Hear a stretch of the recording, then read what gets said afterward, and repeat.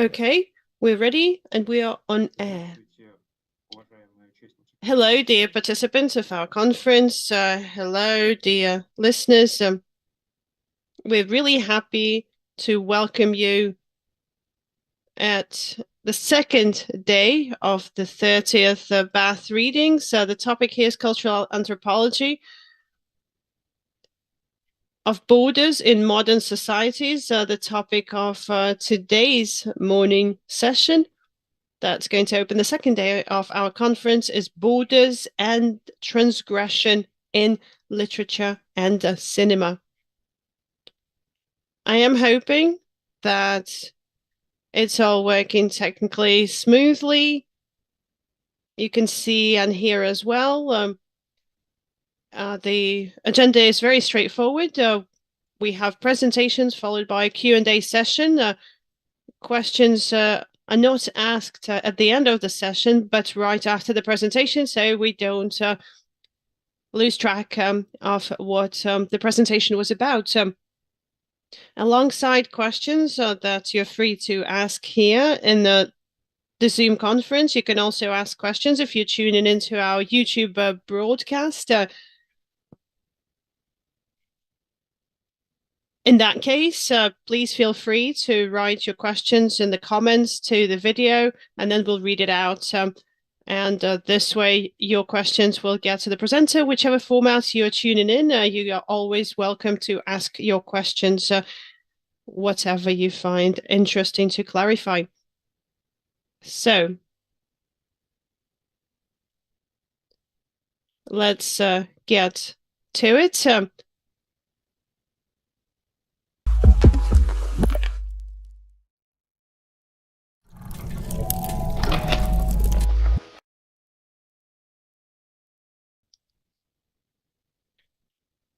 The session will be opened by Sergei Zenkin, Russian State University for the Humanities Moscow Higher School of Economics, St. Petersburg.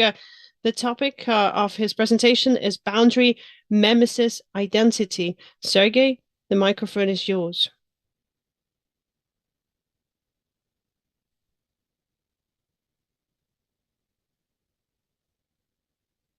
Good morning. Hopefully you can see my screen. I'm trying to share it now. Yes, we can see it perfectly well. Okay, I'm trying to switch to full screen mode. There we go. Good morning, everybody. One more time. The presentation that I prepared for you is slightly different to what I initially conceptualized. It's in a more ordinary format. It's rather notes than a consistent concept. The way it's constructed is not just based on literature texts or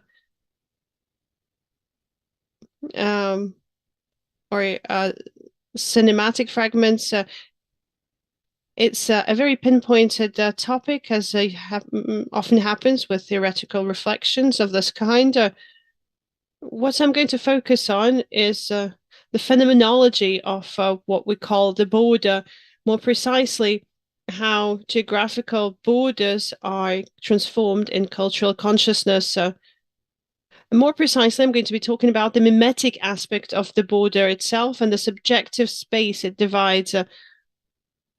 This aspect is different from the semiotic one, which is described from the distance position of an external observer, whereby a border mimesis is experienced by those that deal with the border themselves, trying to draw it through space, encountering it, crossing it, etc.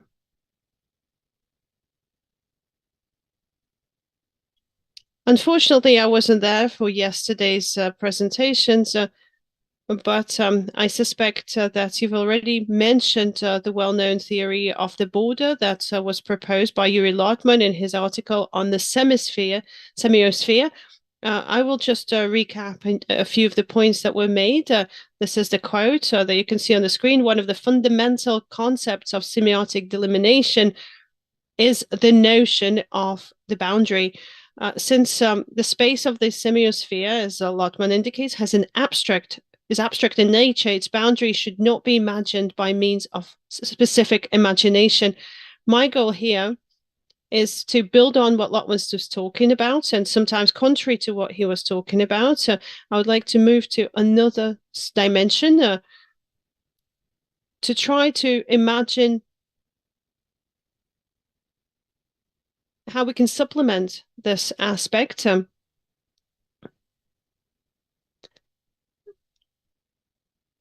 And it's possible to imagine the boundary by means of a specific imagination, and this is precisely what culture does.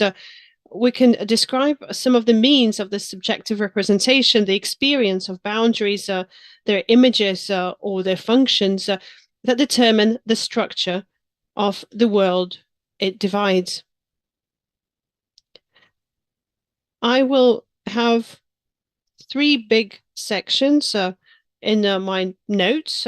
They're not always interrelated, they're not always super consistent. And the first one I entitled Place and Space.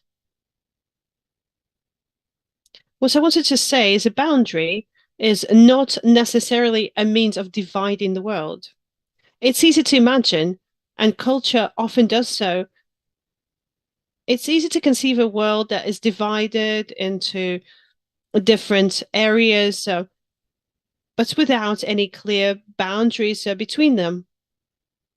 And they're inhabited by different creatures, and it has their owners, but there's no clear boundary between them.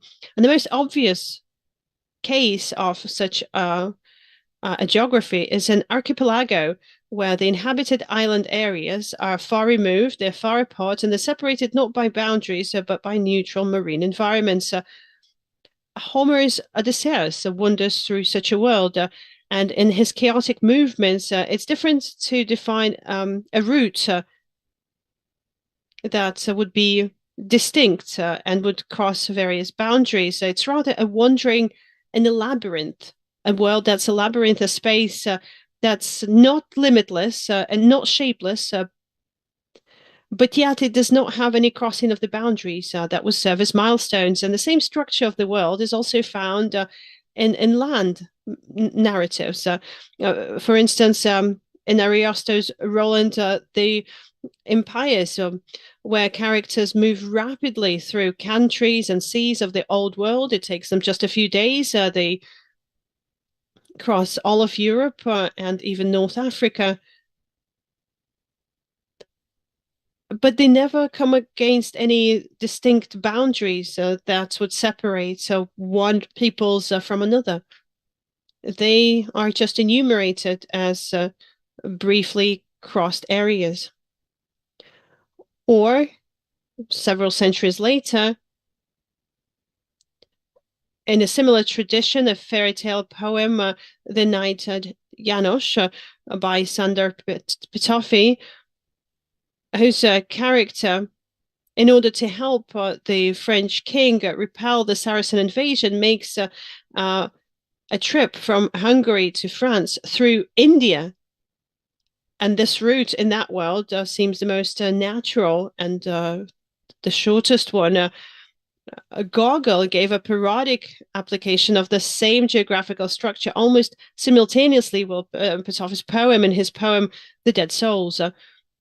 Its main character also wanders between different areas, different estates, which cannot be localized in relation to each other. I'm not sure it's even possible to draw a map of Chichikov's movements.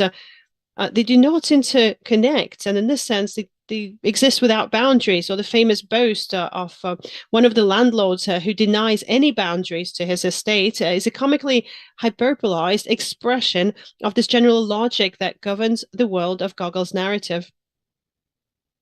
Such a world without boundaries, it's not homogeneous, it's not infinite empty space of the New European geometry, a concept that was alien to the ancient Greek thinking that gave birth to the myth of Odysseus' wanderings. It's a world of places, separate and independent areas. Places that have their own face, their own inhabitants, their own owner, in some cases a collective owner, and they each gravitate towards its own center without looking at the others. Visually, it can be represented not by means of a coordinate grid or boundary lines, as in contemporary maps, but as a chaotic constellation of spots. On this map, you would have different countries or peoples inhabiting this countries, but there will be no clear boundaries between them. And since these places lack any common scale to relate them to each other, the main form of their interaction in cultural consciousness is mimesis, generating more or less shaky similarities. The magical and monstrous inhabitants of the island places imitate each other, are experienced by the traveler Odysseus and others as variants of the same alien, insecure image.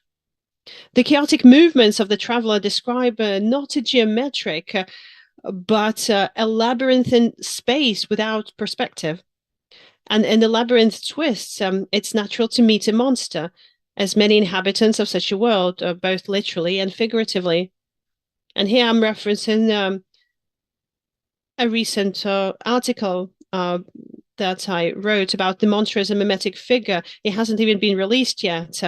We're talking about bodily mimesis. And in a sense, the boundary, when it's drawn, expresses the will to rationalize space. And even more precisely, simply to create space as such, which would have an abstract form and would not be exhausted by the sum of its place contents alone.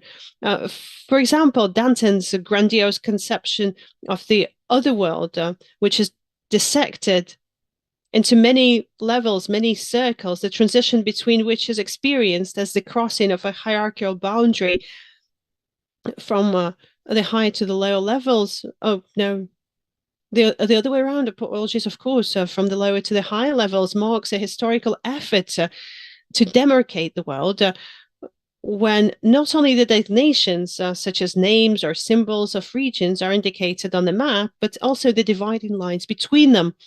Instead of a spontaneous mimesis, or alongside it at least, semiosis, a system of stable memberships and meanings, appears in the world.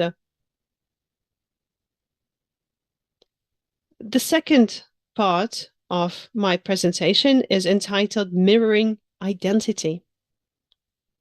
The structure of an island, surrounded by emptiness and centered around its center, persists in a more or less explicit form, even when culture tries to imagine its boundaries. Beyond these boundaries lies the non-culture, which is the product of the subjective representation of the culture semiosphere. Another quote from Lotman's article: since the boundary is a necessary part of the semiosphere needs an unorganized external environment and constructs it for itself in case of acceptance. Culture creates not only its own internal organization, but its own type of external disorganization. Antiquity constructs for itself barbarians, and consciousness constructs subconsciousness. An illustration for this thought, where Lotman seems ready to move from the objective position of the external observer to the subjective point of view of the observed culture, is probably the familiar painting by contemporary artist Vasil Loshtin, depicting the motherland and abroad. The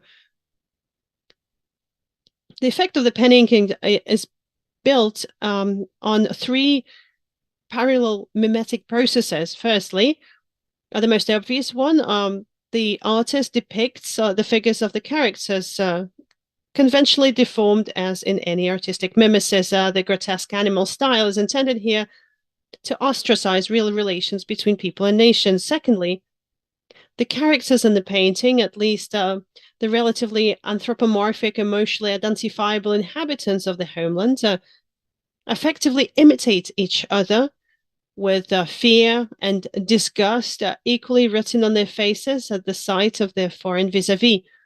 This is a general law of the formation of collective, in this case, national identity. It's shared by people who imitate each other in effective reactions.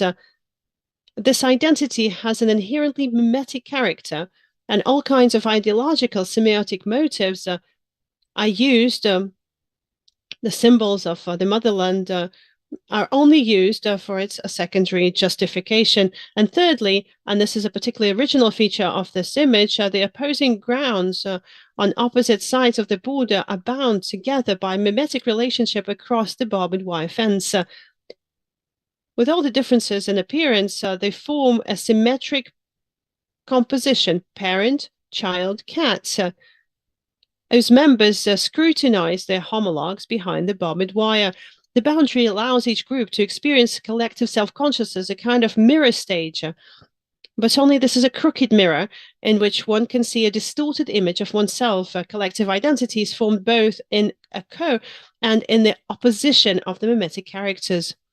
This mirrored structure of the space, divided by a border, is also characterized by geometric reversibility. The infernal world of a broad is not depicted by the artist as a threatening or organized force. There are smoky factories visible on the horizon, but there are no products of their manufacturing process.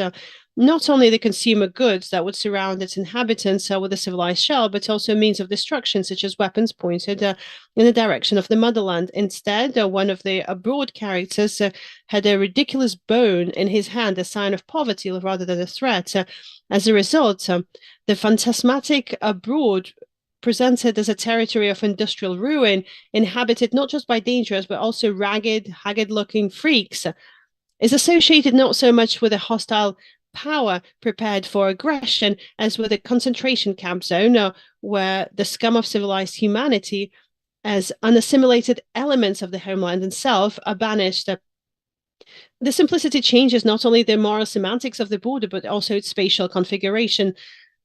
To the viewer of the painting, in a linear perspective, from the outside, it appears as a straight line, but the positioning and views of the characters form a different perspective, a circular, closed, fortified line that either protects the homeland, defending it against threats and a ring of enemies, or itself encloses within itself the inexplicable and virtually insular world of the abroad, threatening expansion into the outside world. Such an ambiguous geopolitical configuration underlines many mass representations and probably even political decisions. Both understandings of the border reveal its connection to the archaic island. It serves not just to separate, but to isolate, from the word island, isolate, applied to either our or their part of the world. The symmetry of these two parts is not linear mirroring, but rather central peripheral in nature, where the center and the periphery are in a reversible relationship. It all depends on which side of the border one looks from. And the third part, it's called transgression and password. The distorted mirror symmetry of the boundary areas is also clearly manifested in the following example, similar to Vasiloshkin's painting.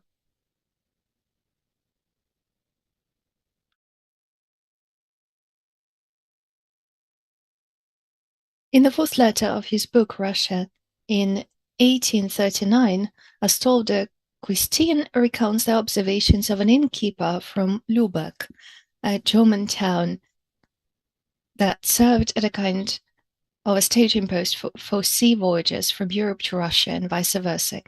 Here, travelers from Russia met, on the contrary, said goodbye to European civilization, although the formal border of the Russian Empire was, of course, much further east. The German innkeeper tells us about the effective reactions to this transition. So they have two expressions on their faces. I do not mean the servants. Servants always have the same faces. I mean gentlemen. When they go to Europe, they look cheerful, free, contented. They are like horses that have escaped from the pen, like birds that have had their cage opened. All men, women, young, old, they look happy like schoolboys on holidays. On the return journey, the same people arrive at Lübeck with gloomy, martyred faces. They say little.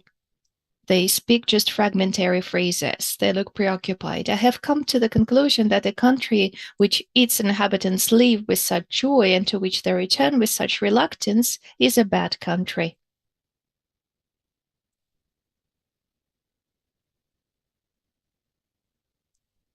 This story inspired the famous artist Gustave Doré to draw a cartoon which was included in his book, The Pictorial, Dramatic, and Caricature Cartoonish Story of the Holy Russia.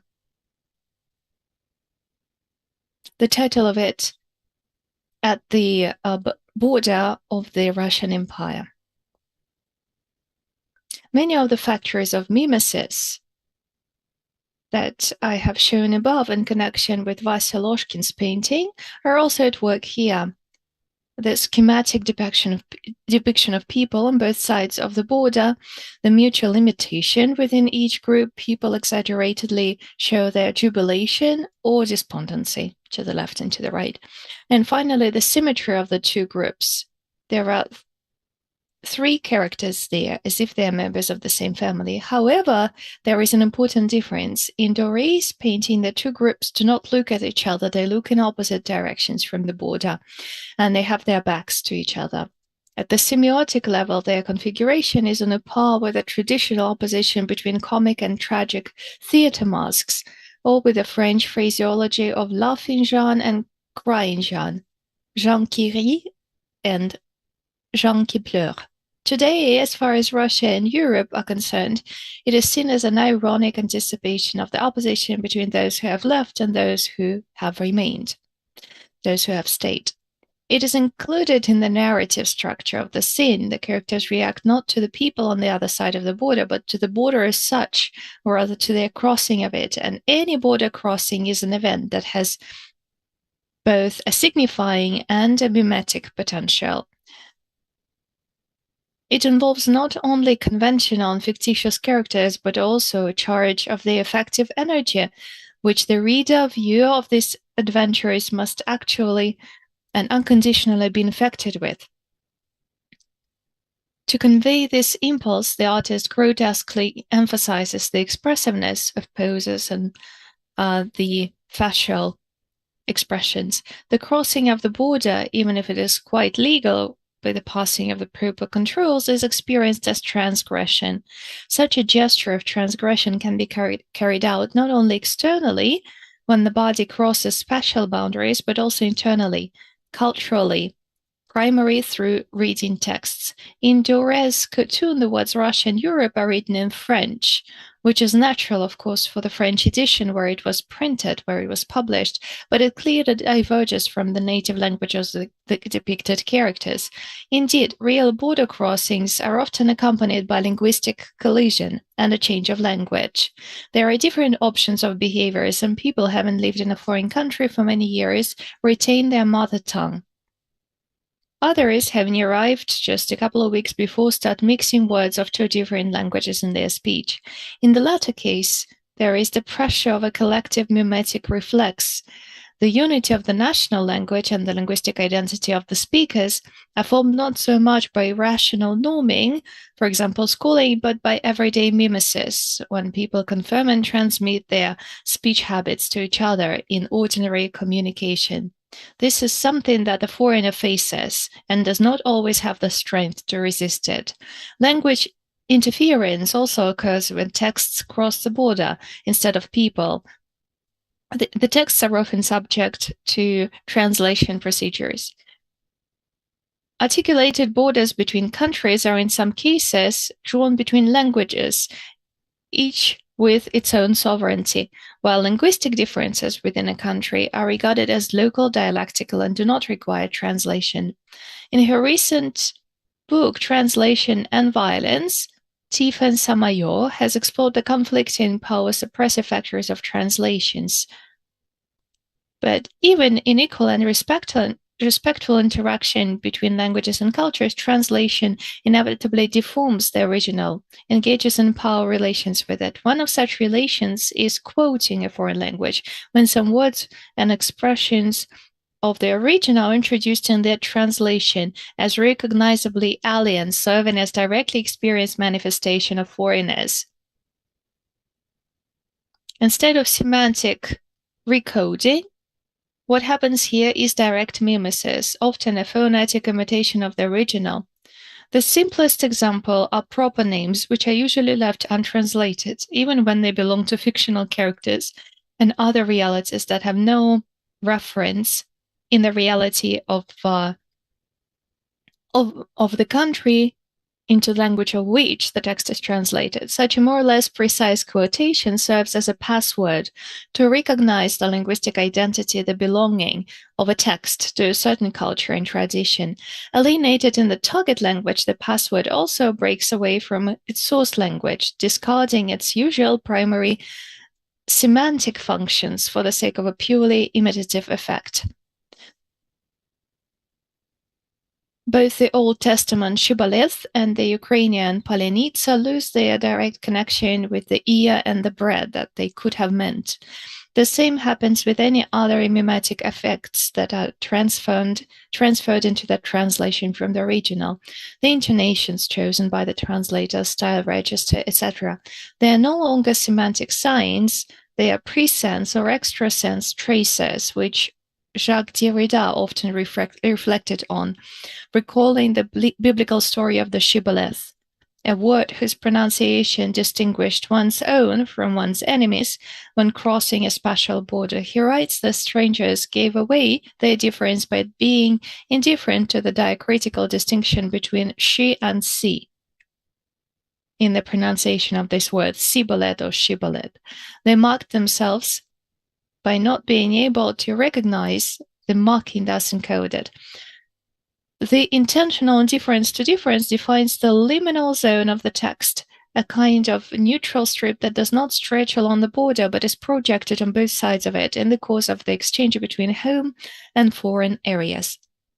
This leads us to a more general conclusion, with which I will wrap up my talk.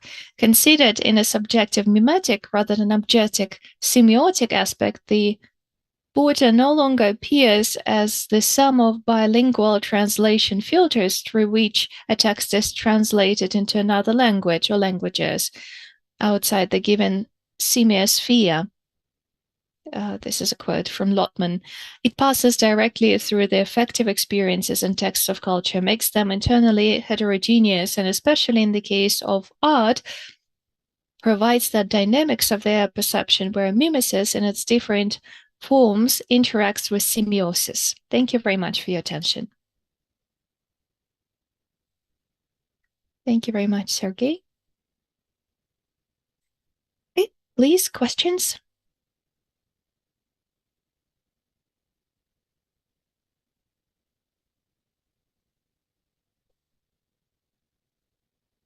Are there no questions whatsoever?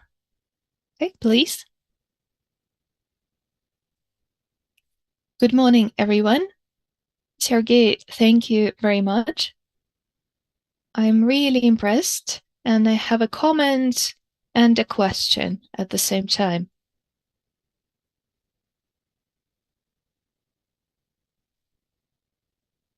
Some time ago, I was quite shocked when I had to go through the border in the Sheremetyevo airport. I had to go through the controls, and the thing that met me here on the Russian side was a line drawn by the Beeline company, which is a Russian mobile operator. So it gave me a new image of what borders are.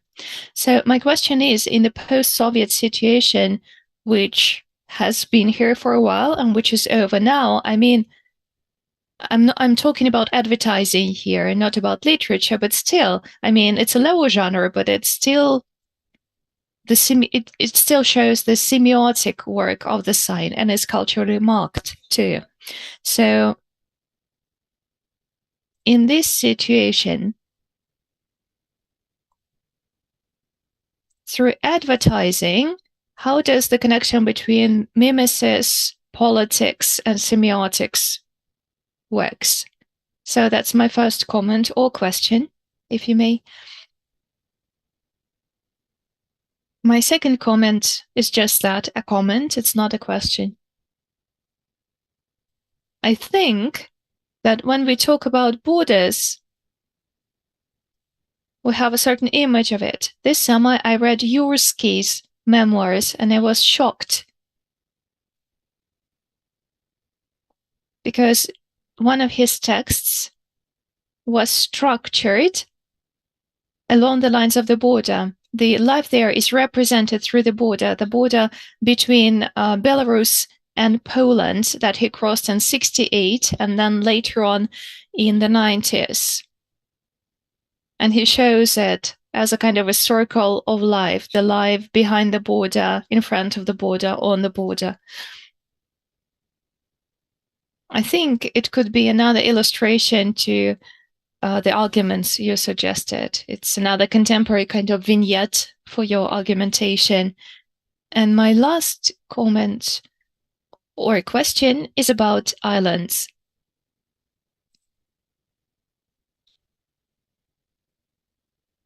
A while ago, I read a text by Mikhail Petrov about the pirates of the Aegean Sea.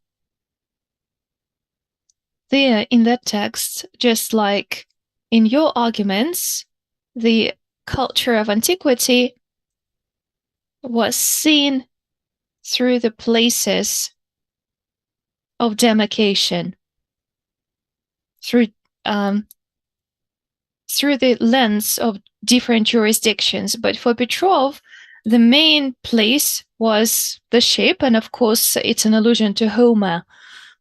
And that's where he drew from the Greek personality.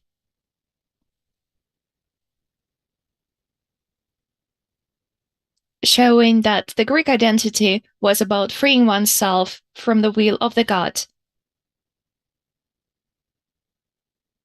And he also spoke about islands and the continents. The islands were very isolated and they had their own jurisdictions and so on and so forth. So I have a question about that. This is a very beautiful and a very inspiring idea for me, that of islands. To what extent is an island free from demarcation of any kind? Yesterday we talked about Lacan and about the seashore as also kind of a border, as an alternative to borders, the littoral as an alternative to borders. What are islands then? What are they if we free them from demarcation? Thank you very much. I haven't read Yorsky, unfortunately, but thank you very much for quoting this reference. Let me begin with the last question you asked. An island, of course, can have its own inner structure. It will have a center and a periphery, most likely. The center will be a kind of a city or a town or a fortress located there. And the periphery is its littoral, the shore, basically. And there may be no border in between them. The center transitions gradually into the periphery, and that's how space is organized very often. It does not only concern islands. For example, the space of a contemporary city, again, shows a smooth transition from the center, from the downtown, to the periphery, to the suburbs, industrial areas, and then it all transitions into rural areas. It's all a smooth transition. There are no fences. There are no borders. There are no fortresses that show where the city is and clearly show spaces of in and out, inside and outside.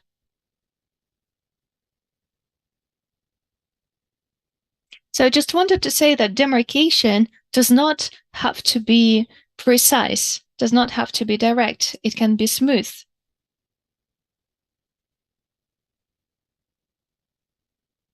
As for your first question, it is something that is very curious for me too. I also remember this advertising of the mobile operator, which welcomes you as you enter Russia.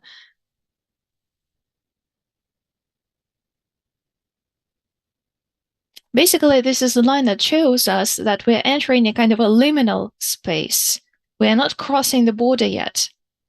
We're crossing the border only after we have talked to the officials at the border control.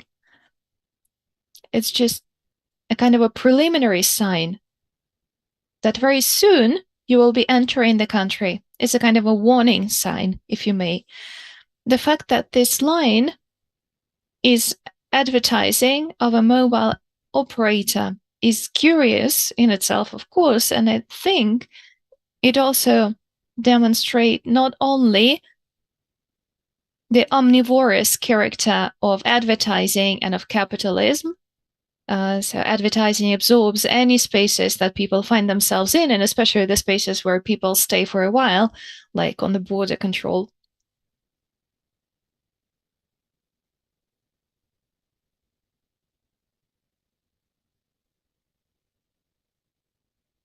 What I find curious here is something different. I believe that it's also about the creation of a mimetic identity. We, Beeline users, remind ourselves that actually we like this operator, we are fine with using them.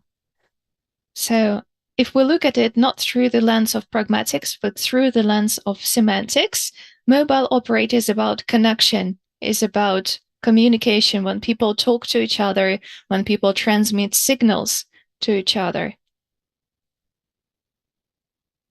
So it's also the stimulation of social mimesis, if we look at it that way. So the semiotic boundary, in its essence, the border between the foreign country and the native country, is also covered with mimetic impulses. And they are set not for the purpose of demarcation of the border, but basically the purposes here are purely commercial. And it's a mimetic kind of component added to the semantic border. This is how it works. Thank you very much.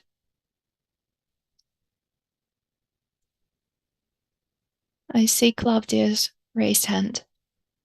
Can you hear me? Thank you very much. I would like to make a short remark. In that quotation by Custine, what caught my eye, when you talked about different moods and different states that people are in as crossing the border, it's curious that he says that those that are subordinate have the same faces. By Lotman, it would be the peripheral space, their non-cultural space. Maybe like in Google, these living souls appear only in the second volume, but even there, they're not differentiated. And just like this, in Custine, servants always have the same faces. They do not change the mood. It's some kind of homogeneous mass, if I may say so. Do you have any response to that? I think it's about the time, right? It's about the historical period when it was written, when this social arrangement was not reflected on. Thank you very much. Actually, yeah, I haven't thought about this bit yet. The simplest explanation, maybe there are more complicated things, but servants are seen here as technical elements of the human world. They don't have their subjectivity, and they are not included into the process of affective mimesis. For them, the border does not mean anything. They do not experience it in any way. They just belong to the people they belong to. And to experience the border, you need to be a subject. You need to be a traveler and not a servant to a traveler. That's how I see it. So I think besides the horizontal geographical division of the world, there is also the vertical, the social division of the world. Here, there are real people and there are other semi-natural beings that exist by their side, but they don't react to the cultural impulses that the masters can experience.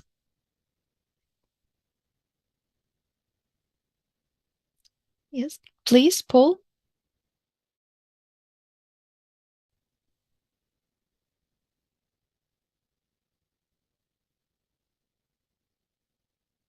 может быть, одно замечание, вот когда... To make one remark, one short remark. When you were answering to Galina Orlova's question, I thought it was so curious about Beeline and this pre-border line, this pre-border space inside of the airport. I think, and it pushes me, to think where else we can see such phenomena. I think we have to think about it more systemically. I have to, at least. I can quote one example. I don't know how relevant it is here.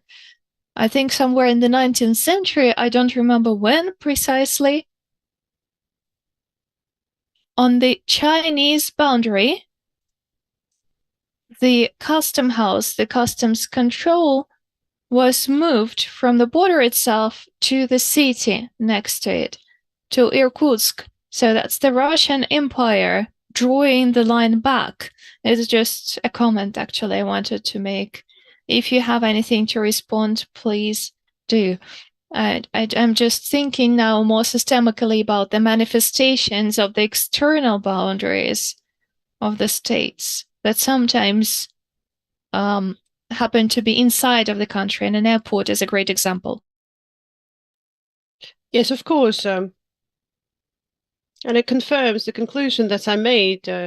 It's not just about complex cultural objects as a translated text, where with very relative spatial interrelationships, there could be borrowings or quotes and translated elements, elements of your own and the alien space together.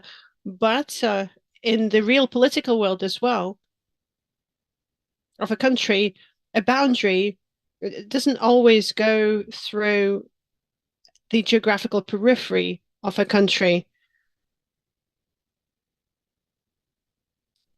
Sometimes it's not just about crossing the border, but there's also custom duties, and there is foreign consulates that issue visas to give permission to cross the border, or sometimes exit visas. Like internal affairs consulates that define the order, the procedure of crossing various borders. So through all of these bodies of state governance that are in charge of regulating the crossing of various borders, the boundary goes through specific zones where people that come to a country are accommodated separately or forced to settle separately sometimes, like foreign tourists have to stay in specific hotels that are heavily surveyed. That's also kind of a border. It's the state border in the same way as the one that's got a barbed wire around it.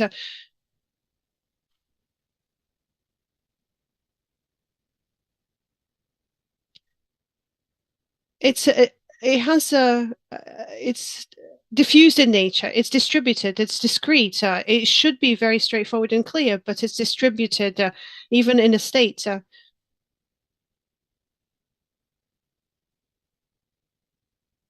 And it's difficult to define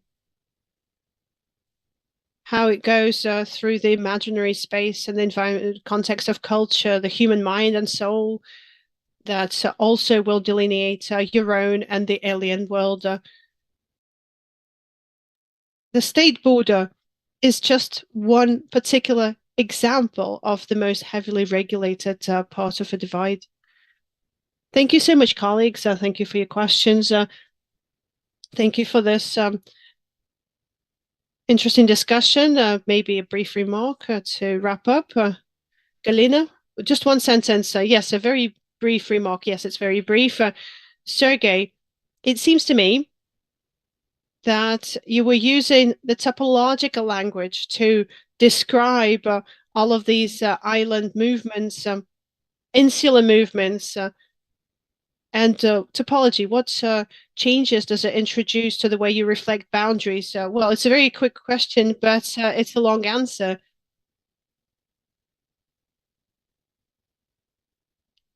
Topology, the way we understand it mathematically, these are smooth transformations of space. It's not demarcation per se. It's the way space can be turned inside out or wrapped up or stretched out or squashed. All of these processes are very smooth, not discrete. And it seems to me they are rather covered by these are meaningful processes. It's not so much about semiosis, it's mimesis. These non-sign, logically indiscrete bodily mimicry processes. As we can bodily mimic each other, I'll take some Play-Doh and give it a certain topological shape. In the same way, we interpret the space that we inhabit. It doesn't have to be divided. It doesn't have to abide by the laws of the sign. It can have this smooth mimetic process nature. And in this sense, I am topologically turned into this understanding of cultural processes, a topological, based on the topos, the space, as opposed to the geometrically fragmented space. And this is exactly what I started off with. Galina, thank you so much. Kirill, thank you. We have another question from one of our viewers of the YouTube broadcast. In society, there is this understanding that Russia has no boundaries, does not understand or respect boundaries. What do you think about this statement? Sergey, yes, this is a widespread opinion. And of course, it has these somber political implications. We can understand what it means for the country. It displays a sort of a political, how should I put this?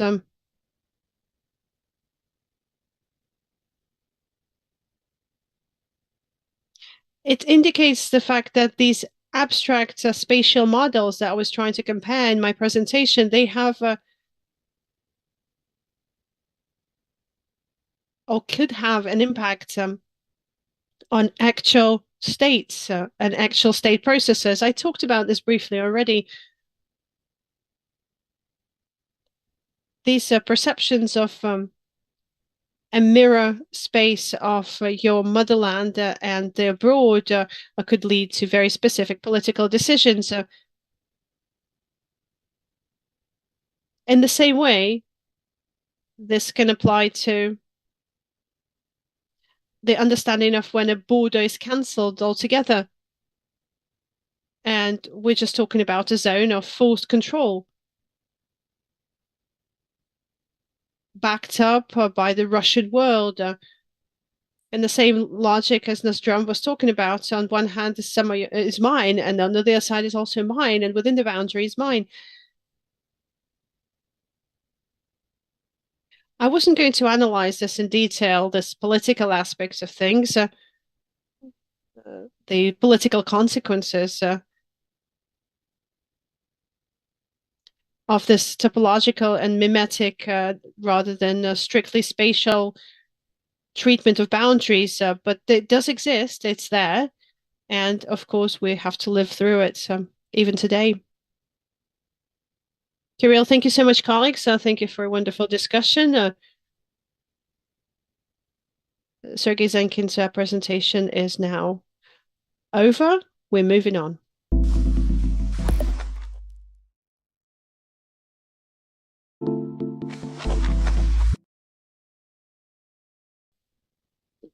Dear colleagues, I would like to invite our second speaker for today's session, Larisa Muravyova, who's going to talk about autofiction as a transgressive genre. It's a question mark at the end, but I can't use the right intonation. Apologies for that. I would like to share my screen. Hopefully you can see it. Yes, there is a question mark at the end of the title of my presentation, and I'm going to think about to what extent autofiction is transgressive in genre. Its popularity in the autofiction market is growing rapidly, beginning with a marginal, difficult-to-read book by Serge Dubrovsky in 1977. autofiction has become, over the last decade, a global trend determining publishing policies and reader demand as well. One of the reasons for the explosion of interest in autofiction is the gravitation of literary practices towards the documentary, the factual, the referential. As the Dutch researcher Courtaulds Altus notes, literary work increasingly borrow their authority and legitimacy from popular genres such as the documentary chronicle or autobiography, which once aesthetically marginal have now moved to the center of literary culture.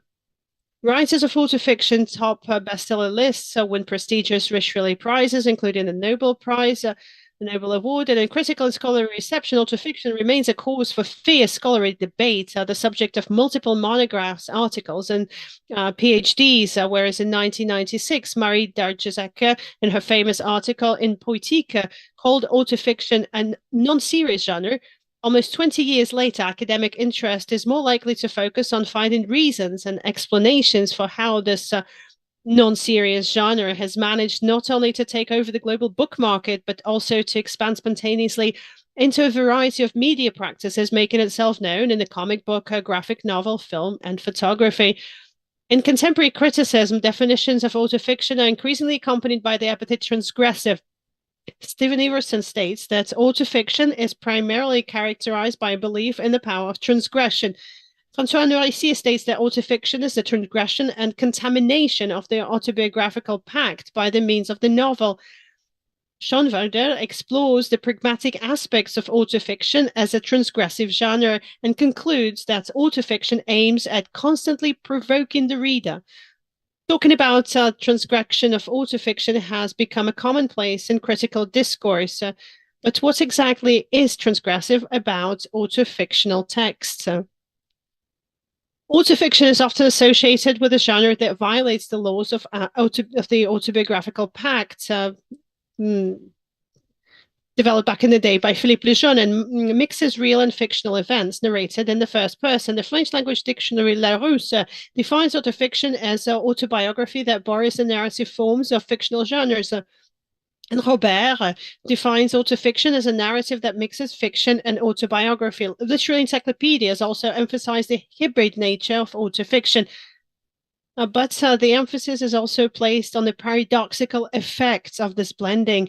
Thus, the Handbook of Autobiography, Autofiction, published in 2019, provides the following definition. An autofictional text claims to be both fictional and autobiographical at the same time, and thus represents a paradox in the traditional understanding of the genre. It seems that it is this etymological ability of autofiction to mix genre that's emphasized in today's criticism, which assigns autofiction a kind of transgressive status. Transgressive is reduced on the one hand to the problem of the genre, to the fact that contemporary autofiction texts combine fiction with real events, breaking the usual genre conventions.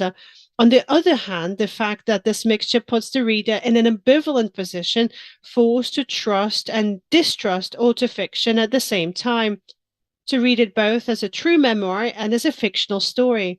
Or to recall Gérard Genette's famous phrase, to deal with a text whose author declares, "This is I," and at the same time, "Not I."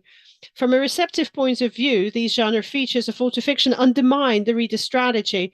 Schoenwalder argues that autofiction as a mode of writing is not just an aesthetic choice. On a pragmatic level, it's also a deception, a deliberate mystification. At the same time, she repeats Arnaud Genon's idea that unlike a classical autobiography, which made a pact of trust with the reader, autofiction makes a pact of deception with the reader. However, the problem of transgression in autofiction is not reduced to genre hybridity alone. There are not many autofictional texts that deliberately mystify or deceive their readers. On the contrary, the overwhelming majority of autofiction on the contemporary book market claims to be authentic and reliable.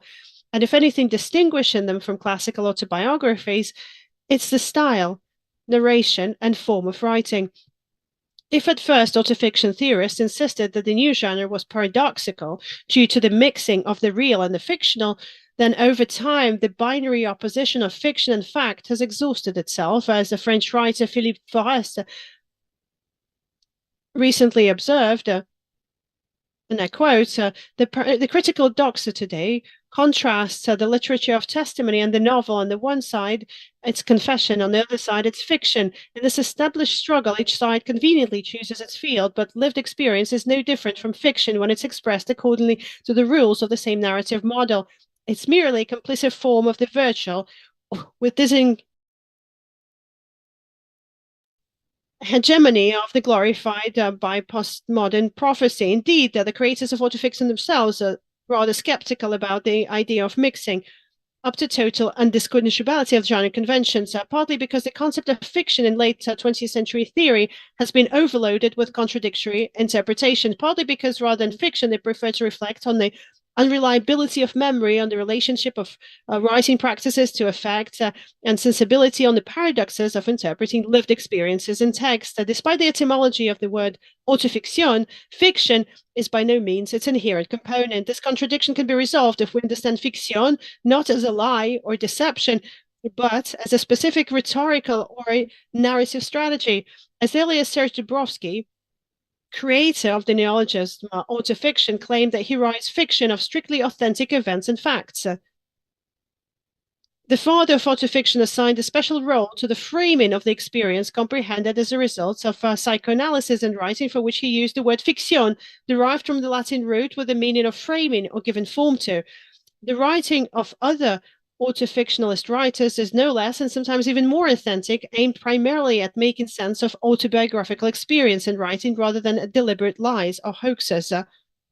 In today's paper, I propose to rethink the transgressiveness of autofiction as one of its constitutive features. To do so, I propose that instead of a purely genre trait, I move it to a different dimension of consideration.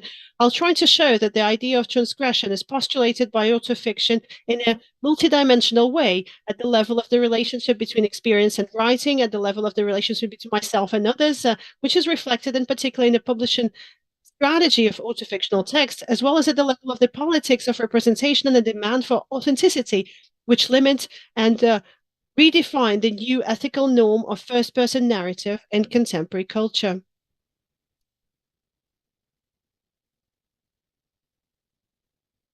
Transgression comes from the word transgressio. It has to do with the ethical crossing of the line between the self and the others that creates a representation of a scandal genre. It seems that the possibility of a literary scandal was questioned in the second part of the 20th century, when norms started to become relatives and taboos would be washed out in cultural practices. Contemporary autofiction contests that. In the preface to the monograph Autofiction and Scandal, Christine Ott suggests that the genre owes its reputation to the fact that it undermines the prestige of autobiography and its pursuit of truth, and deceives readers because its authors do not hesitate to sacrifice private lives of their dearest and nearest. A prime example of how autofiction transgresses the norm was Karl Uwe Clausen's 6-volume project, which redefines the boundaries between life and literature. In the 6th part of My Struggle, Clausand recounts the publication of the 1st volume, in which he describes the death of his father that turned his relatives' world upside down. The relatives considered this publication a deliberate invasion of privacy and accused Karl Uwe of distorting the facts. They claimed that he was blackening their family image by portraying his father as an alcoholic and painting the rest of the family in a negative light, all for his own enrichment. In his response to a letter from Uncle Gunnar, who disapproved the publication of My Struggle, Karl Uwe defends not so much his right to tell the story of his father as his own version of his memories of him. By representing 2 versions of his father's death, his own and Uncle Gunnar's, Clausen does not attempt to assert either one as the only true one. Instead, he endeavors to show that neither version can be true. Thomas Kuser formulated the dilemma of autobiography as follows. On the one hand, I quote, the memoirist is obliged to tell the truth, or at least not to lie. After all, this genre belongs to the realm of nonfiction. On the other hand, as the name implies, memoirs rely primarily on an inherently flawed capacity, human memory. Seems like Knausgaard's case seems to fully embody this autobiographical law by describing the circle between life and literature and turning the very experience of living a book into just another episode of the text. As he's called, the Norwegian Proust has set new boundaries for autobiographies based on a foundation of unreliability and openly admitted. His precedent, which is one of the most famous ones, but by no means unique. Writers of autofiction regularly find themselves at the center of media scandals, facing lawsuits for invasion of privacy and deceiving their audiences. Their works become the subject of legal proceedings, as in the case of the refunds to readers of Fry's A Million Little Shards, who mistook autofiction for an authentic memoir. The judgment against Christine Anne Gold for invasion of privacy, demanding a compensation and moral damages, or the ongoing trial of Gabrielle Mensneff, which began after the publication of Vanessa Springori's The Agreement.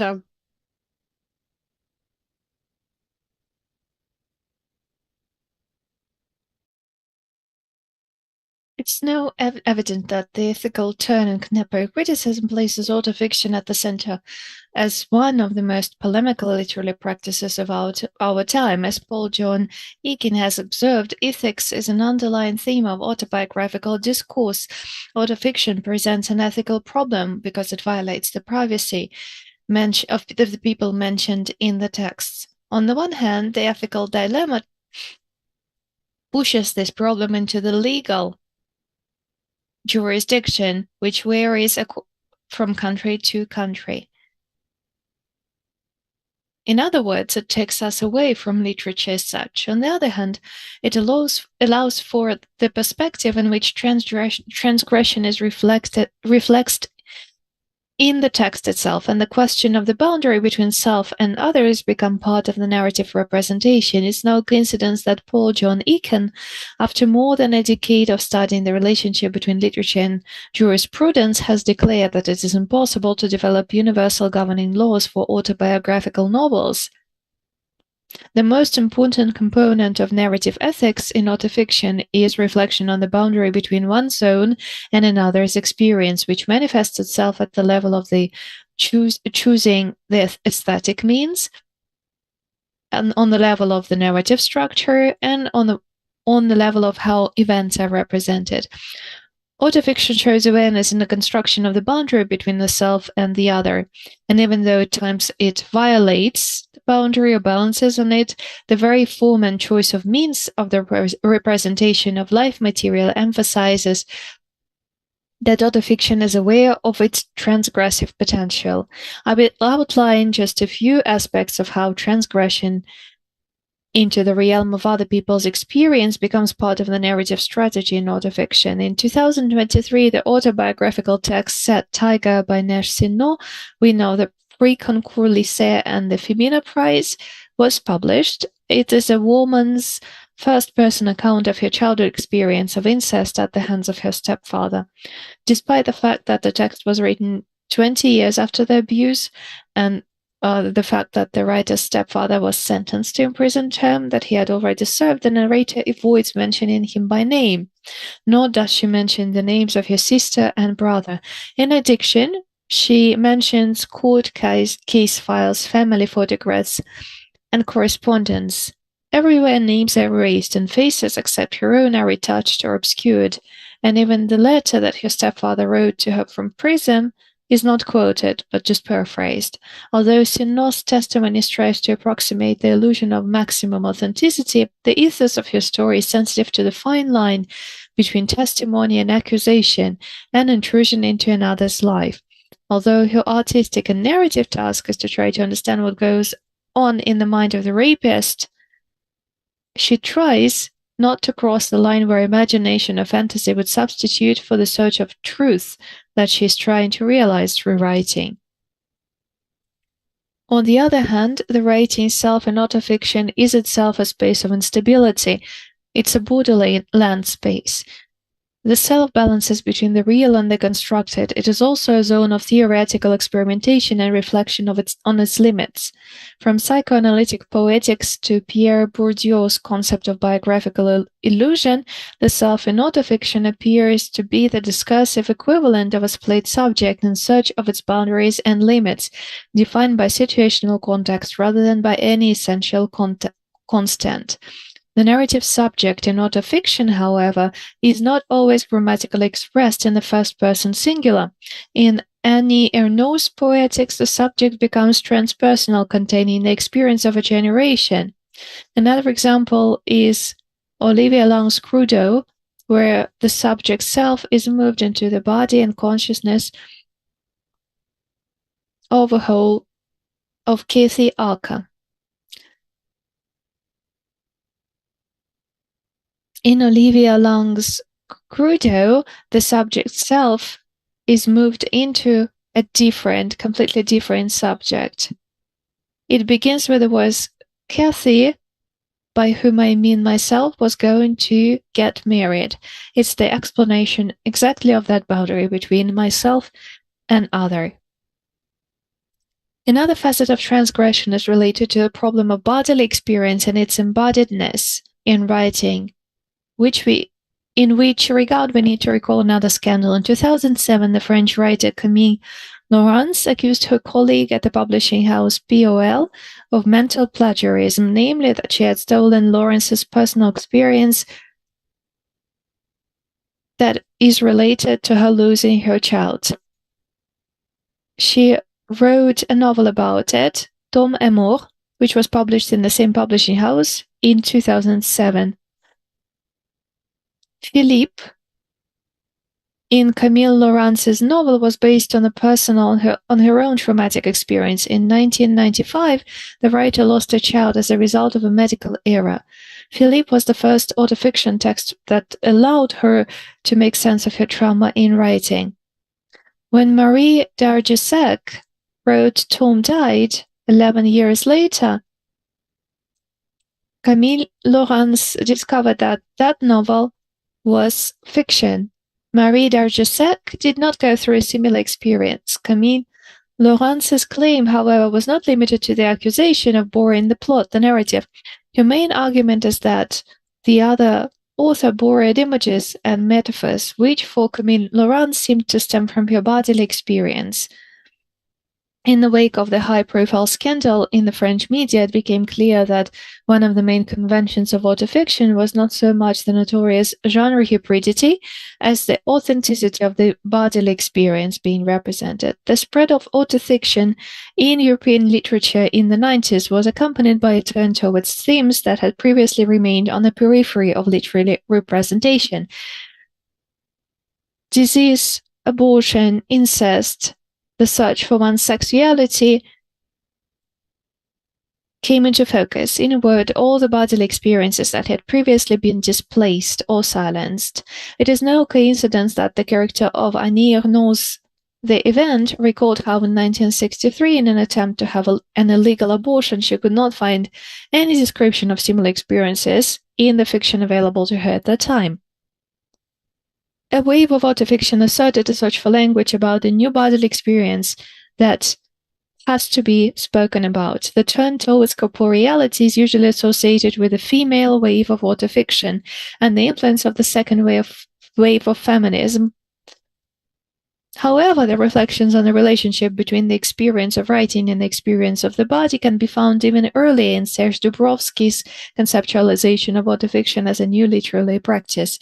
In the late 70s, the writer gave a public talk on the occasion of the release of his novel Son, Fils, the first novel to feature the word autofiction on its cover. Dubrovsky argued that in his contemporary literature, there was a reassertion of language in the history of the subject, and more specifically of corporeal, embodied language in writing.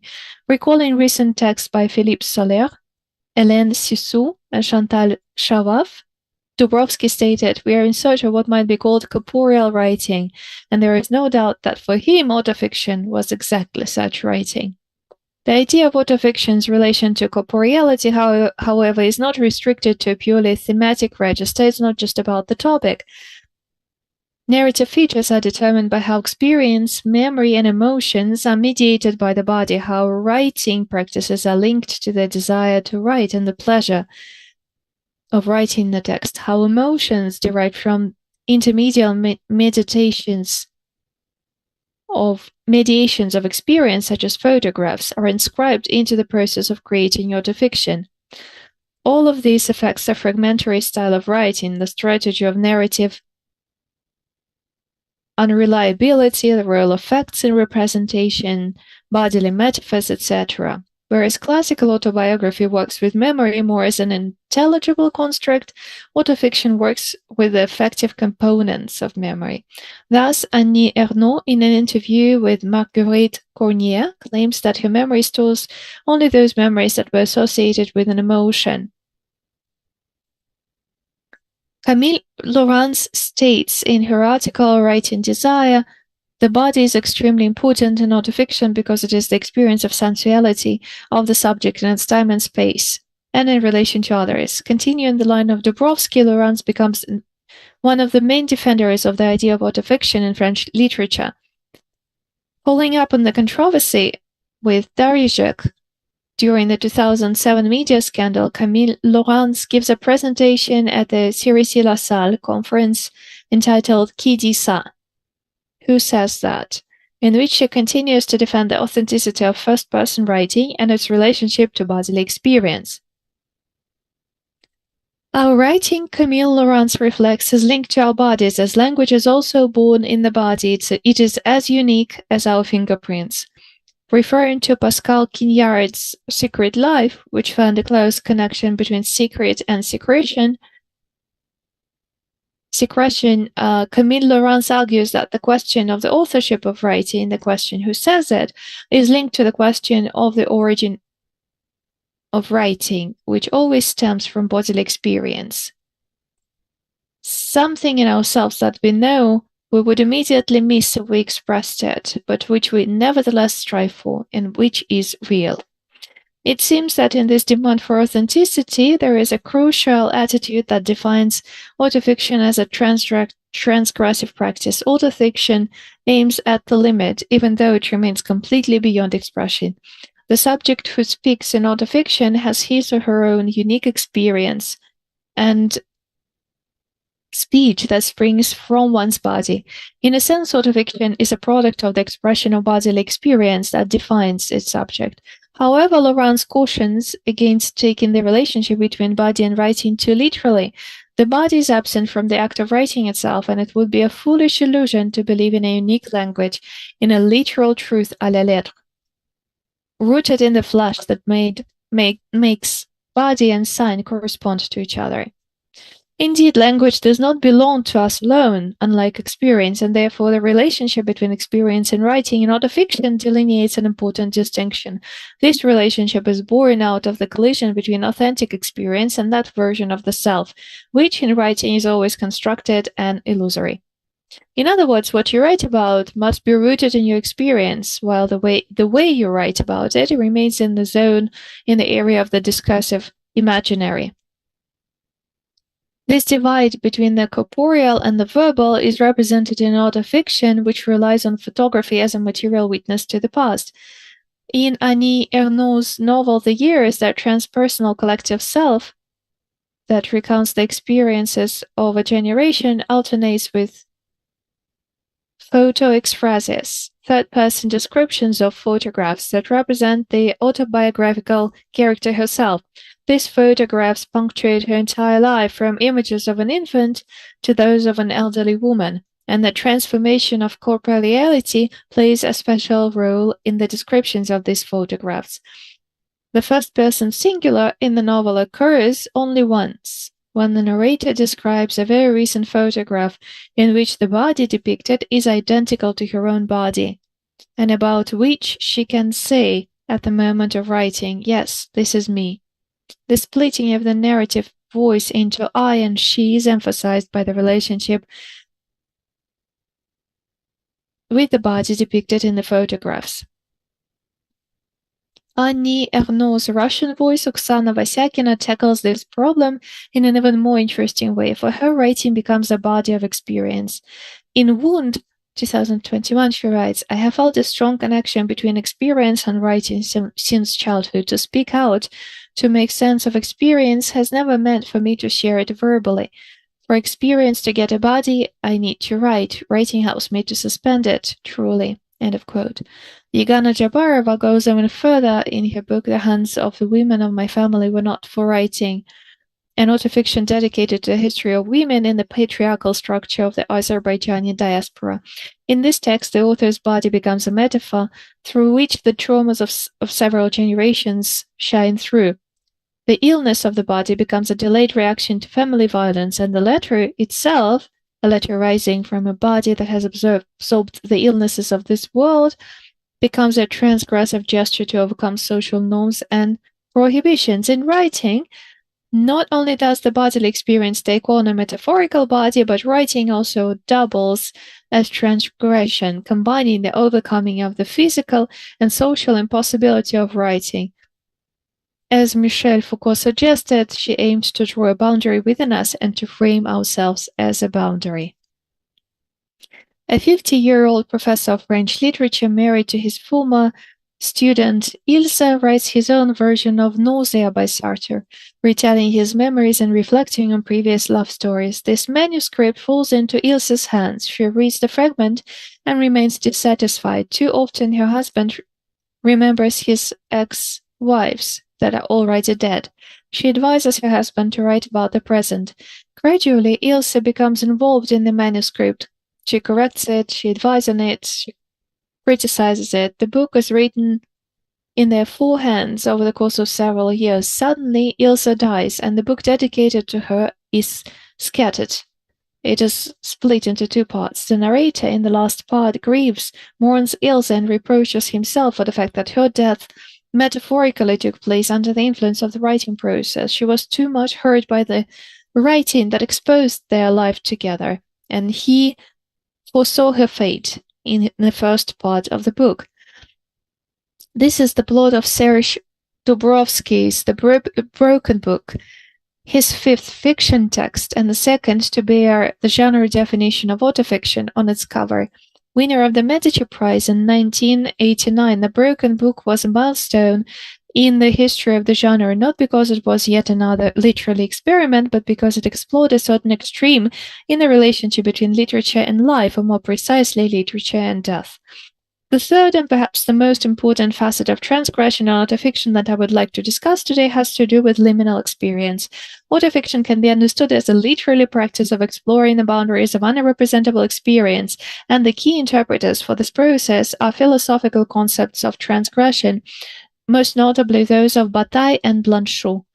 A number of autofictionalists draw on a spectrum of philosophical ideas related to the problem of the liminality of experience, in particular Philippe Forest, who dedicated his first novel to the death of his only daughter.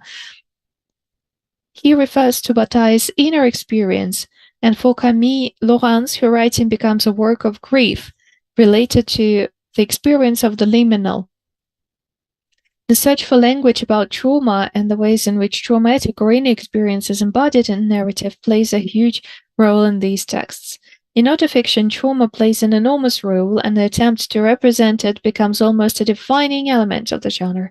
Arnaud Genon writes about the gap in the foundation, La faille fondatrice, of any autofictional text that is about the very wound inflicted not on the body but on the mind, that makes writers write about the impossible. Philippe Gasparini writes about one of the leading theoreticians of autofiction, writes that the gap in the foundation coincided with the turn to representations of trauma in European literature, and Marjorie Worthington suggests that trauma should be understood as the cause of that notorious tension between author and fiction, which makes it possible to express trauma through language. Indeed, if we recall that the idea of autofiction emerged from the recording of Serge Dubrovsky's psychoanalytic sessions, we have to agree on the role which traumatic experience plays in genre and narrative structure of autofiction, despite the fact that the concept of trauma is used to define almost everything in contemporary culture. For autofiction, the traumatic experience becomes the leading stimulus and purpose of writing. If the Yann Hervé Gibert claimed that photography was a love affair, we can now recognize that autofiction is a melancholic practice. Contrary to the common perception of autofiction as therapy, the authors themselves often refute this. For example, Serge Dubrovsky claimed, "Writing has never liberated me. I have never been liberated through writing." Camille Laurens, in an interview, admitted that writing is an endless work that is constantly reproduced from one book to the other. This is the work of suffering, since the French word travail, work, etymologically is connected with the Latin word tripalium, which is torture. It is not medicine, not something by which you are cured, rather something you repeat, remanifest from book to book. The melancholy of autofiction is in the exploration of how traumatic experience is translated into writing, and only in the process of writing it is possible to fully comprehend it. This is true at least for contemporary French literature and the concepts of Maurice Blanchot. Many constitutive features of autofiction can be seen through the prism of Blanchot's ideas. This is the search for an eventless narrative, for the speech that does not speak, parole non parlante. It is not without reason that autofiction is recognized by many as eventless literature. The philosophy of the fragment, which ceases to be both a fragment of the past and a symptom of the whole to come, reasserts its own value. With Blanchot, the fragment becomes a sign of distinction, and thus finds parallels with fragmentary aesthetics inherent in autofiction. Writing sets up signs of singularity, from which paths can be indicated without reuniting or putting them together, but perceiving them as a separation, a division of space. Blanchot wrote.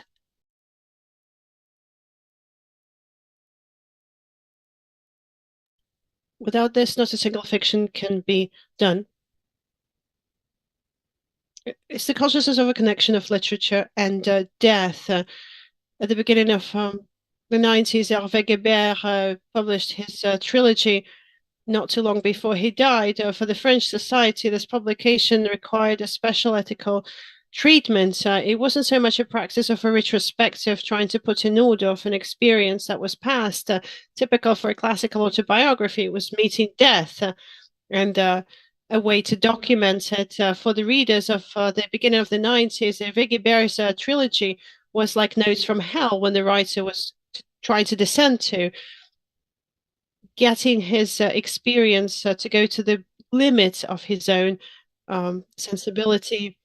Greg, in the monograph Maurice Blanchot, The Literature of Transgression, writes, and I quote, "What unites literature and sacrifice that they both represent fictional approaches to death, and the drama they reproduce is an encounter with death, whose main necessity is not mastery over it, but rather passive indecision." End of quote. To a certain extent, the extreme experience of autofiction, Dubrovsky Broken Book, or Guibert's trilogy, is a way of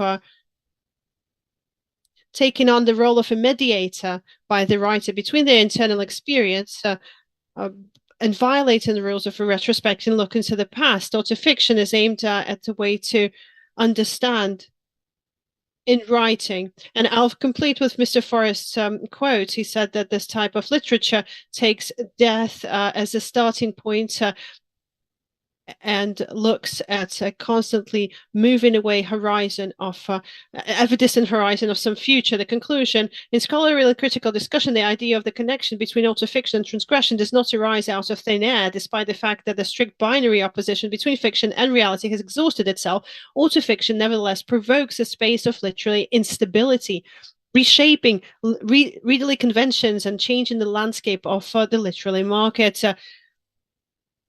The entry of autofiction into the Russian language literary scene has been remarkable in a sense. Initially perceived as a frivolous genre of interest to a very special niche of readership, autofiction is gradually asserting itself as a leading literary practice that requires a special vocabulary to talk about.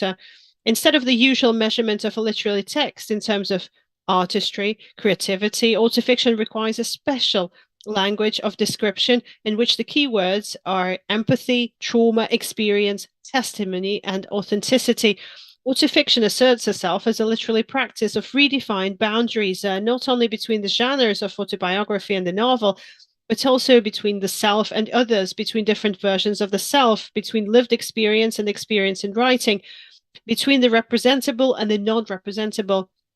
In a sense, this process turns out to be profoundly linked to the expansion and redefinition of the idea of literature, with its gravitation towards performativity, its expansion into new media, and the assertion of its new political, ethical, and social tasks. Thank you so much for your attention. Thank you, Larissa. Please go ahead. Do we have any questions?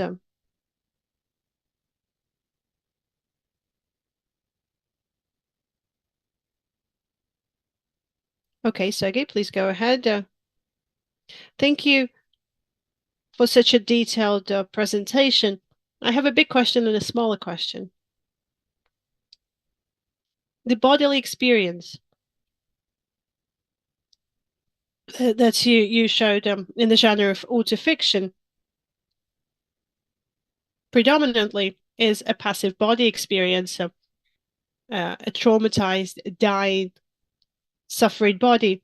Of course, there is also the active bodily experience, the successful, growing body that organizes the world around it. And there are many autobiographical texts where they talk about a successful sportsman or a successful celebrity and artist that are able to represent their body on stage, or Don Juan even, who has a specific experience. And it doesn't really depend on the gender of the author. Will this have an impact on the definition of the genre of autofiction? The question is rather, to what extent these active bodily experiences can be covered by your concept of transgression? Like a control research would help you better define the category itself. And the second, more pinpointed question, what role could be played in this autofictional overall structure by moral political challenges, like Nausborg's book, for instance,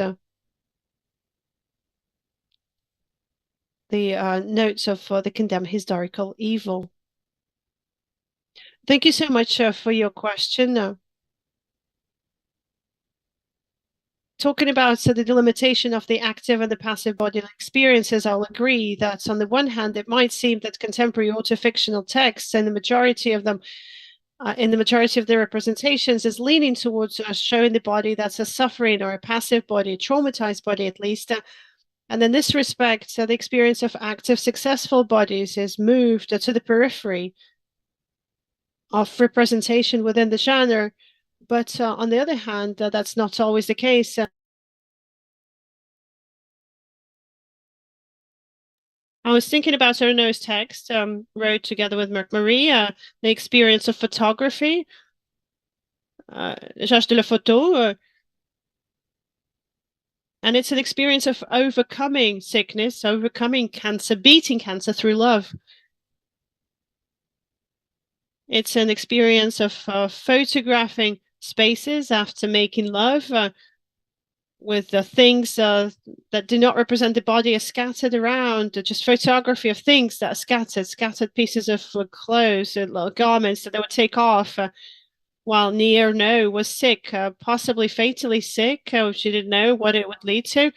And then she was cured, happily cured, partially or fully thanks to this relationship. They decided to write a text about this healing and start with these photographs that they had selected. And in this sense, transgression is there, of course, but if we talk about a control approach to the concept of autofiction can describe, it can work. But this is talking about the transition of the body from the state of the suffering body to a healthier body, from a state of sickness to a state of health.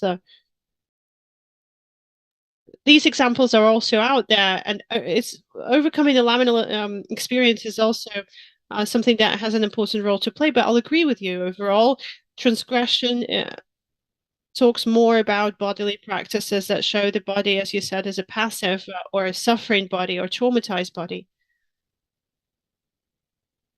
Going back to your second question, talking about Knausgård,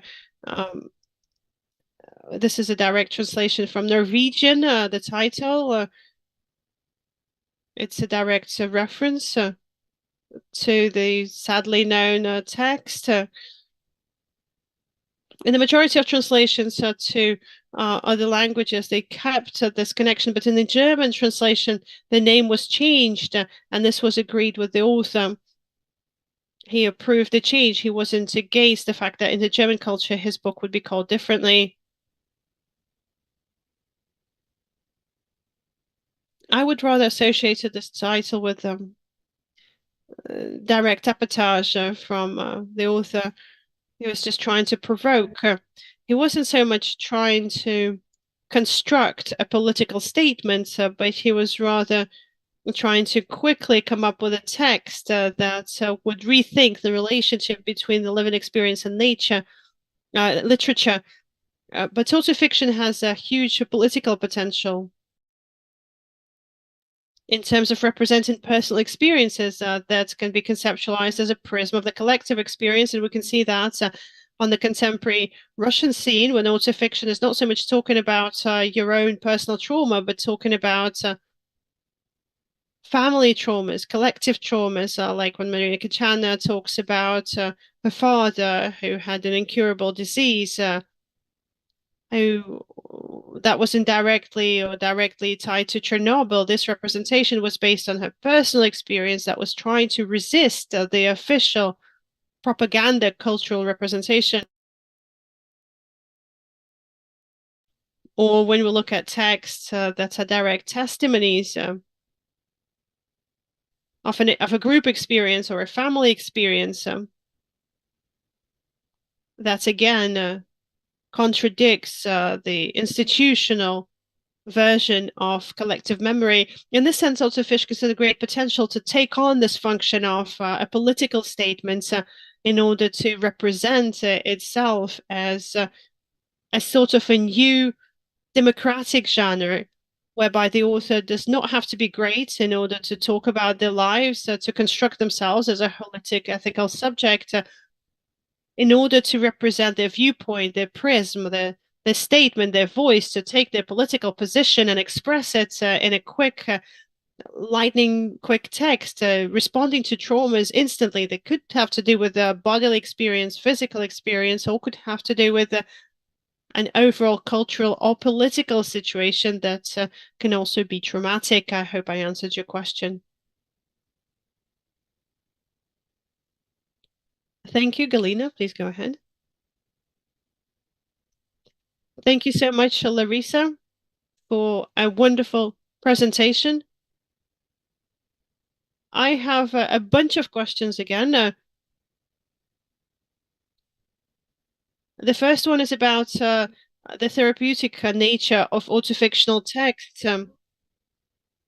Are you deliberately not unpackaging these overtones, staying at the level of a discussion of trauma, the conventional nature and the cliched nature that you've underlined, and you're not going to, you do not go into a more intensive exploration of the impact of psychoanalysis on these types of working with one's own experience and the regressive nature of narratives.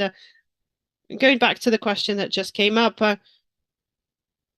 or is it coincidence, or is it just not your way of conceptualizing these types of plots? That's my first question. My second question, building on this therapeutic nature, this idea, when Euler Lerner, the wonderful writer, thinks about the specifics of post-Soviet projections of the therapeutic self and the therapeutic culture, going back to what autofiction, the role it plays in Russia, she writes that that there is a divide, a special kind of divide that has to do with the low level of maturity of institutions, the therapeutic self. You could agree with that or disagree with it, or just think about it wider, reference in literature or other kinds of institutions. But this position is out there, it exists. And in this sense, when we talk about a family, Alexander Venyakin and other authors, my own experience as well, I think it's indicative. But to you, this shift, how can you rationalize it without using these anthropological therapeutic codes? And my other question is about various focuses. I really liked your presentation. That's very genuine.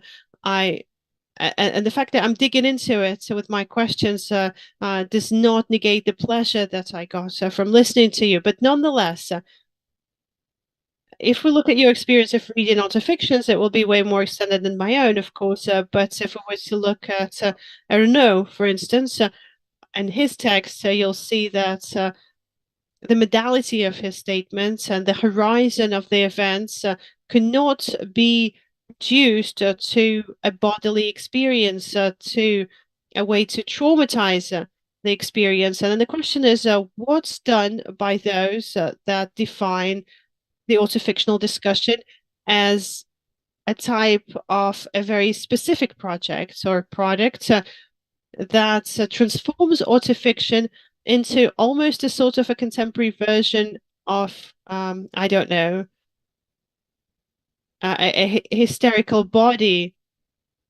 in the way that it's interpreted by Didi Berman, for instance, asking the questions about the correlations between the hysterical body and emancipation. So 3 questions from me. Thank you so much. Thank you for your presentation.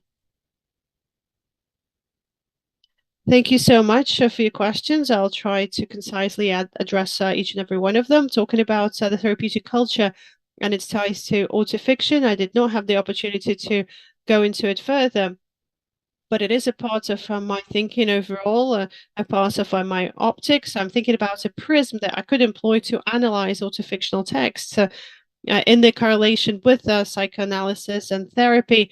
And I wanted to comment a little bit on the paradox that probably came up in my presentation, but my presentation was on a different type of problem. I was talking about transgression rather, and I mentioned trauma in passing. In actual fact, the impact of psychoanalysis and autofiction is underappreciated. Dubrovsky, if we recall, began writing his psychoanalytical sessions over the course of several years, and as a result of writing them down, he came up with a novel that he called an autofictional novel, underlining his ties with psychoanalytic poetics that he thought a lot about, reflected a lot about, and all of these discussions on bodily functions and this fragmented self, they all rooted in that. And as far as I understand, the end of the 1970s was a cultural situation where psychoanalysis stopped being marginal when it started becoming vogue. It was becoming trendy, and it was used not as a therapeutic resource alone, but as Dubrovsky did, it was an interesting tool to approach text as well. That said, if again, I can't fully overlook it. Going back to what the authors of autofiction wrote themselves, most of them will say that autofiction does not have a therapeutic function to them because, well, it just doesn't. Because therapy is something that happens during a psychoanalytical session, and writing is a form of work that is partially therapeutic in nature, but it's not its only function. And all of the cultural discourse that brought autofiction down to this therapeutic function disarmed it and shifted it to the periphery of literature itself. If it only has a therapeutic function, why talk about autofiction as a literary practice if it's all about something that can be done by anybody? They can describe their traumas in a diary. It's the same thing. Why publish it then? What I was trying to say here is it's much wider than therapy. And the authors themselves talk about it, Oksana Rosakina and Camilla Ranci and all of them. They talk about the fact that it's not just therapy. It can't be reduced to therapy. That's where the paradox comes from.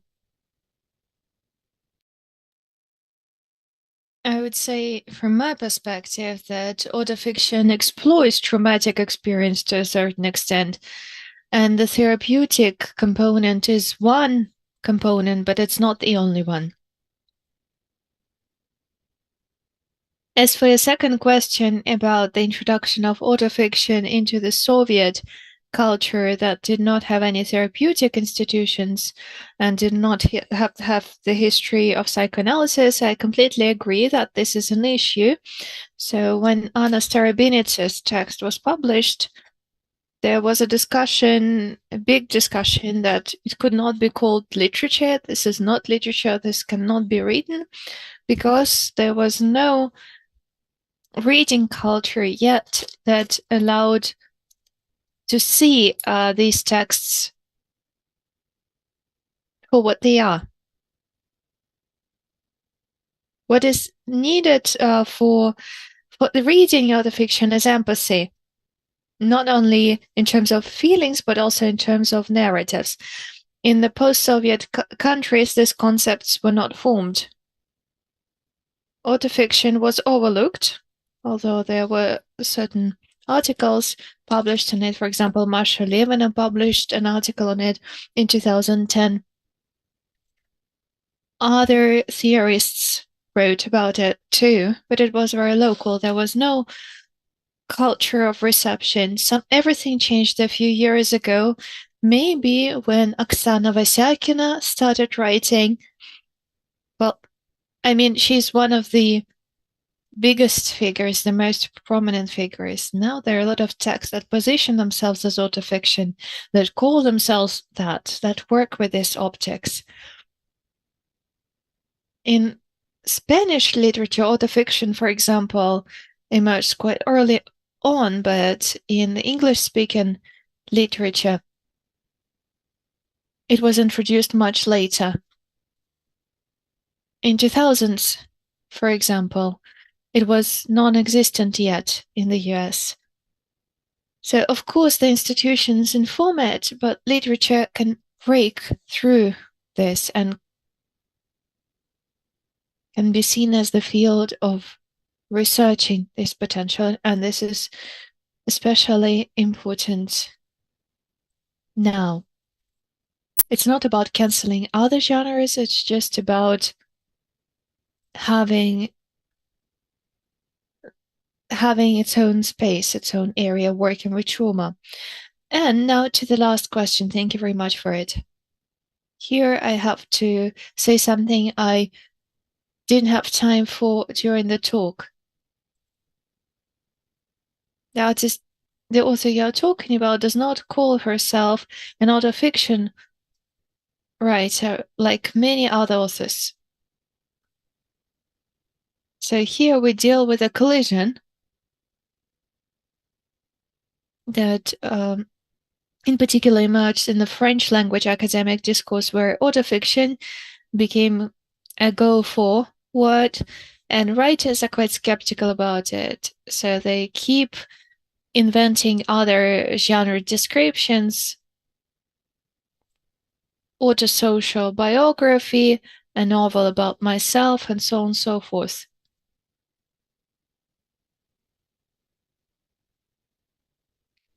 But globally, autofiction becomes an umbrella term. This is why I include all of these authors, all of these writers here in my talk. As for your question, I think that in the years, the embodied experience is present, and it plays a crucial role. Ernaud tries to differentiate two kinds of experience. She did it quite artificially. On the one hand, she constructs the line of the overall narrative that goes from the 40s until now, where she uses the memory of the media, the memory of the generation, and everything that is related to it, everything that has to remain, everything that has to stay unforgotten.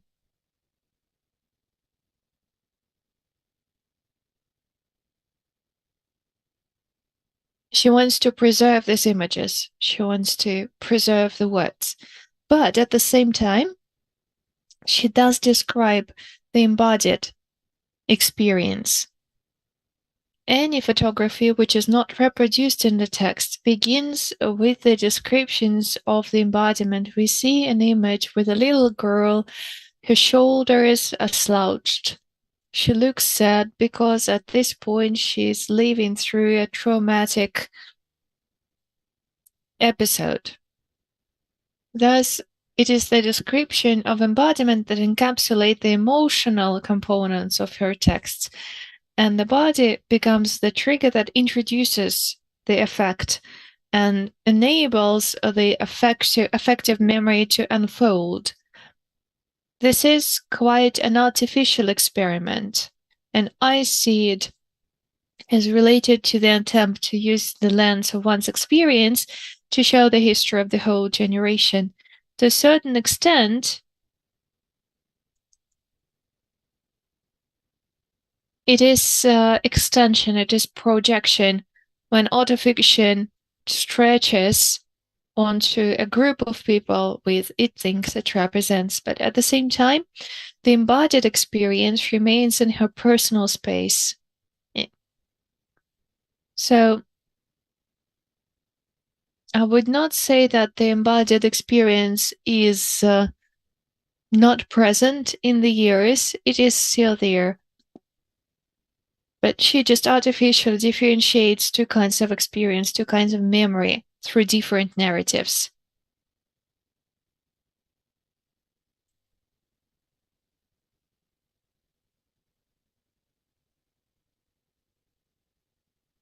So the novel is a good fit for my talk. This is why I turned to it. And thank you very much for the illustrations you have given a historical subject. It is beautiful. Thank you. I hope that I have answered your question. Thank you very much. Okay, any other questions, comments, thoughts? Okay, it seems that there are none.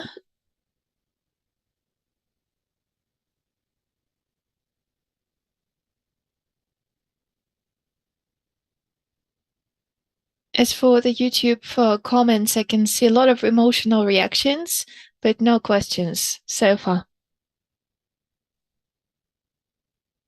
Thank you very much. I would like to ask a short question myself, if I may.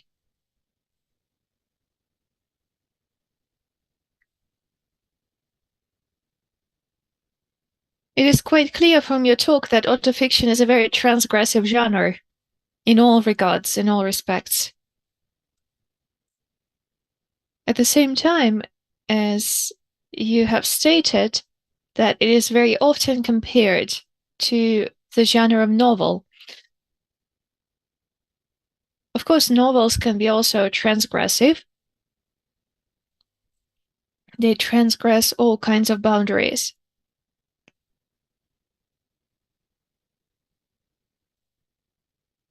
What is the difference between the transgression of a novel and that of autofiction? Thank you.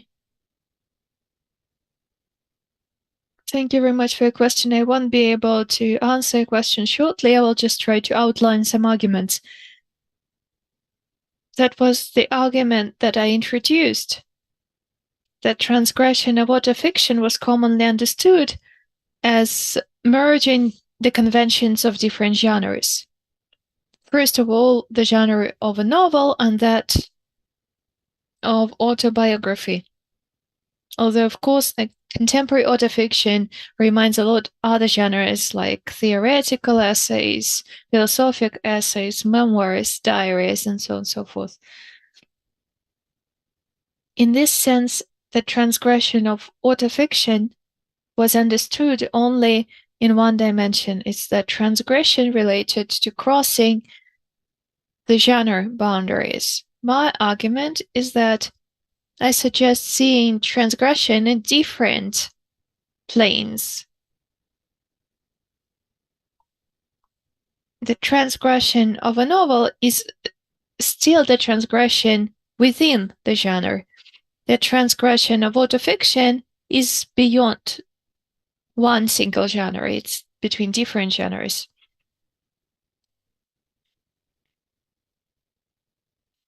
I believe that this is a question that we have to tackle through the historical perspective. I mean, it matters what we mean by novel. If it's the 19th century novel, it's one type of transgression. Contemporary novels are very different.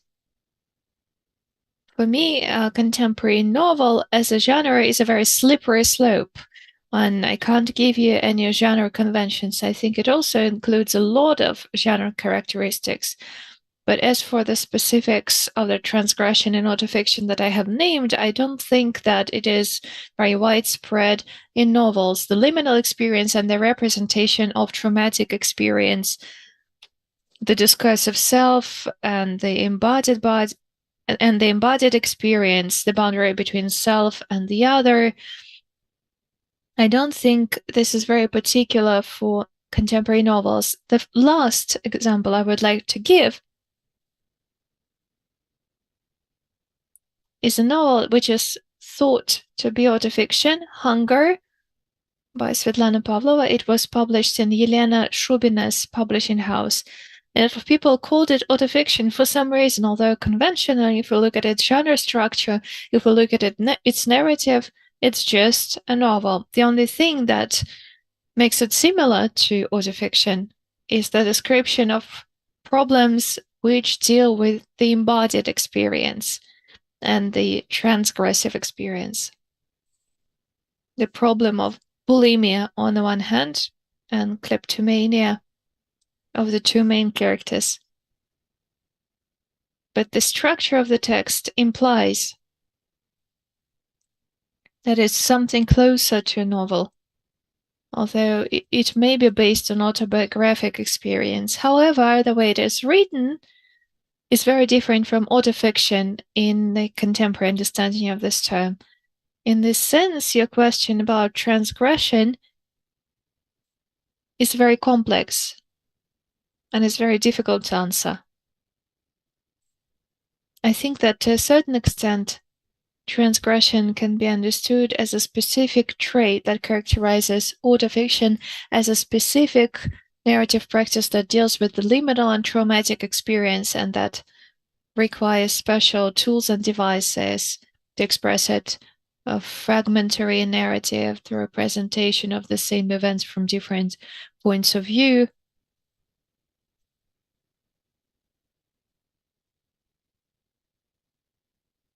And liminality aiming for the boundary between life and literature or life and death.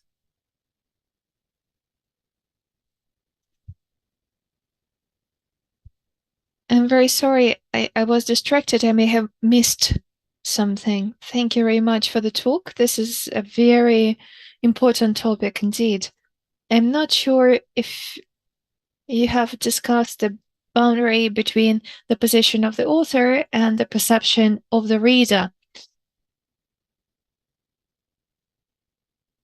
Authors at presentations of books always keep rejecting the idea that the novel is about themselves, but readers have historically always associated the author and the character, especially in poems and lyrical poems, where the character was almost merged with the author. As for fiction, we always had the idea of the boundary that writers do not always write about themselves. They can also write about somebody else. So it seems that here writers accept the reader's requirement to see it as their own experience, not as something more abstract or more neutral. And it leads to a lot of conflicts, which you have described. Like you have borrowed my experience in your novel and so on and forth.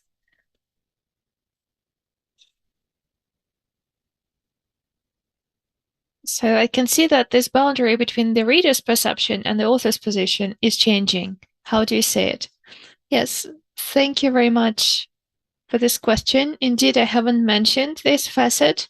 It also is related to the transgression of autofiction, and it deals with the reception, with the receptive culture, and with the change in the reader's convention. If we mean autofiction in the traditions where it has a firm standing, for example, in French or in English-speaking cultures, where readers, when they purchase autofiction, they're expecting this sign of equality between the character and the author.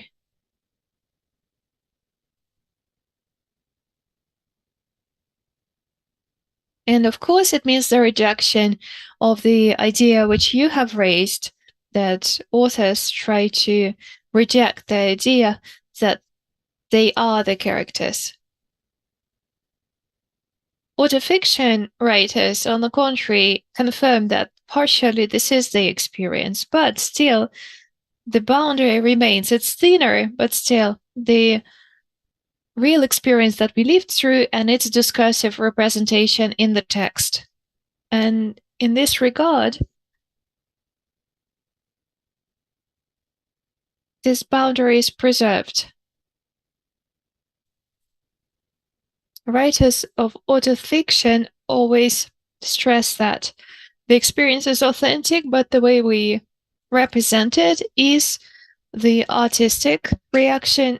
Reality is the fiction that they create. In the cultures where autofiction is not quite common yet, I think it remains an area of tension, conflicts between readers and writers, precisely because this boundary is blurred. It's unstable.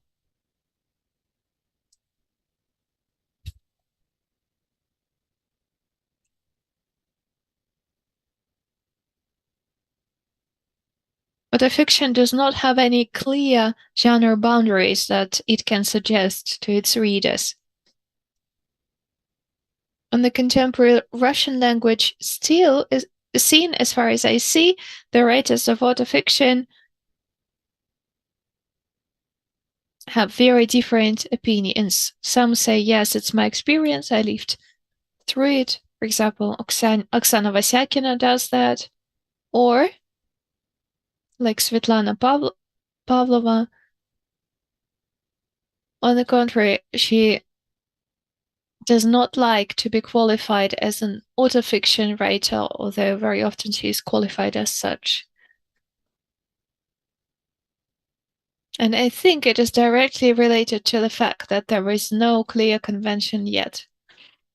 The idea of implicit author was overcome in contemporary literature by turning to authentic experience.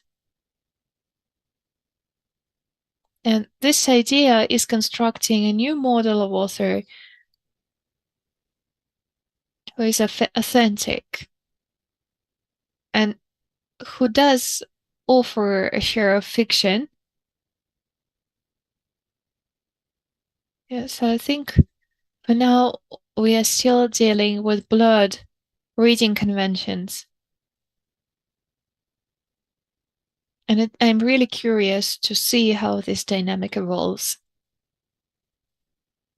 Thank you very much. There is another question on YouTube, which is very short, I think. It is the shortest one in the history of our conference. It reads as Alexievich, question mark. I don't think so. Thank you very much. Okay, yeah, the answer is as short as the question itself. Perfect. Okay. Thank you very much, Larissa. And now we are switching to the final talk of our section by Mark Lipovetsky, Columbia University.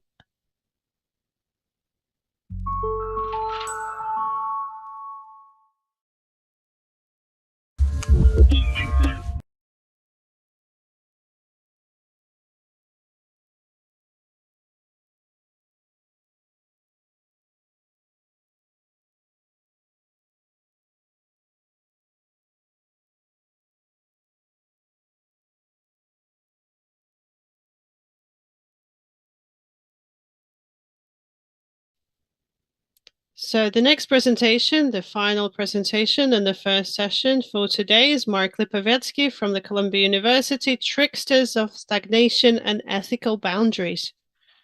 Thank you so much. Thank you. Apologies for missing the first part of the panel discussion, not listening to my colleagues. Unfortunately, it's just 6 a.m. where I am, and I wasn't fully able to participate in such an early panel discussion, but I did tune into a part of the discussion, and it was very interesting. Thank you so much.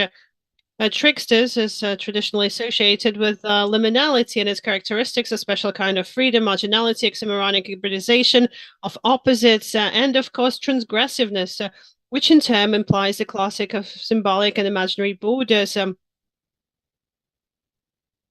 As a famous researcher of mythological tricksters wrote about this character, starting from Ostap Bender and Velichka Yerfeev, they were balancing between the loyalty to the state and counter-revolutionary action between conformism and dissidence, thus developing the potential of the mythological archetype in a political direction. In the late 1960s and 1970s, tricksters appeared who can be labeled as transgressive moralists. These include Alexander von Pilow's characters, Bisudin and Dietechkin from Beware of the Car by Eldar Uzanov, Afonia, the Autumn Marathon by Danelia, Münchhausen by Grigory Gorin and Mark Zaharev from 1979. All of these are well-known films, of course. I would also mention The Ordinary Miracle by Zaharev, based on Schwartz's play. Coming to the fore here is a couple of trickster moralists, played by Yankovsky, and a moralist, the king, played by Leonov, and the minister administrator, played by Andrei Mironov. I'm setting aside Gaidai's tricksters consciously, although he does have plenty of those, because, well, they weren't moralists at all. All of these characters are characterized by a strange combination of ethical and, in Dietechkin's case, criminal transgressions and sincere, genuine moralism. Thus, Dietechkin steals car, thereby punishing embezzlers of socialist property. Afonia steals from the tenants of the house entrusted to him, which does not prevent him from falling in love with the romantic Katya and becoming a symbol of the repentant prodigal son, returning to his native village. In accordance with the rhetoric of rural prose, Buzikin cheats on his wife and lies incessantly, but at the same time he denounces the scoundrel and conformists and generally delights with his sincerity. Gorinsky Zamenhausen paradoxically realizes the comic motto of his prototype from the stories by Raspin Burger: he really never lies. His incredible tales in Gorin's play correspond to the reality created by the Baron, and therefore true, so on. I'm interested in the combination of ethical transgression and moralism, which is not often found in the Triskis tradition. Julio Jorinito, Benio Crick, and Ostap Bender are, of course, moralists in their own way, but they assert alternative principles of morality different from what the authorities preach and from the norms of the so-called ordinary people, the majority of the population try in vain to cling to. In this sense, their very moralism is transgressive and is part of their position as ironic messiahs. They all direct, performatively justifying alternative versions of modernity. They direct heirs to Figaro, who went from being a knave to becoming a symbol of the new moral rightness of the Third Estate. And although the play A Mad Day or The Marriage of Figaro, the satire satyr, remained popular throughout the entire era of stagnation, 1969 to 1987, and Ilf and Petrov's novels were screened at least 3 times in the post-Stalin period, ironic messiahs, as can be seen from the screen versions of Bender, increasingly look like monuments transplanted from another era, while Van Pilaru's characters, Dietechkin, Afonia, Buzikin, and even Münchhausen, are perceived as living contemporaries, heroes and anti-heroes. Tricksters, moralists of the 1960s and 70s no longer aspire to reorganize society, but limit themselves to ethics. Criticizing universal conformism and cynicism, they do not, like their predecessors, seek to open a window or at least a vent for social, let alone political criticism. And despite this, their authors understand their characters as highly significant figures. All of them, despite the ambiguity of their position, are surrounded by the sympathy of the authors and that share the sympathy of the audience itself, and often other characters as well. Even anti-heroes, their transgressions are drawn either as forced circumstances or, more often than not, are extreme expressions of their ethically valuable qualities. The transgressiveness, how does it combine with moralistic policy and of ethical boundaries? What is the meaning of the current reappropriation of the trickster? And before turning to the analysis of these texts, I would like to briefly recall the atmosphere of the theme of ethical boundaries, or the so-called moral theme that it acquired in the culture of the 1970s. The cliche, well, the older people will remember this. I'm sharing this for the younger generation, rather. The cliche of literature of moral quests at this time becomes an umbrella under which censorship criticism unites such similar authors and in many ways ideological antagonists as, for example, Shukshin, Rasputin, Belov, and Astafiev on the one hand, and Trifonov, Bitov, Vasily Bykov, Vasily Iskander, and Chingiz Aitmatov, Yuri Bondarev, and Fatima on the other. As a nationalist antithesis to the entire Soviet ideology, the villagers glorified a return to, in speech marks, in parentheses, a simple norms of morality, Marxist popular expression at the time, embodying these norms in the images of patriarchal old men and old women, the victims of the Soviet regime and all of the collectivization. Trifonov, who focused on analyzing contemporary intelligentsia, wrote about political conformism first and foremost. At the same time, he too was inclined to this nostalgia for lost, destroyed basic ethical principles. It's not by chance that the named hero narrator of the preliminary results exclaimed, and I'm quoting, "Everything, my friends, is noble, beautiful. Love beauty, seek the hail. But what about love for your neighbor? Have you forgotten your old grandmother who's working in the village? Will you not abandon your wife, or on the contrary, your husband, because the old man with a beard who hangs on a blackboard in the dining room above the sideboard says, oh, only one thing, do good. Well, what about it, the good? A common critical bugbear of the time was kindness. Not only the odious neo-modernist Valentin Kataev, but also Yuri Trifonov, including from Vladimir Dudintsev, and then his followers, the so-called 40-year-olds, Makanin, Kim, Kurchatkin, Kireev, and a number of other writers. They were reproached for coldness, the lack of kindness and warmth towards their characters. According to the sarcastic expression of the critic Emil Kardin, and I'm quoting, in the 5-point evaluation of literary creativity, the highest mark was given for kindness. Poets and prose writers, playwrights, and publicists were found to have it. The Union of Writers could be safely renamed the Union of Kindness. This is the end of the quote. So even explicitly political discussions, on the one hand, about Yuri Kuznetsov nationalist Gothic, on the other about the Metropole Almanac, were invariably colored in the tones of moral and ethical condemnation, which I assume substituted political assessments. This function turned ethical discourse into a surrogate of political discourse, a rubber surrogate, devoid of boundaries and concrete outlines. Moral judgment, and of course, in parentheses, was equally effective against conservative Stalinists and modern conformists, like a bourgeois, dissidents and modernists, as progressives and conservatives, and nationalists and cosmopolitans.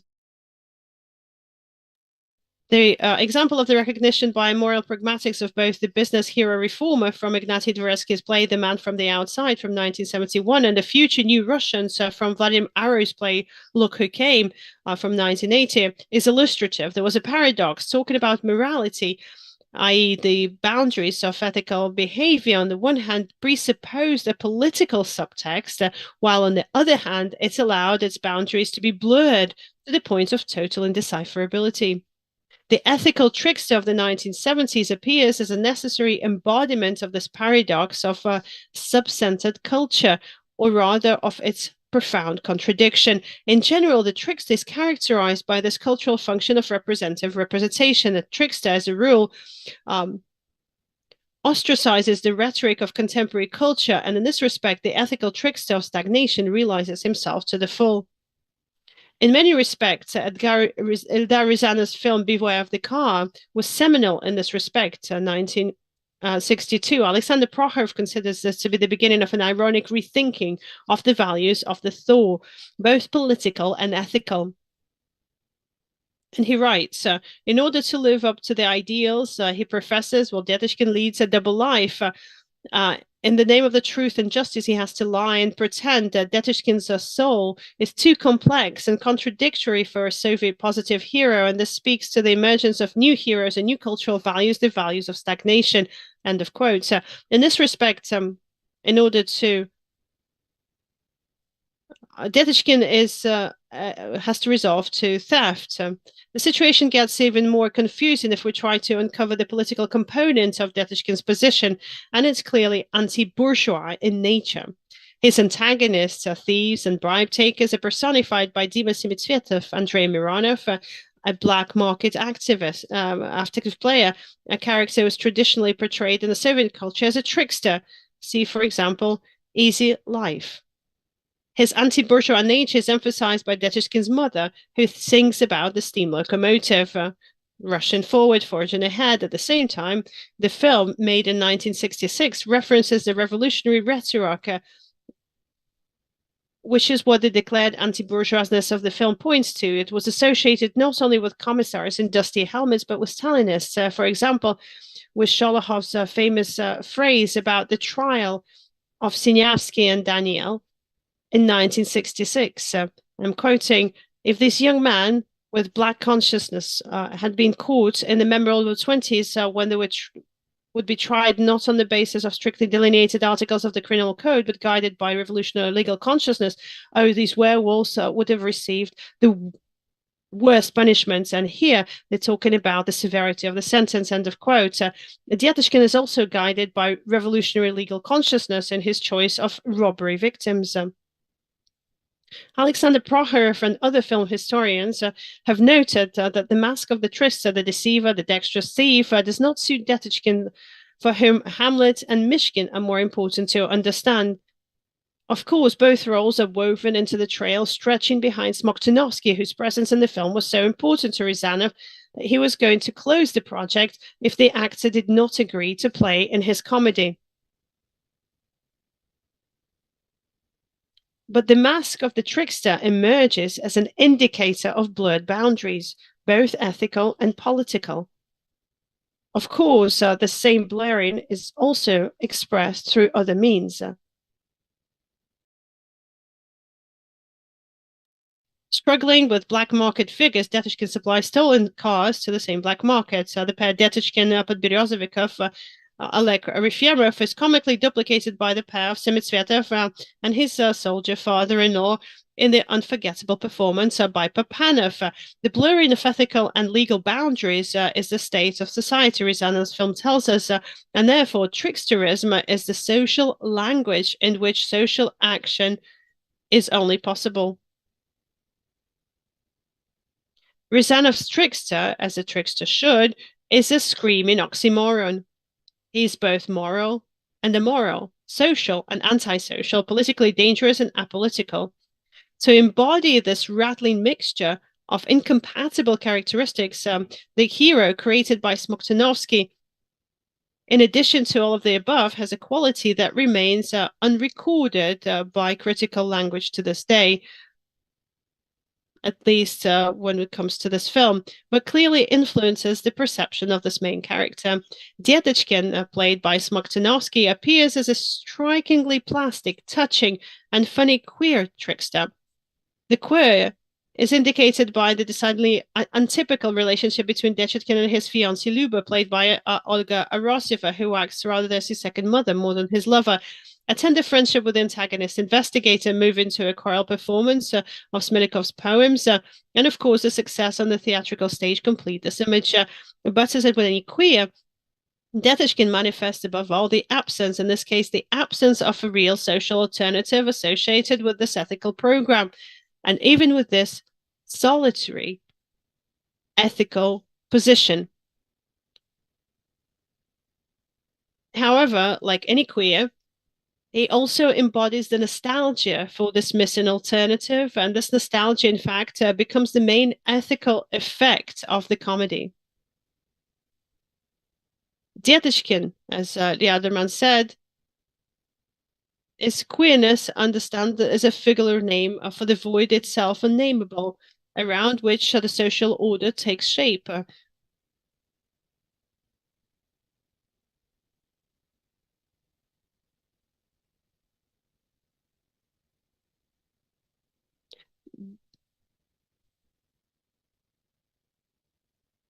Edelman interprets this unnamed void in psychoanalytical terms, but Rezanov uses a different set of optics. He's talking about a void in place of revolutionary egalitarianism, the defeat of socialism as an ethical project, talking about a social order taking place or a social community around this void. Then, in a literal sense, we can see this in the judgment against Detchitkin, the trial, the terms of his triumph, the triumph of Hamlet. But it doesn't stop him from ending up behind bars. The social order is restored, although no ethical norm can take place. Georgi Danelia probably did not think that his films about Aphonia and the Summer Marathon would be a continuation of this exploration of the trickster, but they are connected. And I'm quoting, Aphonia is one of the rare films for Danelia filmed by a script written by someone else, so not co-authored or not known by the author. A similar instance we'll see with the Autumn Marathon, writes Danelia's biographer. Alexander Bernowski play won at the All Union script competition for the working class. And initially it was to be staged by a different director at the Kiev studio named after Dovzhenko. Danelia himself said that having read this play for the future Autumn Marathon, he didn't even think about whether he wants to stage the play and put it to screen himself or not. He said that it wasn't his at all. It was so much not his that was no thinking about it, of trying to adjust himself. In both films, though, Yevgeny Leonov plays a secondary character, a parasite that brings both of the films together. The plumber Ivan Genadiev that he plays in Autumn Marathon undoubtedly references Aphonia, a plumber. And both films lead to the failure by the main character, although for Aphonia they came up with her happy end with Katya, a girl appearing. Danelia and other participants of the filming process perceived this ending as something of an artificial construct. Aphonia and Buzykin are fully compliant with the trickster definition. One and the other constantly lie. Ethically, though, these characters are opposing each other. One steals from everybody, including the inhabitants of the house that he lives in, and the other becomes a victim himself of something that's disguised by a friendship and a professional relationship with his neighbors. They're both tricksters. Aphonia by inspiration, Buzykin because he's forced to be one, and the Autumn Marathon has a subtitle, The Sad Life of a Liar.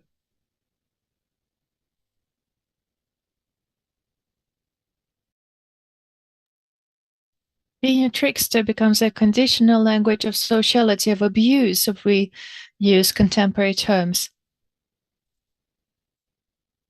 Comparing Aphonia and the Autumn Marathon, gave it a clearly political perspective. The marathon only seems chaotic, but there is a very clear class-based vector in it. The biggest parasite is Aphonia, and the victim is the intelligent Buzikin, a pleurotype, although he belongs to the proletariat, but of a different kind, the intellectual one. The trickster being a parasite is not a rarity. For example, if we remember Parasite, the film that has recently won an Oscar. In Aphonia, the trickster embodies being a parasite. We are not living under capitalism, says Aphonia. Do you think I won't be able to find employment? Although his actions threaten 300 people to stay without running water. This social hierarchy of mutual abuse ironically reproduced the Soviet logic of class hegemony in the society, which seemed to have broken free from the revolutionary romanticism and from the class struggles. Curiously, neither Aphonia nor the Autumn Marathon were seen as satire when they were released in the 80s, when the Soviet audience was trained to look for sarcasm. Here is how one of the contemporary critics describes it. Somebody told Danelia that he had shot an anti-Soviet film. He was advised not to go back to the USSR. At San Remo, somebody shook his hand, saying that he was a true dissident. In Russia, Aphonia was deemed to be one of the most Soviet films. Why this blind spot? I think it is due to the same trickstery, which in the 70s and in the 80s was surrounded with so much love and acceptance that it excluded any kind of criticism of the trickster himself. Vampilov is the first to offer a critical perspective on tricksters.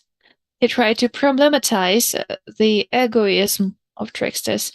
In The Older Son, the trickster split into two, an older son and a younger son.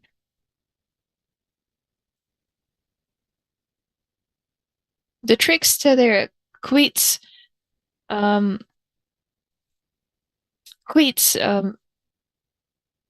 of his tricks and takes responsibility for the whole family. The same goes true for duck shooting, another famous film. Grigory Gorin took a different path. During all of his career, he chose the same image of ethical trickster, but in its relationship with the political power. Rather, they were the tricksters, not a trickster, because he was switching between a trickster as an immoral personality and a trickster that is opposed to it. For example, in his early play Killed, 71, the trickster is presented as a heroic figure. In the next sarcastic comedy To Forget Herostratus, the trickster is the one that begins dominating the whole society. However, the society is saved via Deus Ex Machina with the intervention of the narrator. The next text I would like to tackle now is the novel about Munchausen, which actually became the foundation for the film of the same name later on, the same Munchausen, that very Munchausen. Trickster, unwilling to be so, shows up also in Gorin's script for the film Please Say a Word About the Poor Gusar. In the next film, The Formula of Love, another trickster appears surrounded with two clones. Faced with naive idealism and common sense, they are defeated. The same dichotomy remains in the next Gorin's work, where the dragon in Gore's version of Schwartz's play is transformed into a vicious, sadistic trickster, and his cynical double is the burgomaster Evgeny Leonov. But the buffoon Balakarev in Gorin's play of the same name is portrayed as the last guardian of moral values in the government and court, which are engulfed by an endemic of cynicism and betrayal. However, Gorin's jester is almost completely loses his trickster comicism, turning into a sentimental resonator statesman. So we can see that Goring cannot arrive at a definite conclusion who the trickster is. In his imagination, in his world, trickster embodies both poles, the moral and the immoral, at the same time. Thus, the trickster moralists of the 60s and the 80s represent the final phase in the development of such a variety of the Soviet trickster as the ironic messiah. First of all, here I mean the tricksters of the 20s continued in the person of Venichka Yerofeev. And although, as I have already said, the later tricksters do not attack the general structure of the society, the role of these tricksters in the overall picture of Soviet culture should not be underestimated. They shifted the black and white, hypocritical moralism of Soviet drama and cinema, putting complex, ethical, ambivalent character back on a pedestal. At the same time, by utilizing the trickster's extrinsic morality, these characters radically reformatted ethical navigation, allowing a moralism to be seen as a manifestation of sincerity and manipulation and deception as evidence of talent. As I have already said, here I want to quote Lewis Hyde's phrase that trickster is not immoral but amoral. These characters, although being entangled into the relationship of mutual abuse,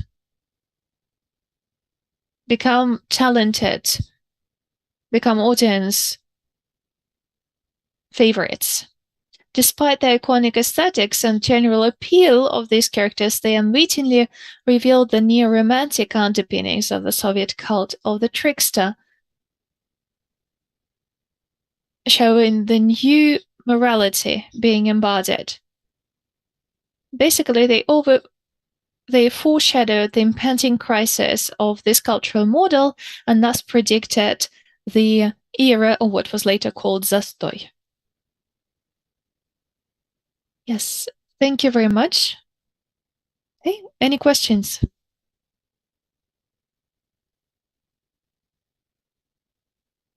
Dear colleagues?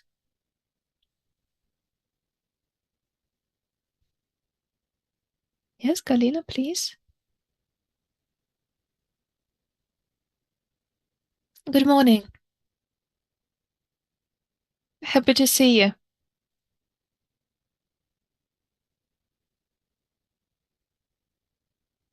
I have a question about the structure of the border that tricksters have to overcome.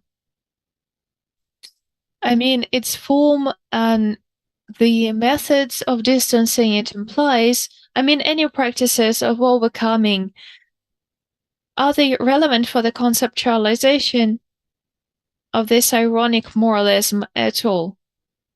Are they relevant for the post-Soviet mode of existence as a trickster? And my second question is about the aesthetic. As we know, Sergei Ushakin insists on the late Soviet era being the time of intensification of the aesthetic forms and resources of existence. How do tricksters relate to it aesthetically? Thank you very much, Galina, for your question. As for the border, I mean, if we're talking about Soviet and post-Soviet tricksters, First of all, the Soviet ones, of course, they always make the issue of crossing the border problematic. Whatever border they cross, it turns out that whether this border is non-existent or it is like a dotted line, it is blurred. The same goes true for the classics by Ilf and Petrov. There, the boundary lies between the Soviet and the non-Soviet, between the power and the lack of thereof.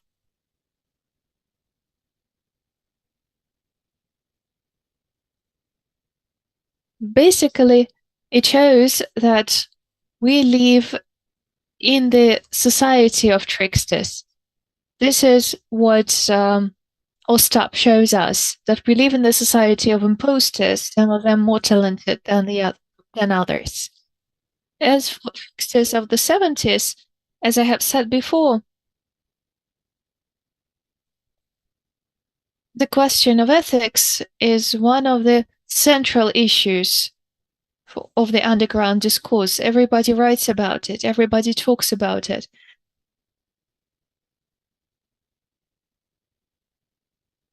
At the same time, when they discuss ethics, actually what they mean is politics, but they never mention it directly. So what we see in front of us is a very polarized system.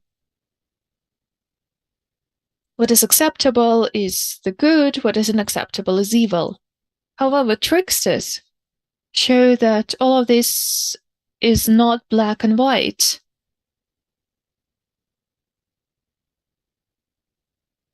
The moral compass is quite obscure. Tricksters manifest their lack of boundary in a place which is thought to be the boundary. And as for Sergei's words that you have quoted, I agree with him. I believe that these three directors and three scriptwriters, they are really looking for the static equivalence of the immorality. So I think trickster is an ethical equivalent. And it is very rare that tricksters read any monologues at all. Any monologues directed at the audience or the evil characters. Their moralism is of a different kind. It is always embodied. So I don't see actually any contradiction between ethics and aesthetics here. Okay, Claudia, please.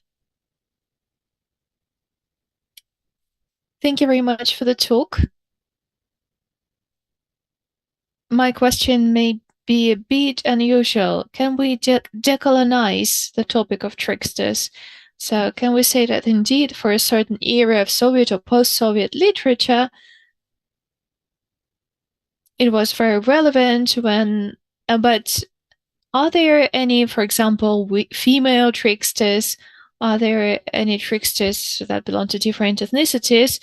Since I specialize in Jewish literature, I know that it's one of the central figures in almost all books. And if we look at cartoons, at the Soviet cartoons, the wolf there is the trickster. So basically, tricksters can belong to other species. Yes, of course. Of course, I try to write about it. Not in this talk.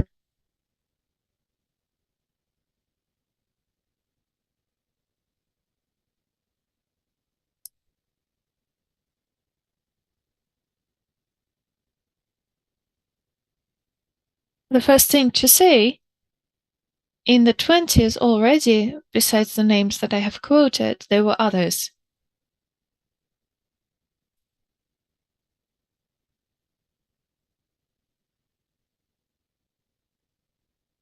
in the 30s too, and in the 50s.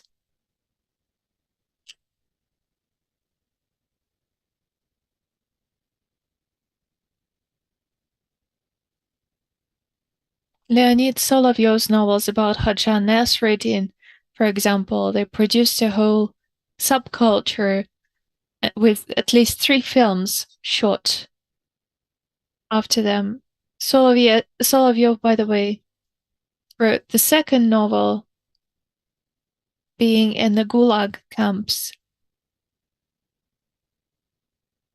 His first, Hajan Nasreddin, was so well known that the camp leader gave him the chance to keep writing. And it's not a colonial novel.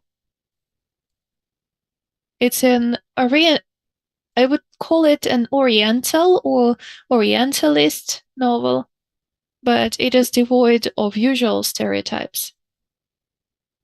Unlike the films, of course, that were shot after the texts. As for female tricksters, this is a very curious phenomenon in the Soviet culture. They are manifested differently.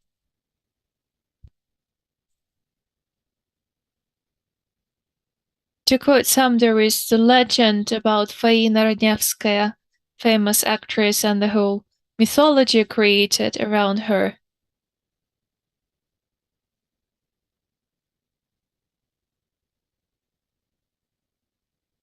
In the cinema and in literature too, there are a lot of characters. Female tricksters are normally evil characters. In the patriarchal and the traditional culture, a woman being a trickster is seen negatively. So they are very often seen as evil characters. But still they exist, and these are the characters that subvert gender norms. There is another important channel of compensation. It is not just about female tricksters, but also about queer tricksters. There are just a few of them, but they're also present. It was no accident that I mentioned Detochkin as portrayed by Smoktunovsky. He's obviously queer. There were characters cross-dressers too. And I can name a few films that show it. The famous Baba Yaga by Georgy Millar. An amazing trickster. Of course, it is there. I wouldn't actually use the term decolonization here. I don't think it is quite accurate. But of course, tricksters are not just about the Russian culture and its domination. Thank you very much. Any other questions? Elena, please. Mark, I will try to ask another question. I'm saying I'll try because I'm in the process of coming up with it.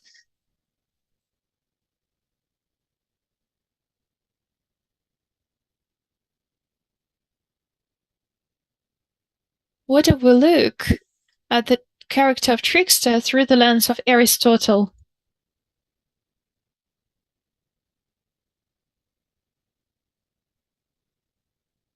Do I get it right that this ethical kind of part is something that Aristotle describes as techne? That's where it grows from. That's where the political emerges from. And if we think about it this way, doesn't it turn into the instrumentalization of the ethical? And if so, can it be a resource for building a kind of an ironic distance for the potential of othering?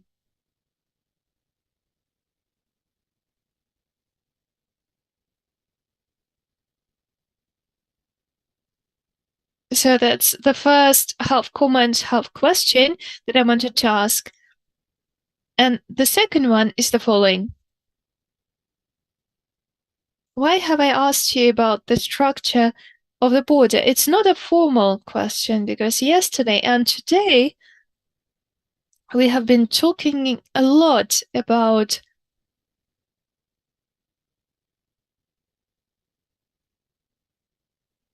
the revelation of different forms and movement of these borders.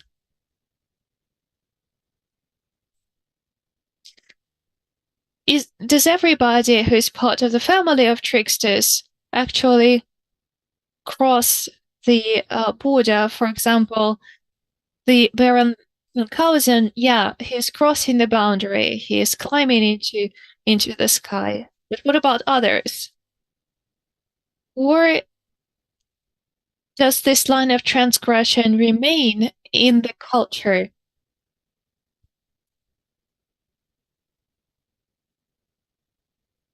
And does it mean that it becomes the ground for this ethical conversation, which wouldn't have been possible otherwise? Thank you.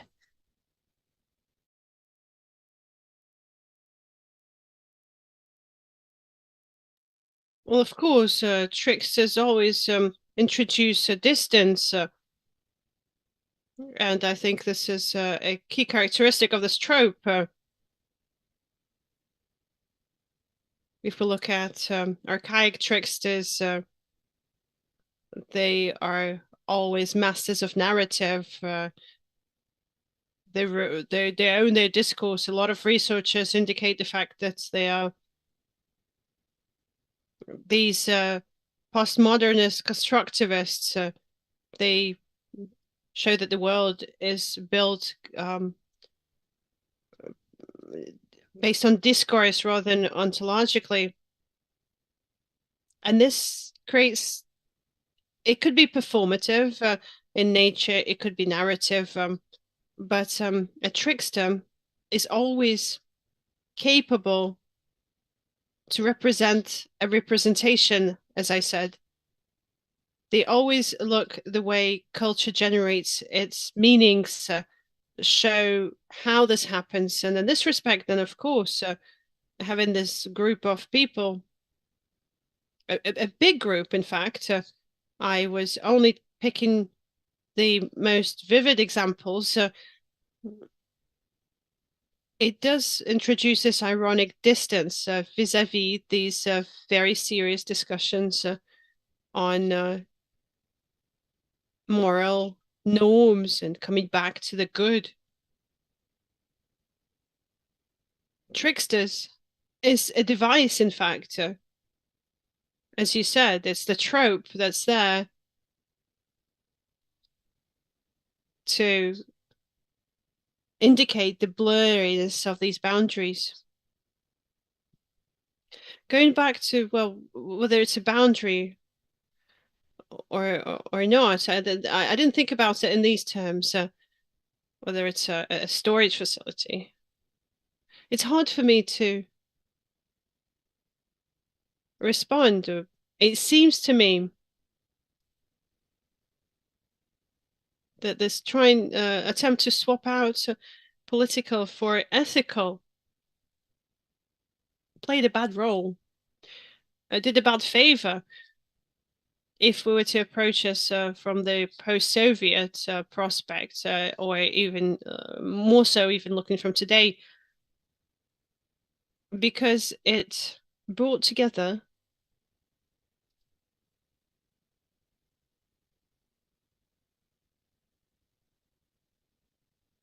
political positions in one way with ethical supremacy that fully encapsulated this position from any possible criticism.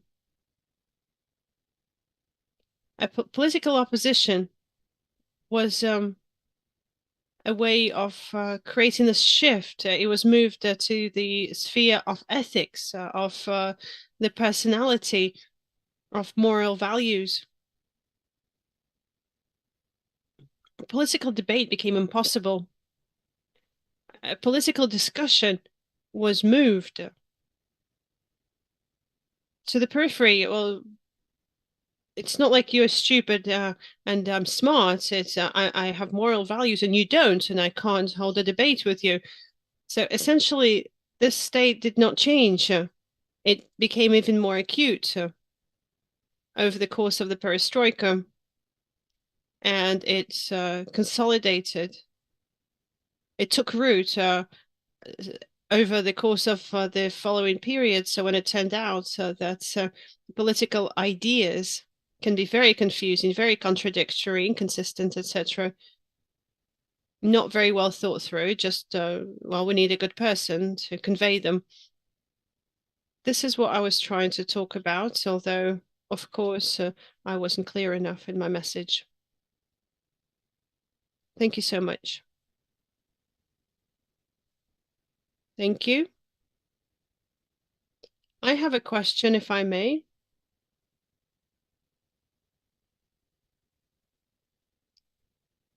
Parallel to these directors making their films and writers writing their books on tricksters in Soviet Union, we also had Yelizar Militinsky, a researcher who published a lot of trickster books during the same period, very insistently. The question is, are there any parallels between this attempt to scientifically conceptualize tricksters in the Soviet Union, or is it just a coincidence that they were turned into these figures at the same time as film and text? Well, of course, nothing happens by accident in culture.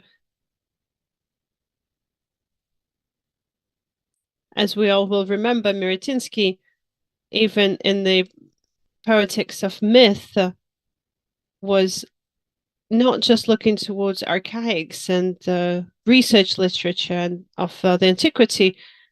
He was looking at contemporary modernist and postmodernist novels that are very well meticulously described. Of course, for Miritinsky, it was important to highlight this connection to contemporality. The Poetics of the Myth was something that was brought together by its relevance. I'm also surprised by the way that around 1984, the first criticism of Dyck is released. Foucault reads his last course of lectures where he talks about the Xbox, but in the same 1984, a Soviet researcher released his book, Tokens of Sinach. A lot of coincidences there, seems to be something that's very different. And then the same year, Losiev, referencing Nachov, among others, releases a book talking about largely the same topic. How do I explain all of these coincidences? I really don't know. Talking about the research of myth, of course, this was brought about by global trends. In the Soviet context of the 1980s, it was twofold. On the one hand,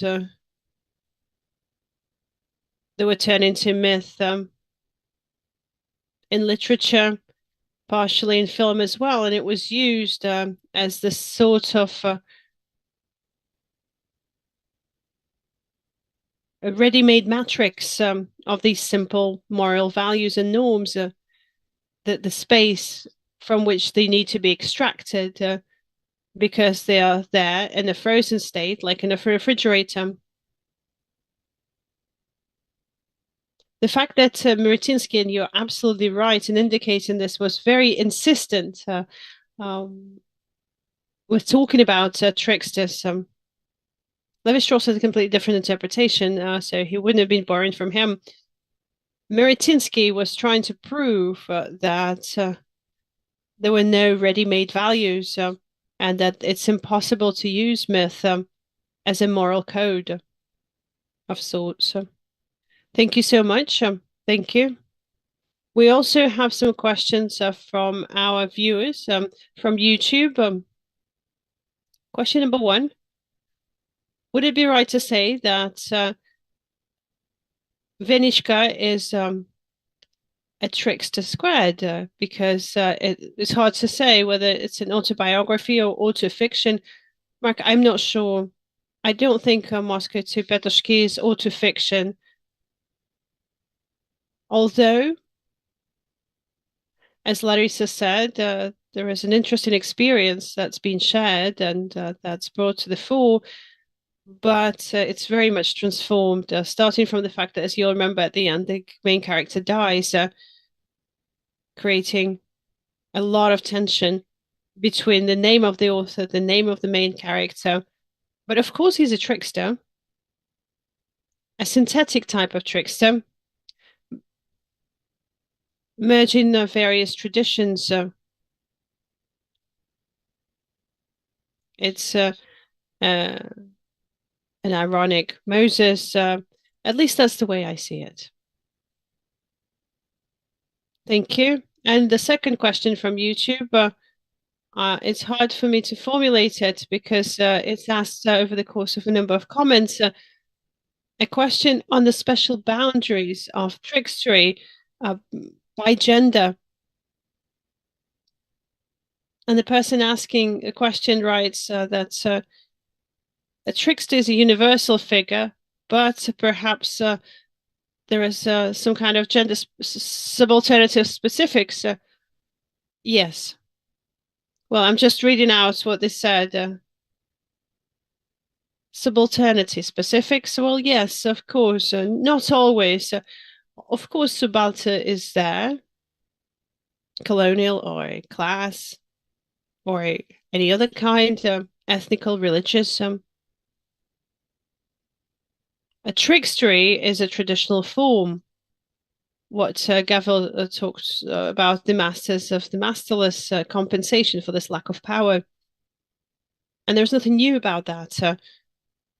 On the other hand, in Soviet culture, subalternity as a term would be reformulated.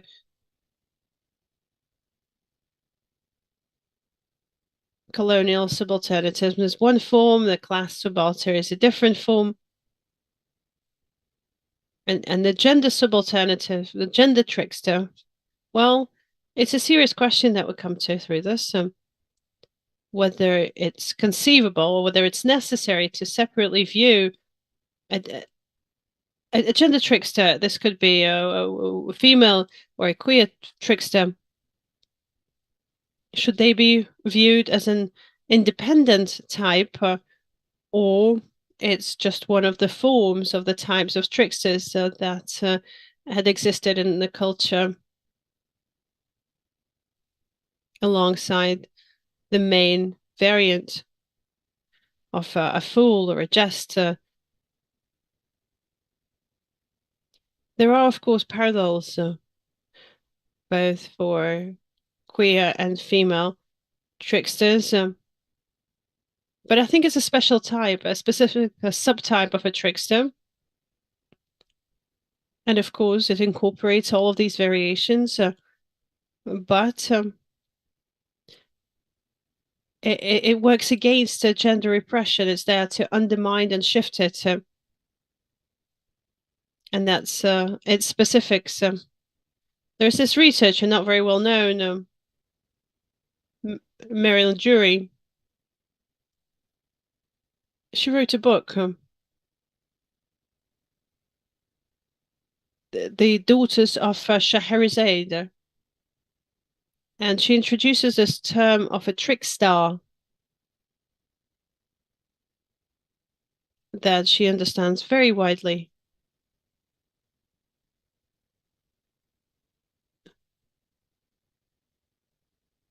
The first trickstar was Pandora, she writes. I'm not too sure about it, but there's something to it. She writes that traditional culture usually disguises female tricksters. But one way or another, this is something that we can trace through cultures, including the Russian culture. There was the cook. There were a lot of comedy, vaudeville characters, a lot of transformations of Columbina. Of course, these are all trickster options and forms. Of course, it has its own specifics. It has its own cultural traditions. There's a lot to talk about. Thank you so much. Are there any further questions at this point? No. If there are no further questions, then we are going to wrap up our morning session, the first session of the day. Perhaps there are some final remarks from any of the participants. Perhaps you would like to draw some conclusions, and that's okay. Then thank you so much to all of our participants. Thank you for your interesting presentations. Thank you to all of our discussion participants for their interesting questions. And thank you to our viewers and listeners.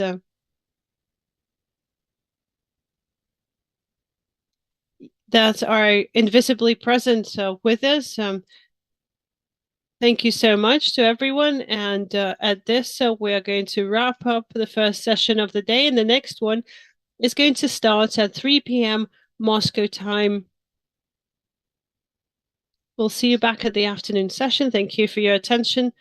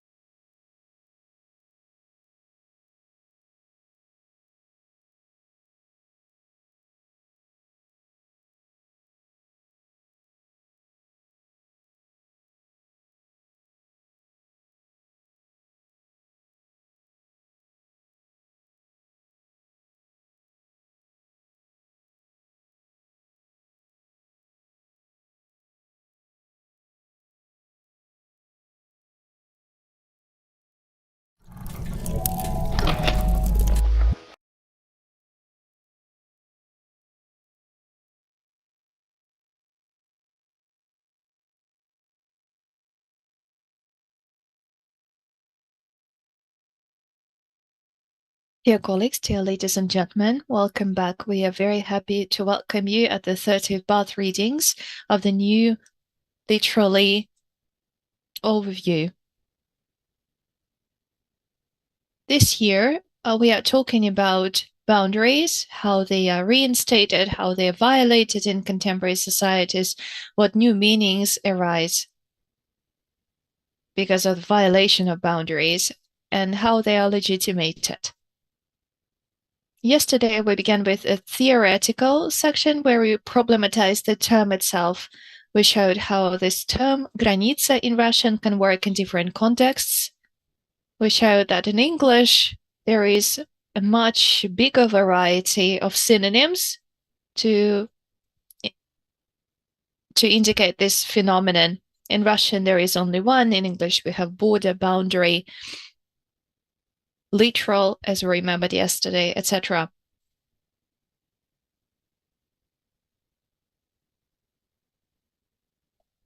We believe that the term boundary is one of the key ones for the modernity. This is why we take our time to go into it. Our afternoon session is titled Post-Soviet Boundaries of a Closed Society. I am passing the mic now to Claudia Smola, University of Dresden. The title of her talk, Boundaries of Non-Distinction in Culture and Russian Humanities, the Case of Gender. Please welcome. In my paper, I discussed the problem of visibility or invisibility of certain themes and agendas, both in the Russian humanities and nolens volens in the culture. Of course, I can't completely generalize, but I think I indicate certain tendencies in my talk. I see such deficits of visibility as a problem of boundaries.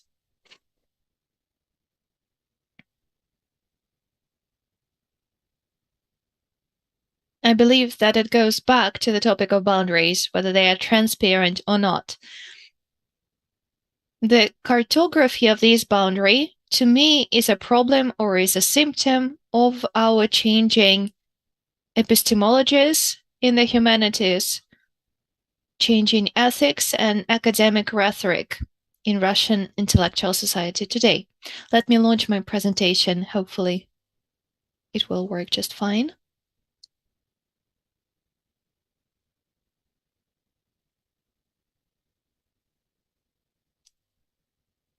Here it is. Can you see the first slide? Yep.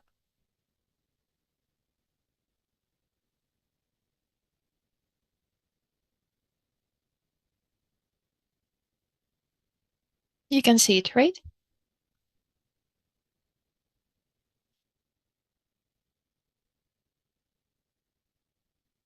As an example, I take the topic of gender in Soviet unofficial culture, and this slide is of particular interest to me.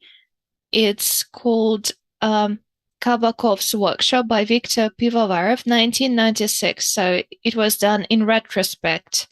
And it is also a kind of representation of the unofficial culture. And as you see at the bottom, I'm raising the question about the representation of femininity or masculinity in the Soviet unofficial culture. Was it nonconformism? Was it indeed dissident or not? This image is ironic. It's auto-ironical. However, I believe that this irony does not target the homosociality of this community. We can recognize all of the agents here. There is even a child represented, who is a boy, of course, wearing glasses. So it's like the upcoming generation that will continue the work of this generation. And the cat here, I think, is also male, but this is my addition. This is my interpretation. In relation to the dissidents and countercultures of communism, the topic of gender imbalance and the presentation of femininity or masculinity is a blind spot in a double sense. it has been neglected by the actors and participants in the communities of political opposition themselves. It's not neutral, it's not a neutral fact. Many of the participants, many of whom are still alive, were documenting the life of their community, were documenting the culture.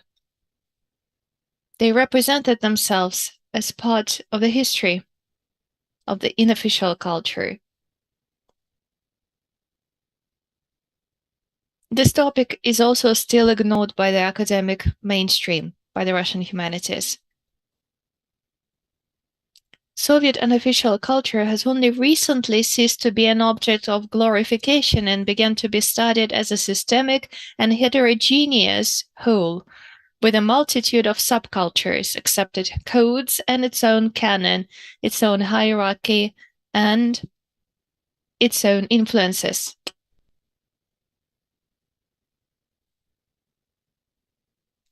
They were very far from such terms as democracy, horizontality, etc. Today, the study of protest movements and cultures as a phenomenon with its own canon and its own vertical relationships of power sometimes is reminiscent of official Soviet culture, and it makes gender an interesting object for non-dichotomous analysis of mutual reflections and interdependencies between seemingly irreconcilably oppositional spheres of Soviet society.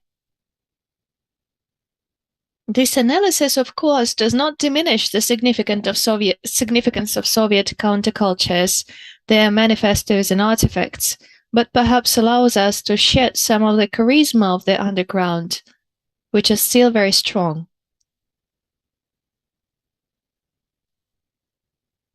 I think we have to analytically see that part of the Soviet society.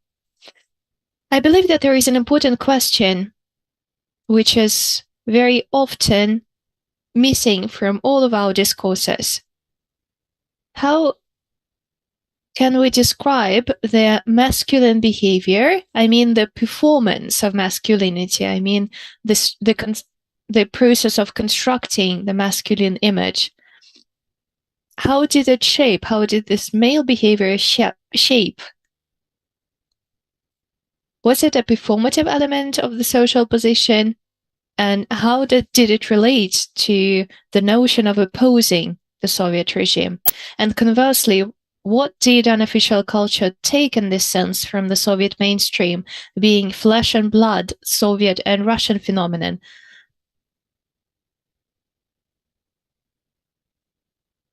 And, of course, which of these factors passed on into post-Soviet culture, which are relevant today?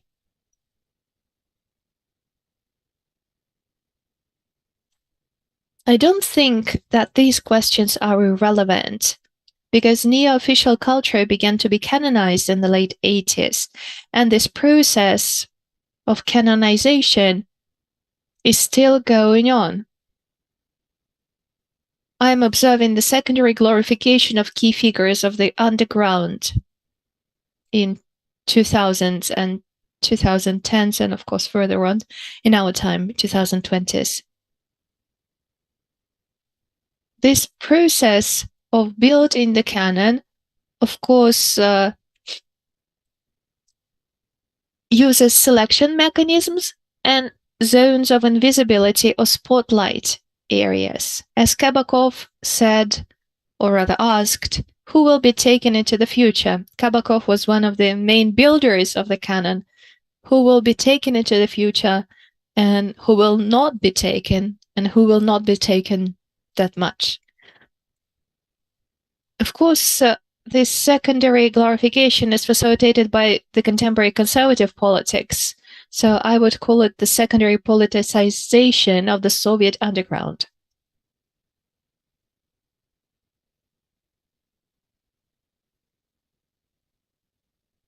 Gender and feminism in general became more visible in the public sphere only in the 2000s, but even more so in the 2010s and further on in the 2020s, before the war began. during the conservative turn and performative of an aestheticized hegemonic masculinity in state policy. Gender became a pain point in the reflection of social inequality and patriarchy in Russia. And as the next step of systemic analysis, only in recent years has the issue of gender deconstruction of dissidence become more relevant. I'll switch to the next slide now. Hopefully you can see the third slide, the third image. This is the feminist Samizdat, 40 years later. It was published in 2020, and this edition was quite famous.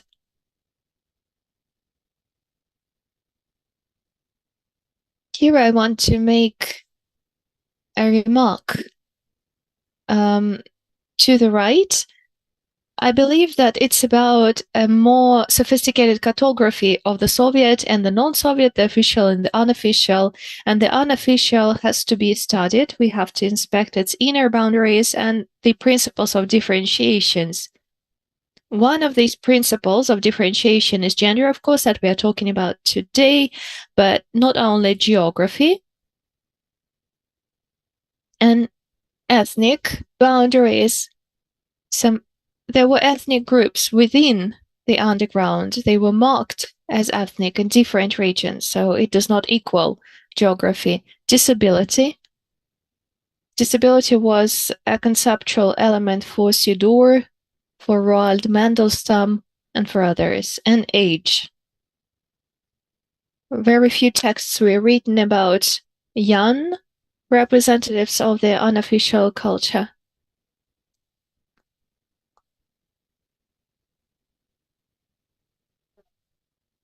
The boundaries between generations have also to be studied, and so on. Recently, over the past years, these kinds of considerations that are just at the beginning were drawing their energy, were fueled by the category of feminism, not just by gender studies, but by the more political facet of feminism. It was also fueled by the pathos of leftist philosophy. Judith Butler was rediscovered, then Zizek, Badiou, Rancière, and others, as well as Western gender theoreticians. And this question became an element not just of interest in gender, but it turned into more engaged science. Please don't get me wrong, gender studies have existed in Russia for a long time. They have gone through different stages of institutionalization. They were deinstitutionalized. There were also a process of migration involved. I'm not talking about it. I'm talking about the more political agenda.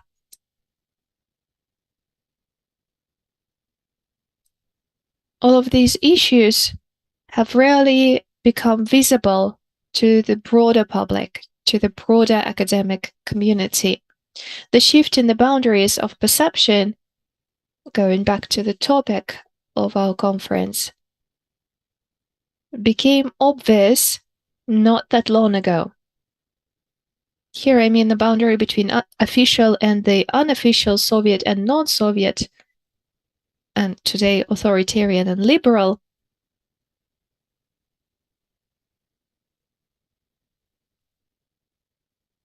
What is added to these boundaries is the previously invisible and marginalized sign of differentiation of the other, if we use the semiotic category here. Whereas in the Western academy, feminism has long become the natural part of gender studies, and this is why it has become open to so-called intersectional approaches, where gender is closely intertwined with other characteristics of identity, racial, ethnic, social, or belonging to a certain species. In the post-Soviet space, feminism is labeled, it is charged.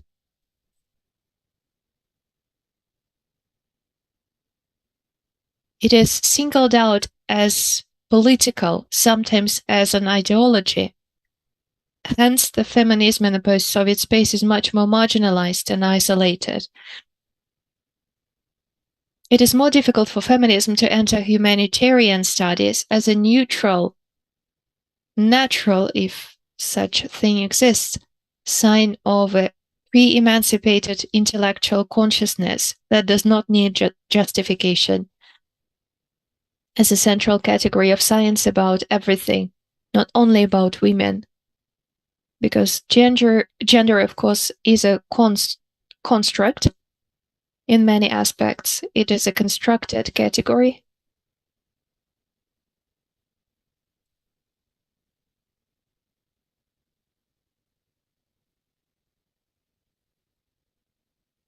But this is something that is very difficult to avoid, whatever we talk about. This is why gender analysis fueled by feminism still occupies, I think, isolated niches of academic communities. And they are niches of academic activism, if I may say so, if I may call it so. So I am talking today not only about gender, and I think this generalization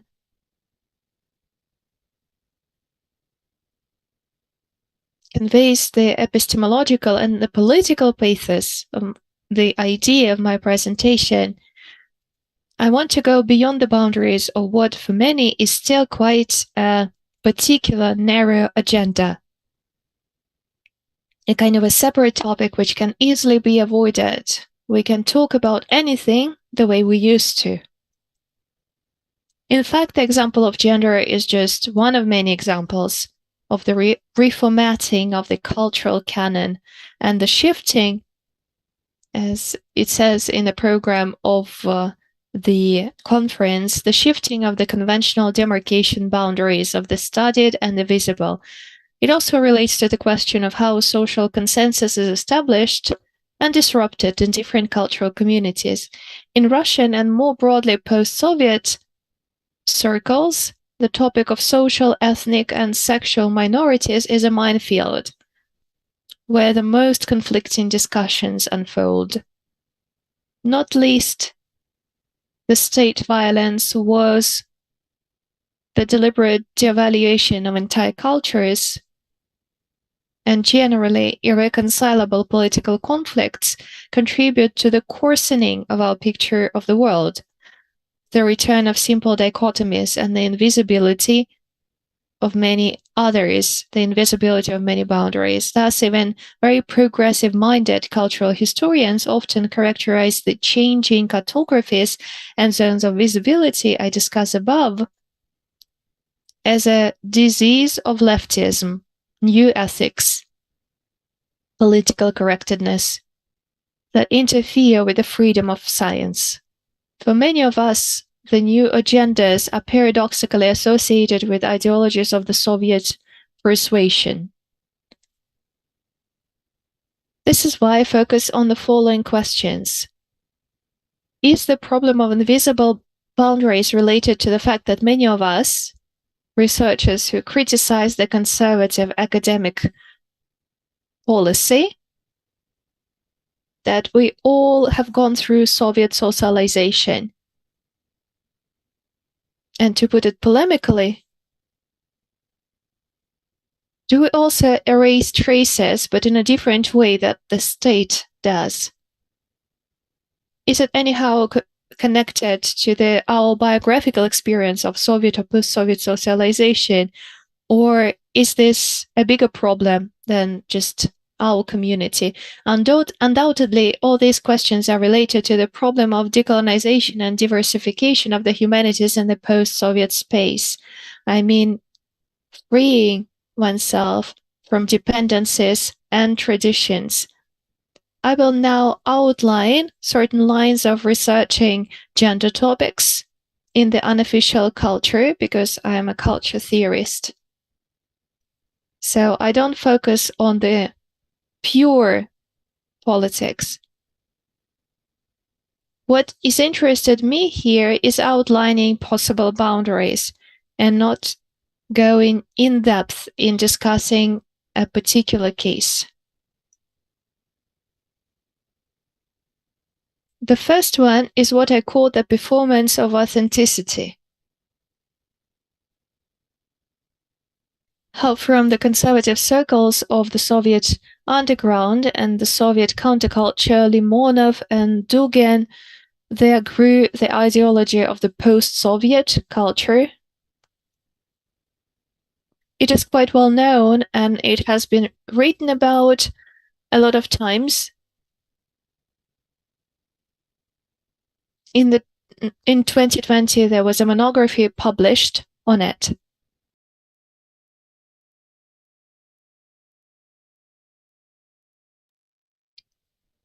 The well-respected underground, canonized with its fulfilled world and what I call performance of authenticity, contempt for the politics of representation, legitimized the post-Soviet masculinity. For instance, such performative gestures from Zhirinovsky, the seeming dissidents of the day, the Night Wolves. So we can go into that and discuss it. But not just them, the liberals as well, the right-wing liberals, the so-called consciousness of the intelligentsia, with the talks of the cancellation culture and the totalitarity of gender ideologies. This goes back to the Soviet underground. It's rooted in it as the zone of non-existence. And this is definitely something that we can argue about. Going back to the history of the Soviet intelligentsia overall and the creative layer that was beyond any social norms, the social transgressions who define political programs as such was characteristic not just for the conservative underground, but for a lot of the other representatives. And the gender performance in this respect played a key role. We're talking about an amalgama of behavioristic, communicative, and linguistic codes that legitimated a performance of a homosexuality of the official culture.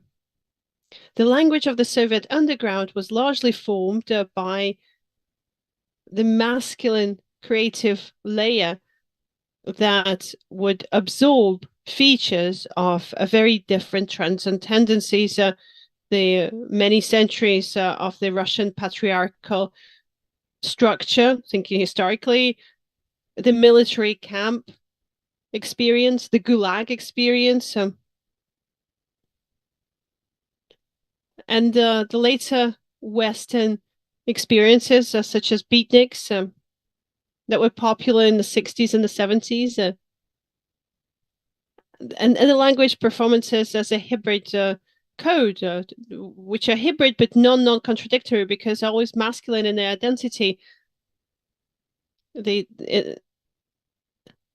That's seen all across the post-Soviet ego documents and in the memoirs throughout the entire course of the post-history, the so-called afterlife of the underground from the 90s to the 2020s. One of the most vivid examples is the famous anthology of new Russian poetry,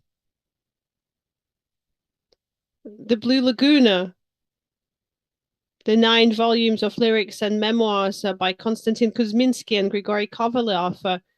They published the book in immigration. The volumes would come out from the 80s to 1996. And they contained copies of a lot of rare manuscripts of the poetic samizdat, comments from Kuzminsky himself, a poet that was very provocative, very charismatic, and against the Soviet authority, set a stylistic stamp on this very valuable publication. Kuzminsky uses non-conformistic slang, which is a mixture of swear words, cussing, argot, with very educated, literally highbrow language. Let me click through. Oh, I'm here on this slide still.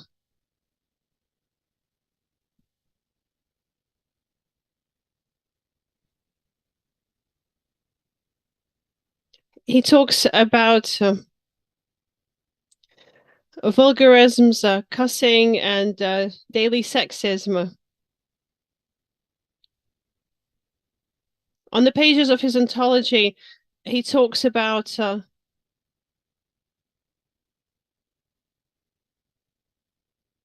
the deviance of the anti-glamour of the underground everyday existence.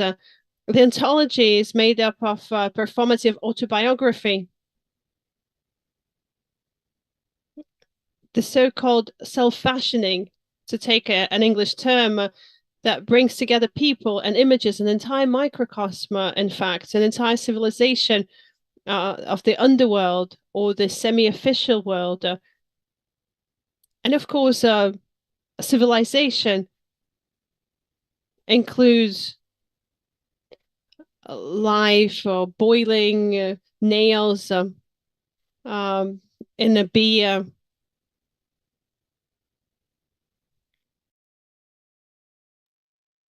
As you can see from the quotes on the slide, this is a very gender-marked thing.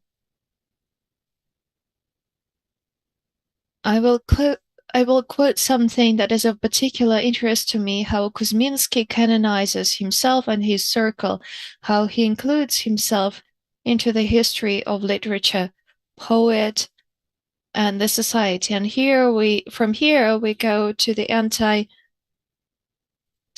function of the poet. For some reason, among poets there were no dignified people until they are made so by academicians and changed by the readers. Pushkin was a drunkard, a womanizer. Although for his time and for his society, it was okay. He did not behave worse than Yesenin a century later. Yesenin or Pushkin, like that, of course, does not work for the broader masses. This is why the novel With No Lying by Marian Hoff was republished only now. Oh, how we were kept from knowing things.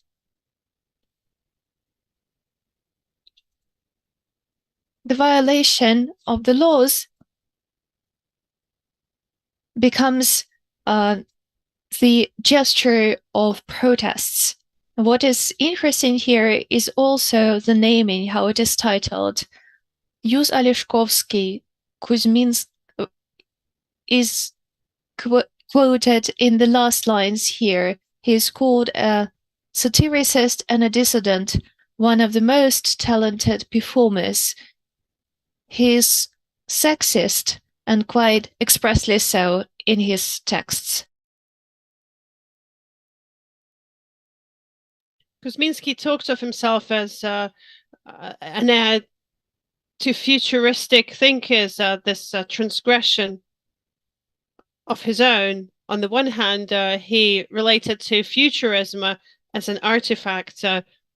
He loved to dress up, just like futurist activists like to dress up. But to her, to them, it's a way to alienate themselves from the official authority.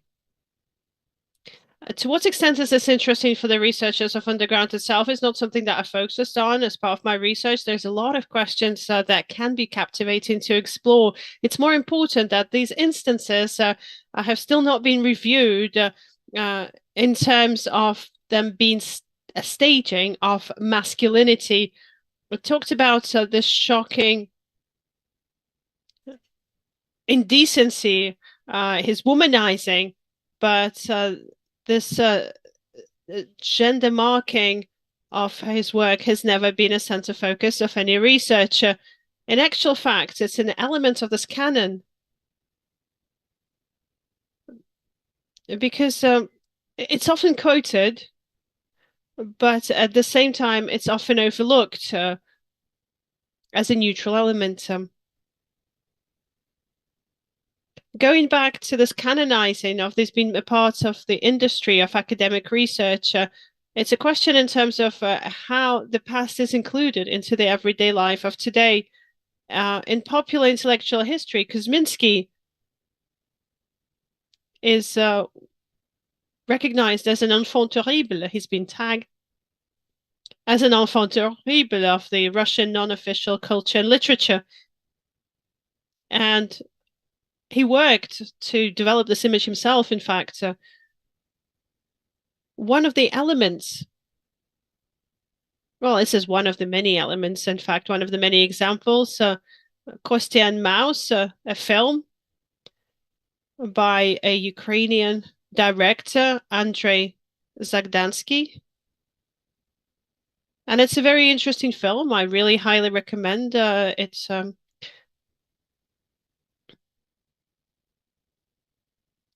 Konstantin Kuzminsky lives in a tiny village to the north of New York State, by the river Delaware, and not far from a railway crossing. His freedom is absolute. His dedication to art is not constrained by anything at all. This absolute freedom. This is, of course, a cultural myth, the myth of being absolutely pure without this need to be constricted by any rules. He lives by his books, his art collection, his cats, and his poetry. In the film, Kuzminsky himself is given the word, and he's mostly in front of the camera, absolutely naked. I guess that's what's interesting. This nakedness as a performative act of naturalness, and this able to shred off any limitations and constraints. And it's interesting that the role that's played by his wife, the mouse, he's his nanny, the one who documents his life, etc. The reason I'm talking about Kuzminsky in so much detail is because he was one of the extremes, but he wasn't an exception in the life of the Soviet underground. Moreover, the extremes would create a charisma and a myth of this unofficial culture. Of course, not all of it, but some of its fragments. One of these myths was Anatoly Zverev, the artist, who was a drunkard, a womanizer, a misogynist, an autodestructive genius of spontaneous performance of art and painting, this anti-Soviet Pollock, if you will. The Russian Pollock, who was scandalous, etc. Moving on. Building on this topic of a possible cartography of these additional boundaries, for instance, the family structures of non-official cultures and the symbolic capital of women and men. I'm only embarking on undertaking this research, the way that women form the infrastructure of the non-official culture, starting from railway operators to housewives, house owners that would ensure that everybody was fed and well taken care of during these clubs. And very often they would become public figures, victims of the regime, because they were rarely arrested. And this tradition of an arrest or a punishment for a discourse, for texts, for literature, for a literature program, this was mostly focused on men. And that's why they became the alphas of this non-official culture. And one of the examples that I wanted to give to wrap up, this is the third point on the slide, the cultural agency of minority masculinity. The male subjects of the cultural underground that would undermine these generally accepted gender boundaries and would be represented as gays, homosexuals, bisexuals, queers, tricksters, etc., etc. More and more has been written on it these days. This minority within a minority is starting to draw more and more attention. But I don't think anybody's yet written about the fact that these are people that were biologically men. So this agency of the transgression is still focused on the homosociality of these circles. Moving on to the last part of my presentation, making a leap into modernity, contemporality. This is exactly what I started off with. It's the polemic part of my presentation, a criticism of contemporary humanitarian thought, where gender is just one of the examples of more general trends. In the 2010s, this gender sensitivity, or the ability to decipher, became more tightly tied with politics, as I said, and the polarization of the political spectrum. It feeds more and more what's roughly worded as the left and the right wing of those who do not agree with the authority among the post-Soviet intellectuals. And there's a lot of humanitarian researchers, well-respected people. And additionally, there's a breakdown in thought between different generations, as far as I can judge. The older generation and the younger generation. The younger generation is more left-wing, traditionally. Both become public intellectuals, journalists. The younger generation is more ideological in their blogs, vlogs across their own platforms as part of their own initiatives.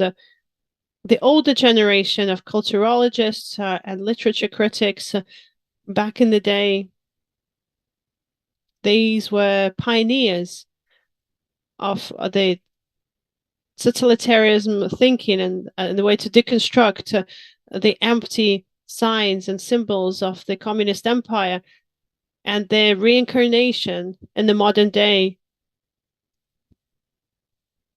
Back then, they became important intellectual agents of the critical reconsideration of new totalitarian authorities. They grew up throughout the Soviet Union, and I'm part of that generation, perhaps somewhat in between generations, but nonetheless, becoming social during the late Soviet Union period, started their career in the second half of the 80s and the beginning of the 90s. And a lot of us have left and have developed in the West. In the works of these colleagues, and again, I, up until recently, thought of myself as a part of this generation, consciously, unconsciously ignored other hegemonic structures compared to the most straightforward and apparent one. You can see the points I'm trying to make up on the screen. The mainstream ignored a lot of these points, and the mainstream does not go beyond this roughly demarked territory. What decolonization can not make away with, the environment, the new materialism, sexual and ethnic minorities, gender at large, animal rights, is either rejected by the intellectual mainstream or excluded from the debate because it's associated with a new ideology of radicalism and a trendy research of agency. A lot of the representatives of the intellectual mainstream have this biographical experience, but of course it's just an assumption. And of course, I'm trying to generalize this intellectual landscape. An analysis of dictatorships back in the day was a part of political activism, one of its shapes, and all of those well-acclaimed researchers were activists from science in a way. In the new engaged agenda, as I said at the beginning, there's a lot of rejection towards this type of research activism, or at least it's not considered something interesting. You could be tagged as a retrograde thinker. To a lot of these people, decolonization and the liberation from these epistological dependencies, if decolonization is not a cussing word in these circles, of course, this is trying to decompose the center and those that support the center.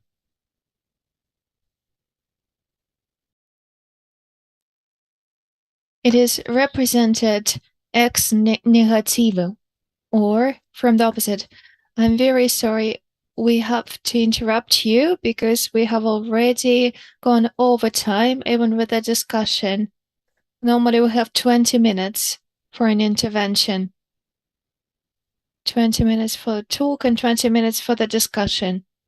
Okay, got it. Yeah, we can discuss all of these points as we discuss my intervention. It can easily be related to the fact that in Russia, in the post-Soviet space, there was no transformation of the gender order that happened in the 60s in the West. I mean, the 1968.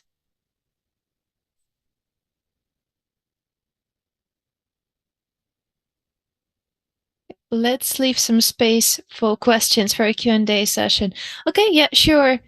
Let's stop here. I just thought that I had an hour for the talk and the question.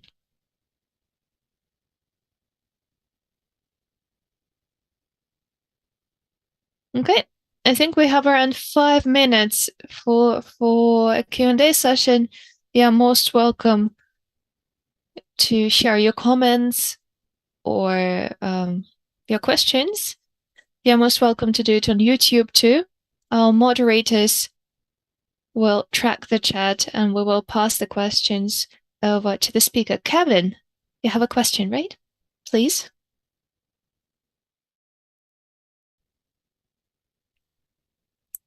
Lavdia, thank you very much for the beautiful talk. And I would be happy to connect my PhD student with you. She also studies the gender issues in the underground culture. I have two quite simple questions, I believe, and I think they will just give you more time to share your knowledge. The first one is, there is an argument, pretty widespread, pretty common, that post-Soviet gender metrics and the gender metrics of the underground can be interpreted as reaction to the official Soviet gender roles, the gender politics, which was semi-empty, of course, not fulfilled completely, but still it was existent. So how does it reflect the ideology?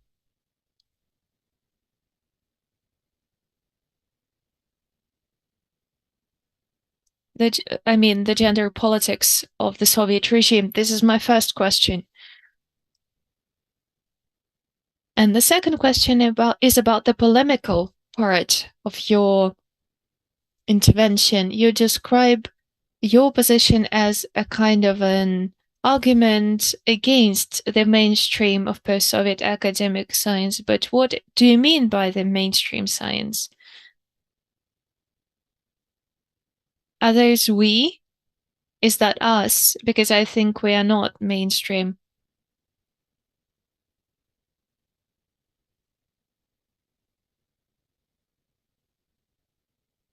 I'm not sure if those gathered here are actually do represent the Russian academic culture. So your polemic is addressed at the mainstream culture, but I think it's a monologue, really. Do you expect any answer from there? Is there anybody listening to this? I was just wondering, who are you addressing in the talk? Because I believe that the group gathered here is the part of the European, of the Western, of the global science, which is not Russian. Thank you very much, Kevin. These are two very important questions. I don't have a lot of time, so I will try to answer them as short as possible. Of course, naturally, the gender order, which is not homogeneous and it's far from being simple, but what I have shared is quite a prominent part of the Russian academic elite, one may say. Of course, I think that it's also a response to the Soviet politics, the politics of enforced emancipation, half measures, semi measures, something that was that is often called the hypocrisy of the Soviet gender order. Dmitry Oktyrsky, Dmitry Dubrovsky, many left journalists, sociologists, and political scientists wrote about it. During the perestroika period, the progressive part of the Soviet intelligentsia met the Western Academy, and it was shocking indeed, because the Western researchers thought that our intelligentsia, our academy, were basically cavemen in respect of gender relationship, gender order, while the post-Soviet academy saw the Western academy as too Marxist and too leftist. And as for the second question, well, the issue of the mainstream that you have raised is a very important one, but I don't want to point fingers. I don't want to give any names. It is partially based on my own experience, partially on the political discussions on social media and in media as such. Maybe you have heard about Medusa Gate and the reaction of the right liberals to Me Too movement and so on and so forth. This is no exception. There are no utterly sexist reactions to it, but epistemologically, what we see here is that they deny the problem itself. So it's a very characteristic, it's very typical conservative behavior. So I just wanted to show that feminism becomes a marked political category. This is something that stops the gender studies from evolving on the Russian soil, but we can discuss it in more depth later on. I would be happy to. Okay, any other questions, please?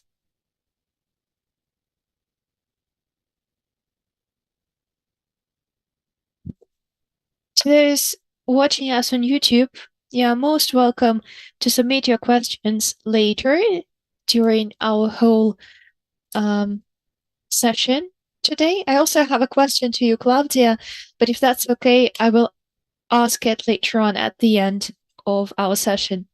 Okay, then. Thank you very much, Claudia.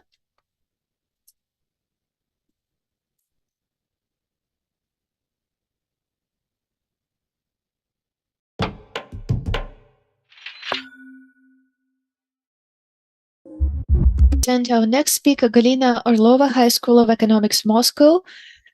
Membrane Time, Politics, Ecology, and Technology of Selective Permeability in the USSR of the 50s and the 60s. Galina, please, you're welcome. Thank you very much, Tatiana. I'm very grateful for this chance to talk about it.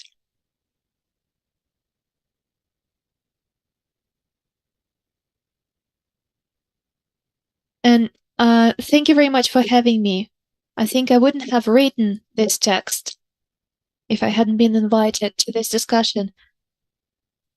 Just a short reminder about the format. We have 20 minutes for the talk and 20 minutes for the Q&A session. Got it.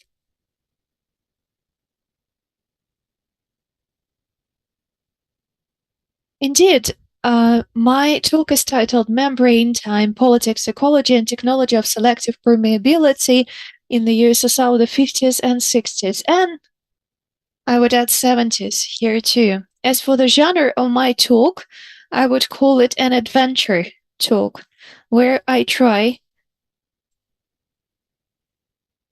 just preliminarily, and not with a higher level of accountability, to resolve the discomfort that I felt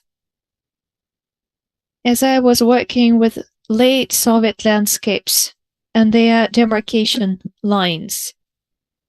Especially, I mean, high-tech, huge programs, the strategic ones, but not only.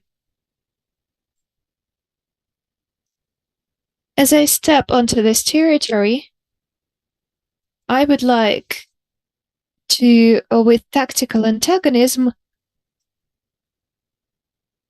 to turn to another adventure, to another provocation of a very famous eco-anthropologist, which is called A Brief History of Lines by Tim Ingold.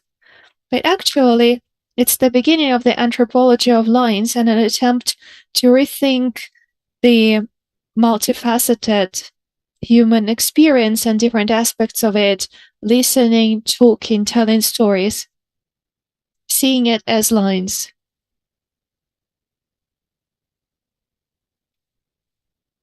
Tim Ingold is interested not in surfaces, but in lines. That's the subject of his research.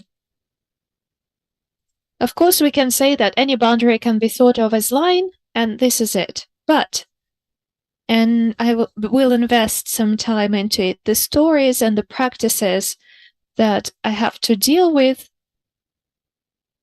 are non-linear. And that means that they require different ways of describing them, of talking about them. Here is the first story. Sorry, Galina, your slides are not full screen. Yeah, thank you. Got it. So here is the first story.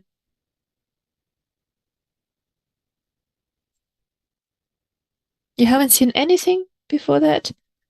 We saw it, but it was just on a smaller screen. Okay, got it. So the first story. In his biography of Korolov, Yaroslav Golovanov mentions a very important story. I won't read it out, I will just comment on it.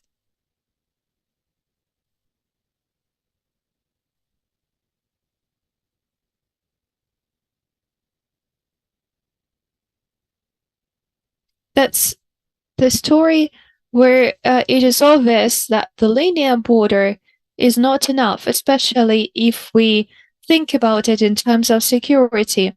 There are a lot of anecdotes about how state secrets leaked,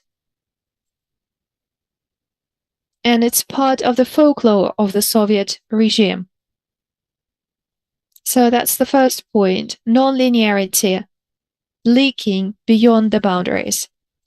Here is a second case I want to quote today. Here we see that, again, linear resources of shaping narratives are not enough. It is about nuclear testing. And in general, how we treat nuclear elements. Anais Sintel and Kevin Wolby, in their 2016 article, they turn to agent realism and rethink the situation that emerged in the United States of America in the 40s and 50s. The secret, in paper, secret nuclear tests were directly actually reflected in the bodies of the local audiences who were literally audiences observing it. And this forces us to rethink again what secrecy is, what state secrets are. John Lebedev, a great radiochemist, also quotes anecdotes that concerns what happened in Obninsk, another place where nuclear research takes place. He quotes that the first nuclear plant was launched in 1954, and it gave rise to the phenomenon of nuclear tourists. Foreign tourists came to visit almost immediately. There were anecdotes that any films that they had on them, photo films, were radioactively treated to avoid any images being leaked. Another story I want to raise here, another anecdote, is about selective work, how Jawaharlal Nehru and Indira Gandhi came to the same power plant around that area, and the then director of the laboratory and the institute, Dmitry Blahintsev, remembers it. And Vera Usachova, who was then working there, also remembers about that. She really wanted to see Indira Gandhi, but they did not let her see Indira Gandhi because she knew some state secrets which were not to be leaked. Again, it's about the possibility and the impossibility of foreigners getting into completely secret objects with the Gulag barracks surrounding it.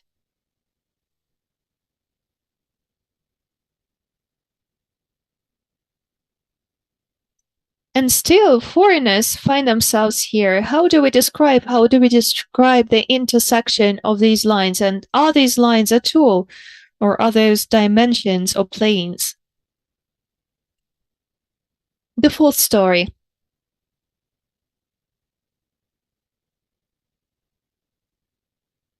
Again about Obninsk.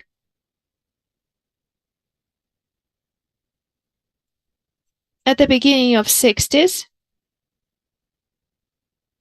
here we see that one of the families of a physicist, local physicist, is visited by a guest of Los Alames. That means that a US citizen, a colleague with his wife, has a direct access to what is happening in Obninsk, to the research that takes place there.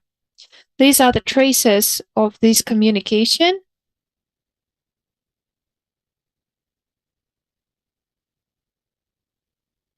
How do such interactions take place? How are they enabled?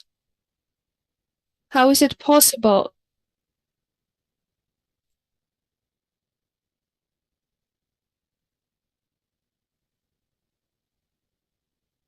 And how does the Soviet side of this interaction make it possible?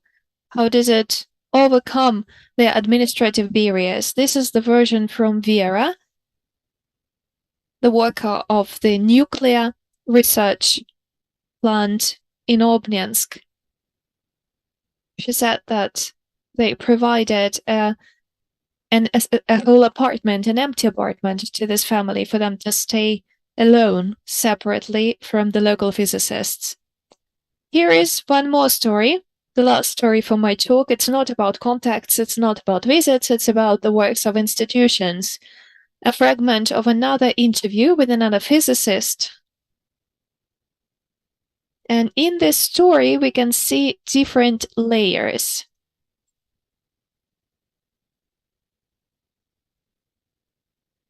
This is the Ordinka Street. Today, these are the headquarters of Rosatom.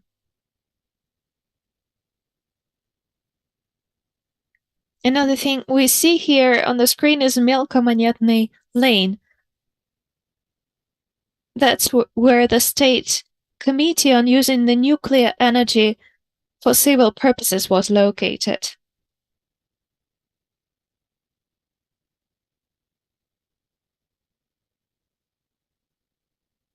This committee used to be secret at some point. Sometimes it was separated from the security services. And the status of the head of this institution also changed. However, externally it was seen as autonomous, and this enabled a lot of communications with the outside.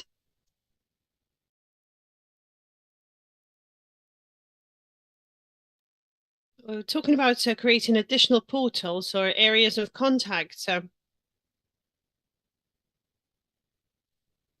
At the beginning of the 60s, within this secret nuclear Kurchatov Institute, the heart of the Ministry of Medium-Level Machine Building, a division of radiobiologists was introduced. A special building was built for them. And this way they were saved from this hunt for genetic scientists. And this environment created something within the Institute that was impossible beyond it by rebuilding this institutional construct. How do we describe these different, sometimes strategically similar forms of non-linear, not two-dimensional, not one layer, not a very even existence within the technological, political, communicative surfaces that are created within the space of the Cold War and high modernity in response to these challenges? Obviously, the apparatus that we have is not enough. All of these apparatuses or transfers or even international scientific communities that John Kligge works with, they don't work and don't help us to describe all of these challenges and complications. In the same way, the models and concepts that grew and developed in the places where reflections on the Cold War met reflections on the technological expansions that the Cold War came to bring into existence don't fully work either.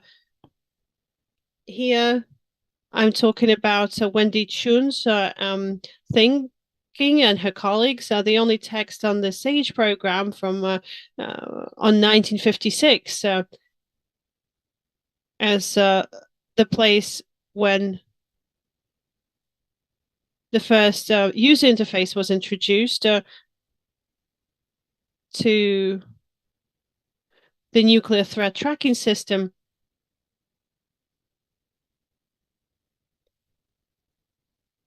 And there were various screens that were described when this challenge of exiting this bipolar world was addressed by artists and teachers and media theorists.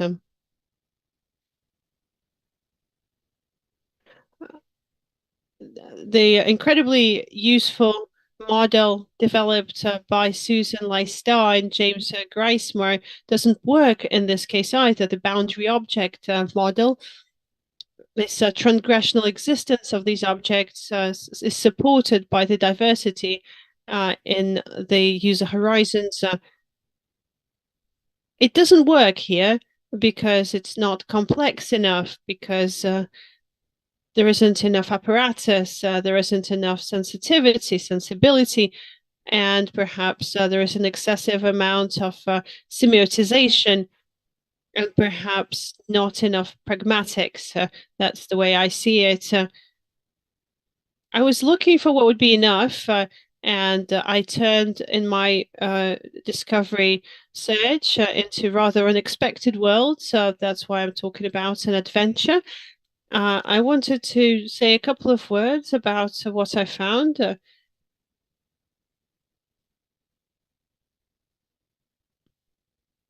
What I think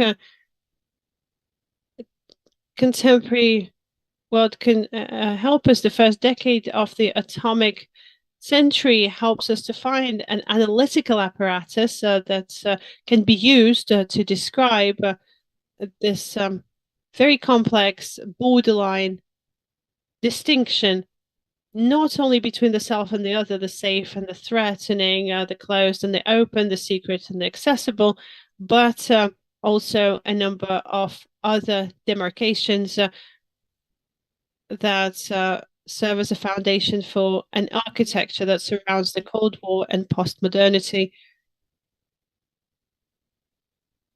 And I actually wanted to show that it's not a line, but a membrane that can be a good answer to this question. During this period, the mid of the 20th century, there are very different membranes that come into being. The most complex apparatus that I think works best with what I'm interested in comes from biochemists and biophysicists and cytologists at a discussion around how biological membranes work that separate the cell. This is a period of the 50s. They talk about this as a time of the blossoming of interest to membranes, membrane technologies, and interdisciplinary transitions in the field. A lot works with electronic microscopic research, because prior to that, membranes were thought as a barrier, and then suddenly it turns out to be a much more complex structure. That's exactly what I was missing when I was discussing the curtains of various kinds.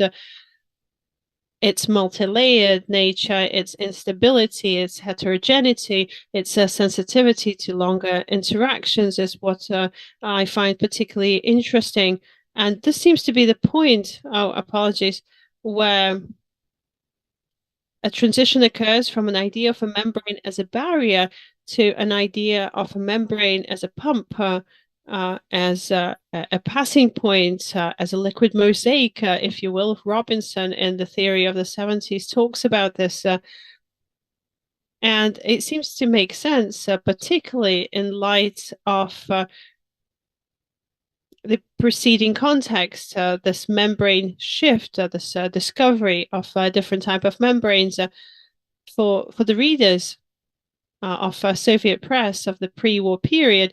And then in the 50s and the 60s that followed, Investia, Pravda, Nedelya, all of these newspaper readers read a lot about cells and membranes. A lot would be talked about how life works, this complex construct such as the membrane. Prior to that, membranes were talked about as a sensitive subject, but they were considered to be purely pneumatic, mechanical, electrical in nature. It just existed in patiphones or in telephones. It's very expulsive. It can squeak. It can make noise. And those membranes will remain a resource for metaphors for all of the subsequent decades. But this is what it all started with. And in that case, it doesn't matter whether we're talking about the history of the flying man that Konstantin Platonov talks about when he describes devices that are used to control the content of oxygen, for instance, or it could be a very exotic but very popular work by Leonid Vasilyev, how to convince people remotely, how to use a special pump to measure this presence of a hypnotized object, trying to contact it, or a very poetic, slightly more complex process of using various glass membranes for chemical lab experiments. This is a story that includes various distortions of the membranes and Soviet aim for superiority. Semyonov gets the Nobel Award, and he uses this sort of equipment. In all of these instances, we're dealing with mechanical membranes, power membranes, where non-permeable distribution of environments via a membrane. One environment is putting pressure on another environment, pushing it to some kind of action. With time, when polymers come about, these membranes become more and more elastic. That's all that happens. For instance, leather would be replaced by polymer materials of all kinds. In the mid-1950s, the situation changes around as the big chemical era comes closer. We're now dealing with ionic membranes, mimetic membranes that are replicating biological membranes. They are semi-permeable. The basis here is ionites or resins that are spread very thin, and the membrane here is something that's selectively divides two environments. In this case, the membrane turns into an attribute of a chemical lab including in various parody magazines. It's a part of the discursive bigger chemistry landscape since the end of the 1950s, the beginning of the 1960s. No, this is the wrong quote. Apologies. I was going to show you something else. These membranes are used to help make artificial kidneys, to desalinate water, and many other great discoveries that serve for the benefit of the mankind. And this nuclear desalination machine that was constructed back in the 1960s, working with the higher speed neuron accelerators. It's a great example. But of course, the key here, and it's not just a center focus of my interest, but it also attracts a lot of interest from the wider audience, if I can put it that way, all of the biological cellular membranes. Ever since the discovery of the fact that they are very complex in nature, that they are made up of proteins and fats, lipids, that they're not a barrier, but they're a highly complex pump, a permeable substance. This is a space where life is localized and it's very actively written about. So we can just trace the amount of PhDs that came out, and it peaks geometrically in a geometrical progression. Back in the 1950s, there would be 300 PhDs. In the 60s, there's thousands. And by the 90s, we're talking about approximately 10,000 about all of these cellular membranes. And they're there to conquer cancer, to help with infertility issues. There's a lot here that depends on atomic research and the use of atomic technologies to work with the invisible, be able to trace the movement of various atoms.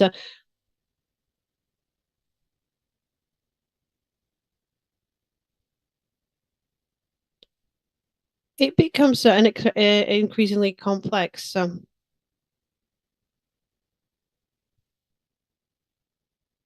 Membranes are unstable.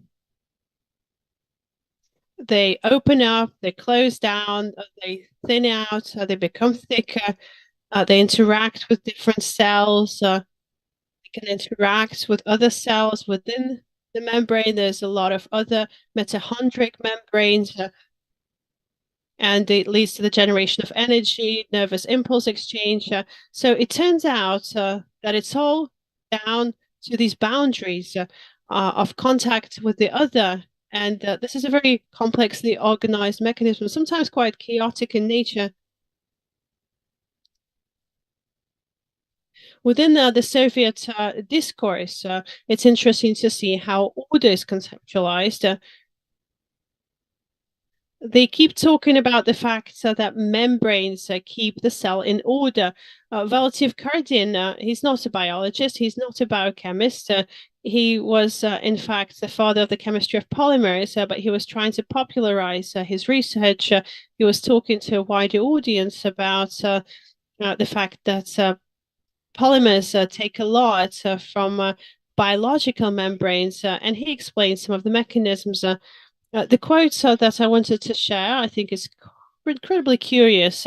This is a starting point from this command administrative language, organized language. Those that are interpreting this concept are forced to move to a different dimension, and they have to admit that the membrane, the cell, is not separated by a barrier, but by an instance environment that continues to contact with the outer world. And it's not a barrier. You can call it a barrier, you can call it a splitting point, but it's not. It's not a bar separating the cell from the outer world. It's something different. I'm coming to the end of my presentation.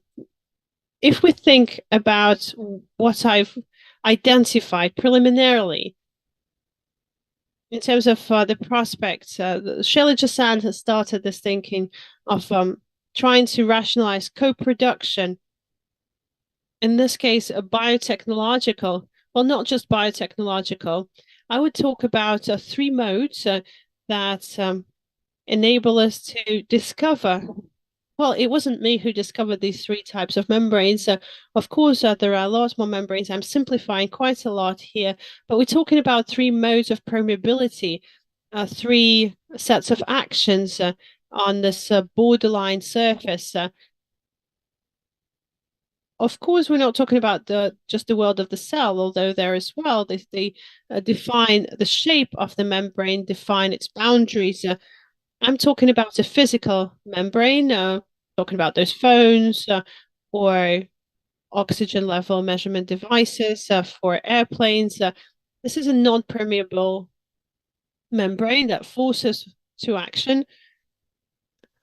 And the iron curtain, in a sense, or any sort of curtain, is very close in the way that they're constructed and the rhetoric and the way they work. They're very close to this physical membrane. The chemical membrane that ensures a semi-permeable mode. It's based on the idea of semi-permeability, and very often, not always, but very often, it's targeting the aim of filtering and protection. And then the biological membrane, thirdly, with its complexity, it adds these non-linear, unstable modes of joint coexistence for cells, bodies, organisms, etc. And in this sense, what I wanted to say is the interactions that happen in these complex, divided environments can be described not just in the category of membranes, but depending on the mode that we're selecting, we can judge on the political climate on the planet, if you will, or at least in a separate part of the planet. Tatiana, I guess you put your webcam on and I'm out of time. That's what it means. Then I'm not going to give this example that I wanted to give, but I'll finish with an anecdote, a little story. It's a story that I'm not sure actually is based on real life events, but it can be geographically localized. My friend from Kamchatka, who spent her childhood in Churchik, before I started studying any sort of nuclear environments, she shared the story with me. It's a very short one. In Churchik, they have electromechanical plants. Prior to the war, it was electromechanical. After the war, they were working on isotopic research and other matters that the nuclear industry focuses on. And at some point, they decided to introduce platinum grids for isotopic research, etc. These platinum grids don't look very pretty in real life. They look pretty bleak. And they have these small scales that should let small particles through, and they were stacked outside without any respect or protection, and then they disappeared. They went missing. The entire social camp was building the plant. They were trying to keep it quiet, but talking about additional filters. They closed off all of the roads, all of the airports. It wasn't working until they found them across the road from the plant, where an owner of a hen farm got all of these for a bottle of wine. He built a railing, a fence for his hens. He made holes in these grids, and this caused a damage of approximately several thousand rubles. The moral conclusion from the story is to work with complex environments, we need complex forms of membrane description, not to build fences for hens. Thank you. That's all I had.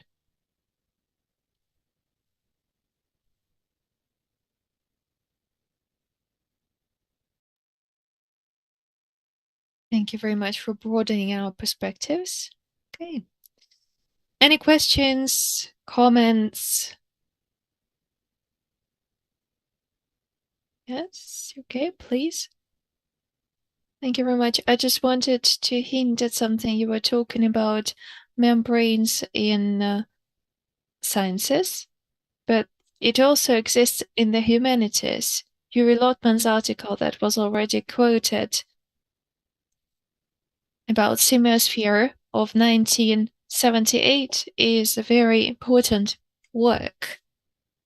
And I don't think there is any other text by Lotman that was so prominent and so famous internationally. He uses the term membrane too. He begins with the ideas, Vernadsky's ideas about the biosphere. And then he turns to the cell membrane and he writes about the function of any film that covers the planet, that covers the cell. And its function is to serve as a filter between the outer and the inner. The membrane also means the demarcation line because the inner and the outer, turning the outer information into a semiotic message. So membrane changes the nature of what goes through it, and any physical impact turns into meaningful information. Thank you ever so much. Thank you very much. Indeed, it enriches and strengthens the construction that I'm trying to build, like I'm reinventing the wheel. Thank you. Okay. Kevin?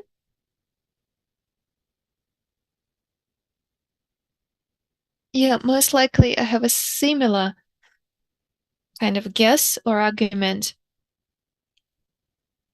Just a suggestion for a beautiful project, Galina. Just to draw your attention that in many texts of the thought in late 20th century, there were similar attempts at rethinking the boundary as a membrane. And the system theory is another very important area. Here I mean Luhmann, first of all, but it has these ideas have also been adapted to sciences. In biology, for example, Luhmann also studied the language and the society. The systems theory is another thing that I think could be relevant. It is also another take on rethinking the idea of boundary.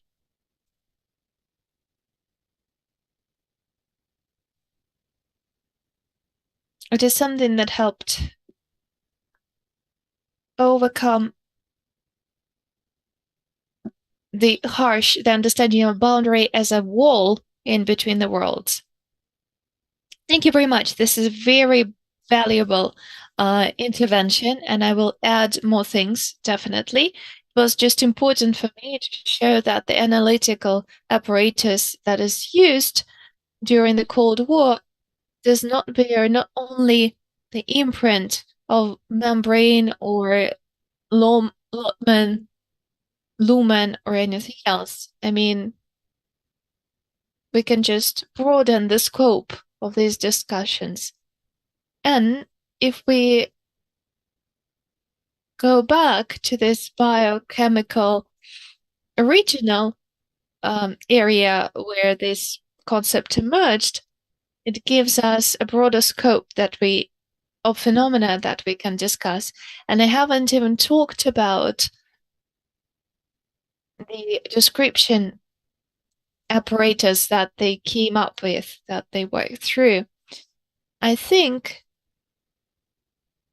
it is useful for any discourses. It can help us avoid reduction, which can be dangerous. And here it becomes semiotic in the worst sense of the term. On the other hand, I have been reading Discursive Analytics as a course, and I keep thinking about the 1968 influence and the abundance of the political, where the order is defined by exclusion and not by inclusion. I mean, the order of the discourse is predefined through exclusions, and Membrane is about inclusion, the significant inclusion. And I'm looking for languages that can describe the more complex and the less reduced modes of existence. But thank you very much for your intervention, for your comments.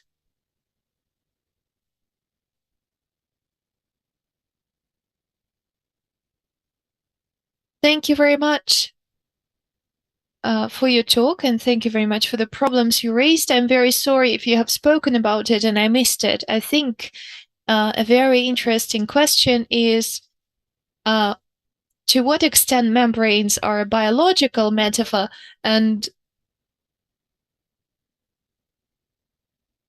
how valuable is this biological component of the metaphor?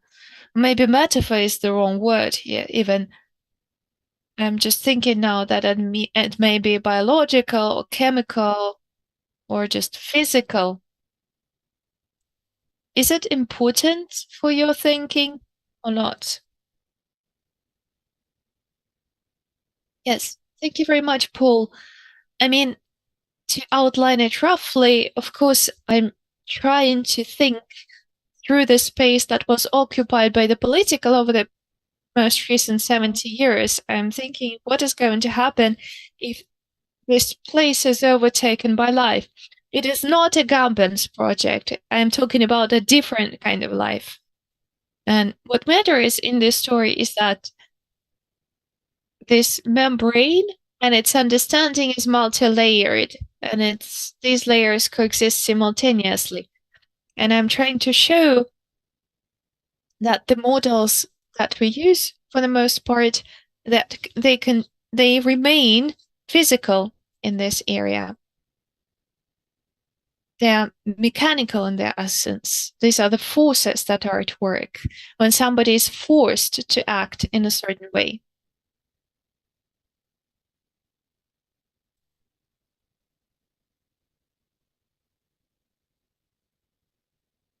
I think we have to be more delicate about it. We have to go into more depth here.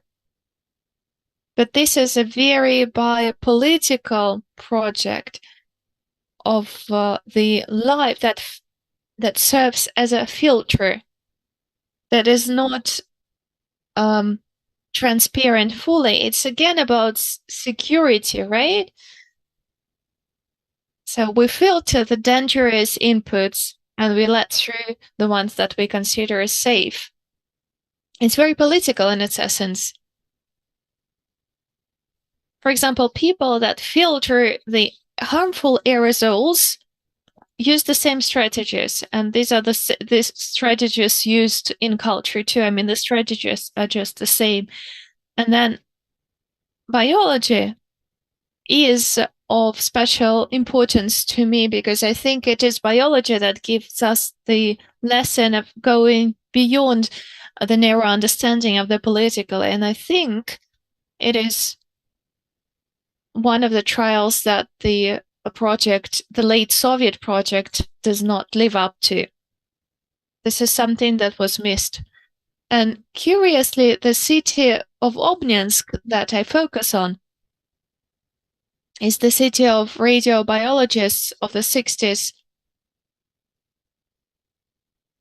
At the end of the 70s, this nuclear town was extremely secluded. The Molecular Biology Institute had to be introduced to that town in the 70s, but the project was cancelled. And there are different hypotheses to explaining it. And nuclear radiochemists that I've talked to explain it in different ways. Some say that they were afraid of the biological weapons. Some were afraid of the others, of the aliens. But what matters here is that they are very homogeneous still. I mean, new forms of lives were not accepted. And I think it's also symptomatic.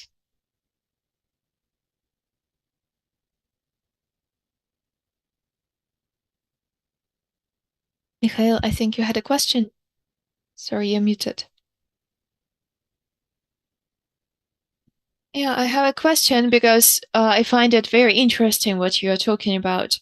When we use such terms, of course, we go on to a kind of a metaphorical level of thinking because we take an element of a living organism and we transplant it onto institutions or social life.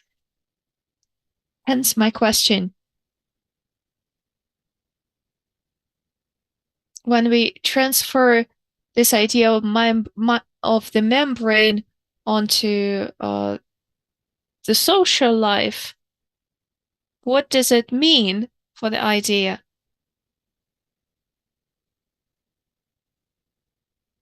Maybe the society is not homogeneous. It's a number of assemblages. I'm not sure. These are just the questions that I'm wondering about. Yeah, thank you very much for giving me this opportunity to clarify my ideas. I would really love to avoid the metaphorical transference, pure metaphorical transference. And I mentioned agent realism. This is something that I love, especially what Karen Barat does when he describes the biases that are emerge around different objects. This is basically what you called assemblages.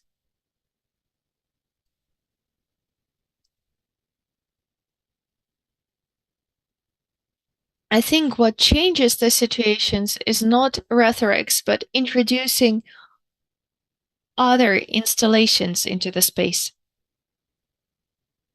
And I partially mentioned it when I responded to Paul's question. And I will repeat it again now.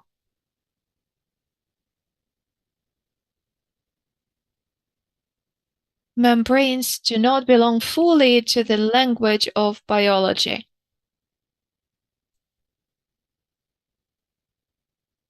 On the outset, we are talking about the electrical, the pneumatic membranes. It is the language of biology that pushes this chemistry of polymers, and it creates other opportunities, and it forces us to find other ways to think about this penetrability. Here, I would like to refer us back to the idea of a control point. This is not that.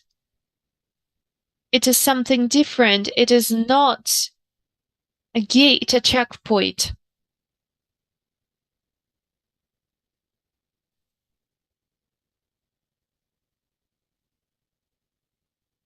I'm not sure, for example, when DuPont's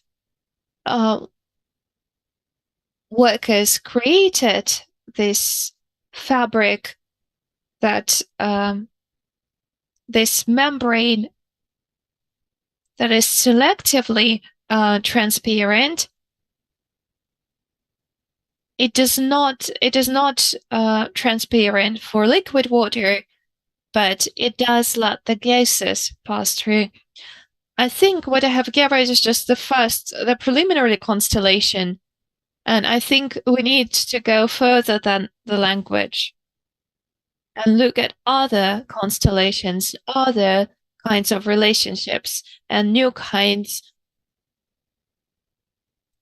even of coercion. Thank you very much for the question. Okay, maybe one final intervention from Kevin, and we will have to move on.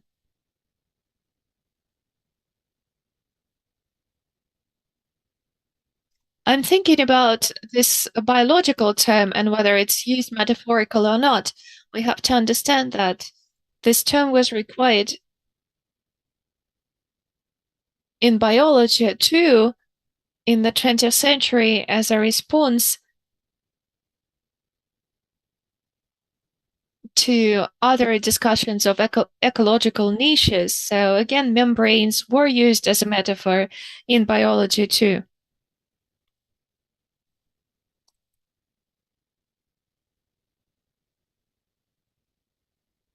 So I mean, the metaphorical usage was used it appears in biology already. And it means a completely different biologization of humanities. I think if we look at the intellectual history on the higher level, we will see that membranes are a new mechanism for understanding all of these areas of knowledge. Yeah, agreed. And I think it is also very visible in radiobiology. They're all about co-presence. They're all very topological.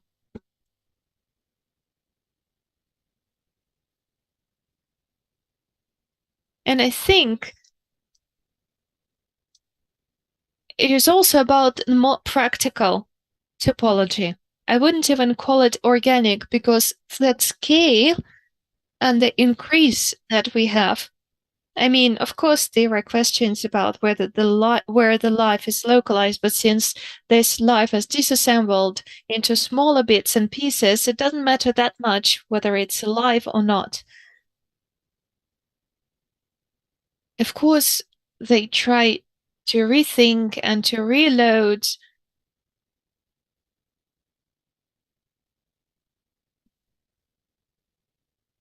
and they quote these ideas of the state of the cells. I think it is an alternative to Leviathan.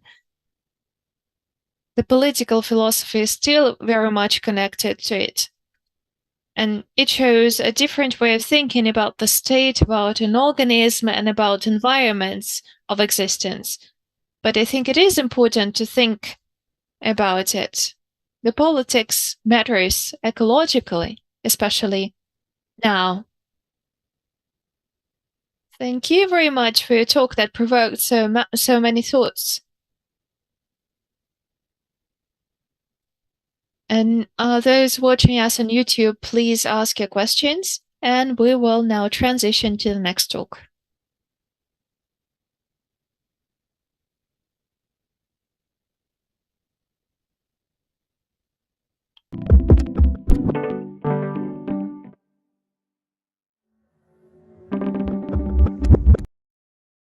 Closed as open. Please welcome 20 minutes for the talk and 20 minutes for the discussion. Please unmute yourself. Please don't forget to unmute yourself. This talk is also a gesture to commemorate Lev Rubinstein, which many of the present knew and which many of us are missing. Boundaries are an integral part of our existence. Georg Simmel considered the marking of boundaries to be a practice inherent in life itself. Boundaries help to separate areas to establish differences. They trigger the mechanism of comparison, of relating, without which thinking is impossible. In the political and territorial sense, they establish the boundaries of communities, separate what is theirs from what belongs to others, and last but not least, create important security zones for human beings. State borders are also important because since about the 18th century, they become the boundaries of nations. That is, they are large cultural, political, and linguistic entities claiming some homogeneity. The political and even geopolitical was superimposed on the cultural and the linguistic. In countries where the political sphere was underdeveloped, such as Germany, and other means of unifying the population as a nation, culture came to the fore. As Fritz Stern put it, the Germans used their greatest achievement, their culture, to reinforce and justify their greatest failure, politics. It was truly a state project that replaced politics with culture. This project was partially realized in Russia too, a country that close to Germany in many senses.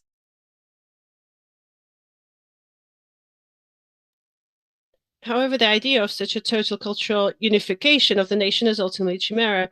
Every culture is hybrid and consists of many layers. William Fusler, for example, distinguished three subcultures in Western culture before the mass communication revolution: popular, national, universal.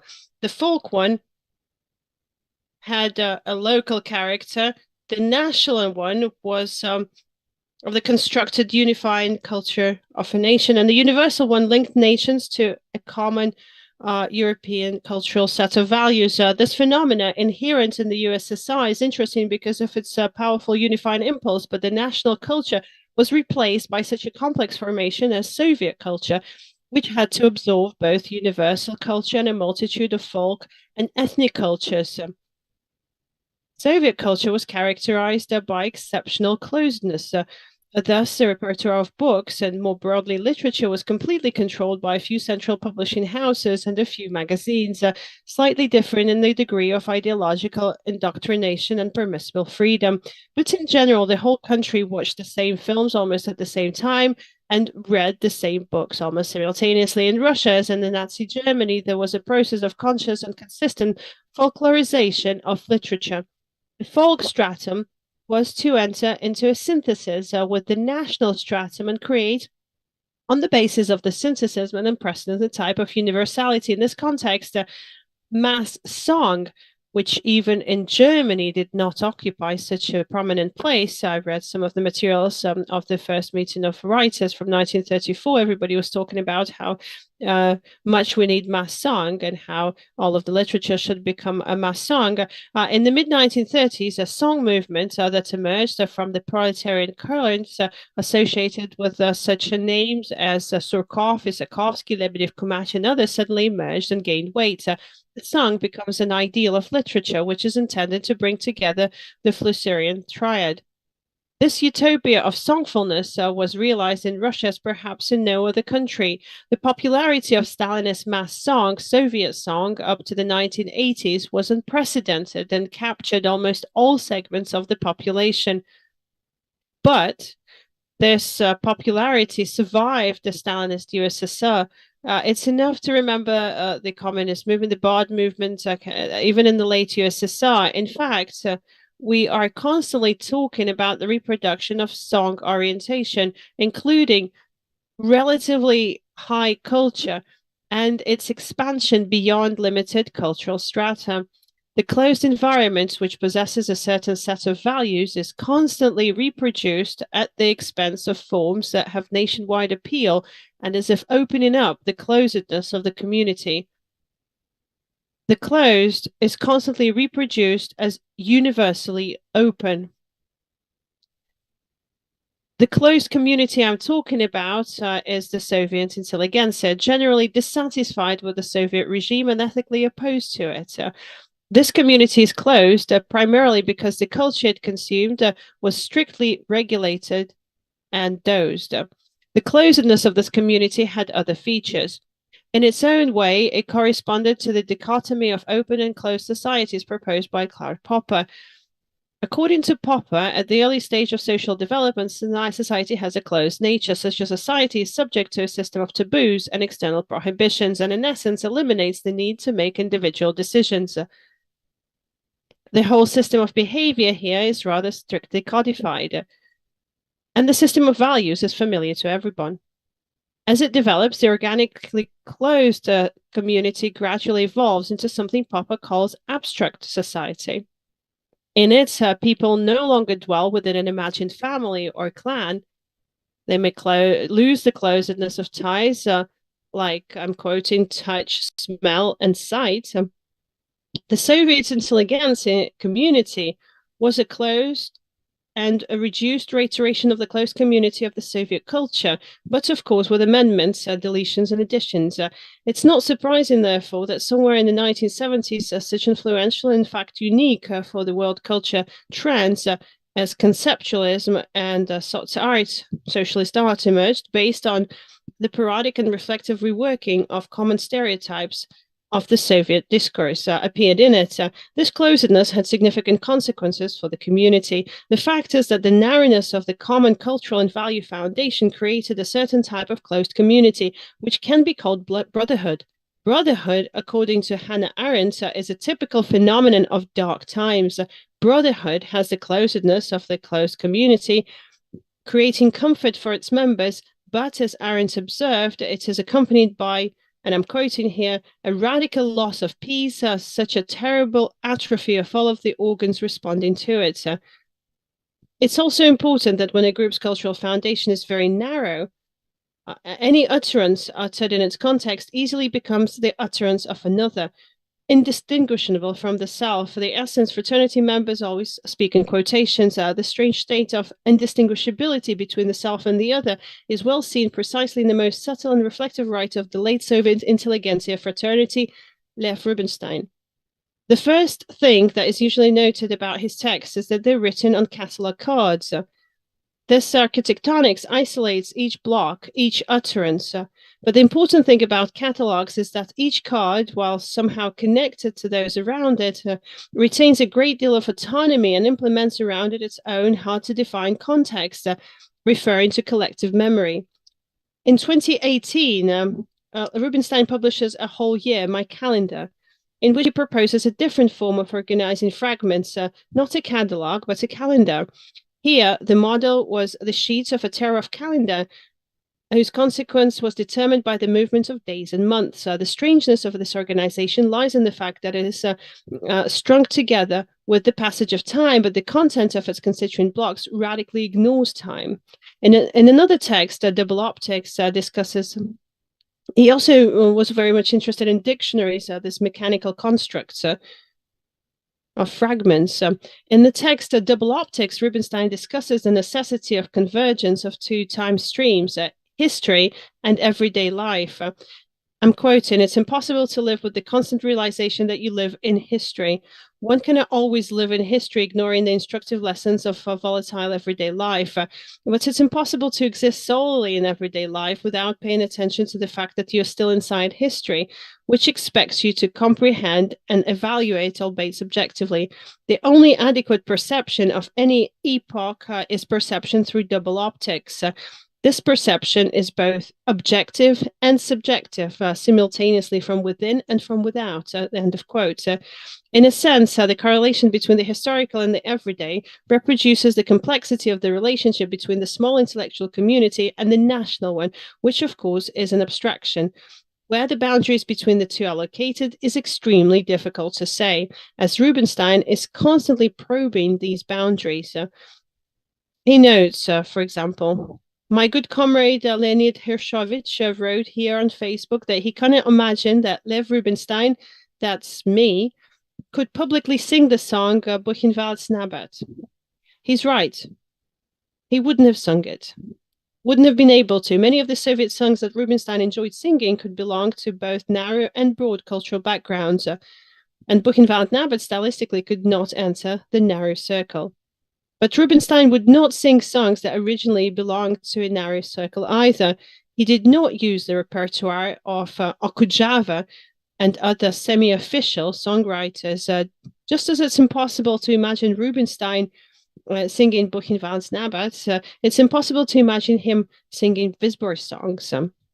He's almost exclusively interested in the border zone or the area of transition of the old Soviets into the culture of brotherhood, transition and difference.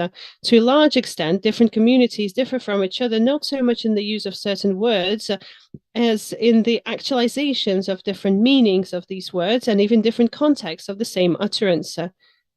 Dictionary, like the catalog and the calendar, is Rubinstein's favorite linguistic totality.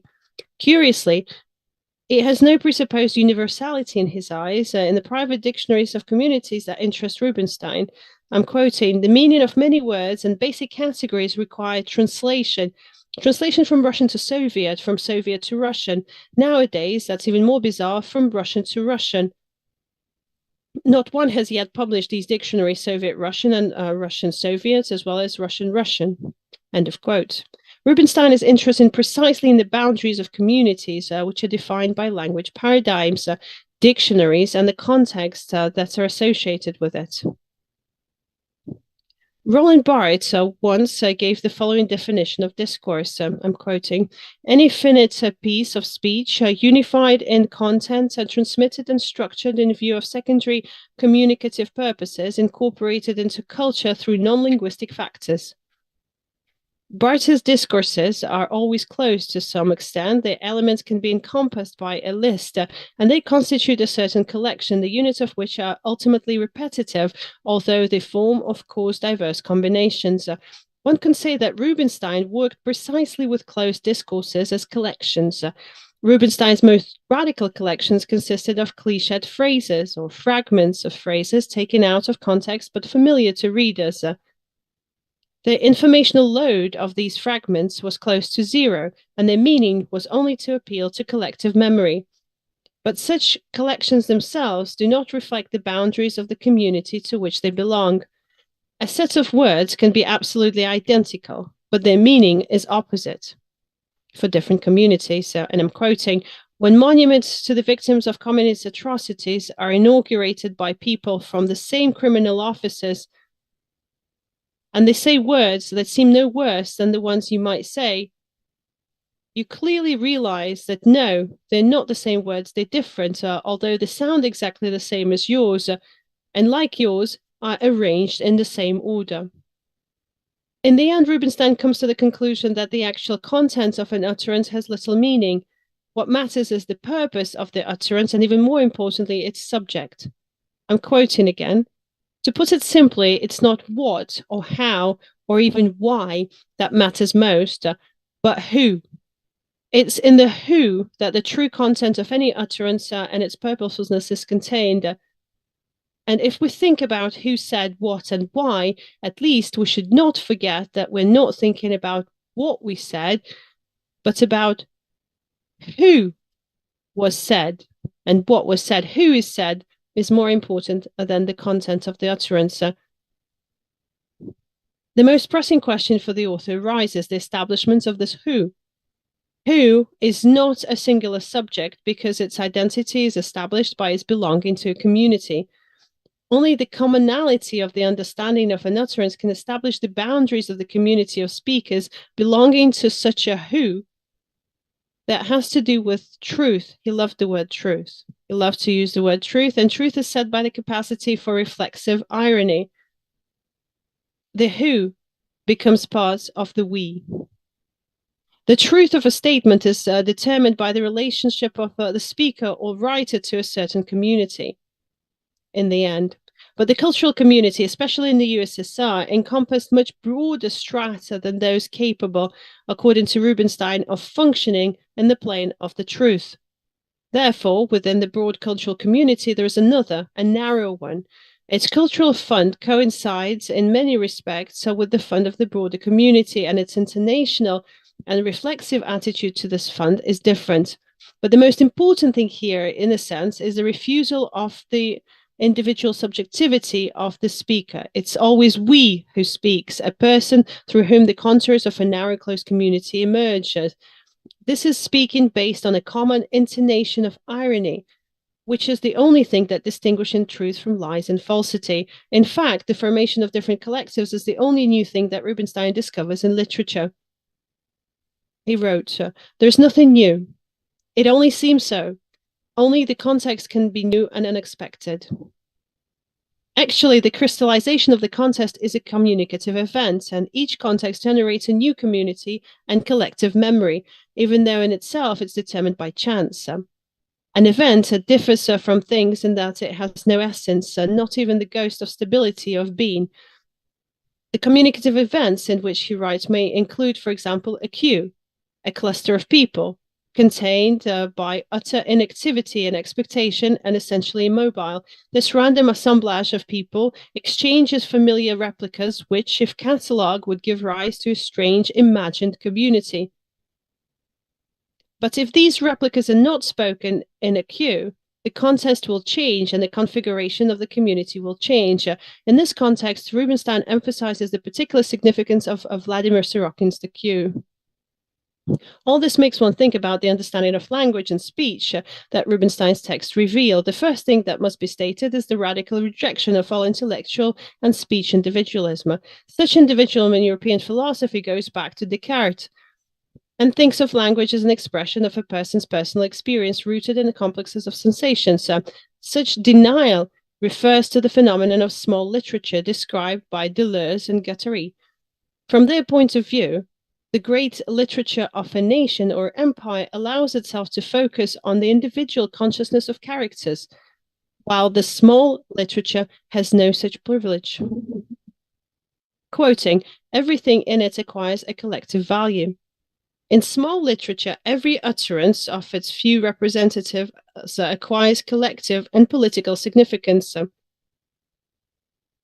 And I'm quoting, and if the writer is on the edge or apart from his fragile community, this position allows him to express another potential community to an even greater extent, to forge the means for some other consciousness and some other sensibility. End of quote. Rubinstein certainly fits this description. He's not just looking for the we, he is its unwitting creator, which is why there's such an universal grief after his death. What is interesting here is the transformation of any ironic skepticism into a kind of politics, although it is a politics of a special kind, I would say cultural and linguistic. But there is another point in Rubinstein's work that directly refers to the analysis of Deleuze and Guattari. We're talking about the intensive use of text. Intensive use occurs when a word becomes a thing, loses its meaning, and is brought into relation with other similar word things as an element of a common assemblage. Leo worked with his fragments as things. That's why they're all written on cards. It's turning words into things, quite literally. Rubinstein's cards turn out to be the element of such an intensive assemblage. These intensities Rubinstein will describe as intonation. And he will detect the very presence of intonation exclusively in the small literature of the closed community. The state language community radically excluded any kind of individuality, intonation, intensity, and consequently cultivated only primitive representation. And this exclusion of the individual for Rubinstein was linked to the suppression of memory. Rubinstein even characterizes the state of totalitarian society as memorylessness. Lack of memory. Almost all of Rubinstein catalogs consist of stable verbal combinations, formulas, things, but these formulas are individualized by intonation and context. The individuality of the community member of the Rubinstein's we is always realized through the individual appropriation of the typical. In this sense, the poet's predilection for the performance of old Soviet songs, the very songs in which the writers of the 30s saw the ideal of nationhood and universality, is very telling. Rubinstein performs these unbearably cliched lyrics, individualizing them to the maximum extent possible. Memory is essential because it enshrines the history of the usus on which the community is based, but it also gives words some resemblance of meaning. Where memory is repressed, there can be no meaning because words can be used in any meaning and in a different way every time. Where words lose their meaning, reality dissolves into undistinguishability. I'm quoting, we're simply outside all reality. And where is reality? Real reality exists in well-oiled, well-regulated, well-tempered communities where the signifier and the signified coexist, if not in full mutual agreement with each other, then at least in the awareness of the necessity of such agreement. Our country, our society is not a space of reality. But where there's no reality, there's no stable meaning of words. There is no community. It turns out to be an absolute fiction of power. Reality is thus established not through the representational manifestations of language, but through other linguistic conventions that are acceptable to some and not others. Rubinstein's we is defined precisely through verbal reflection. This we is included in the vast we of the country and the totalitarian community.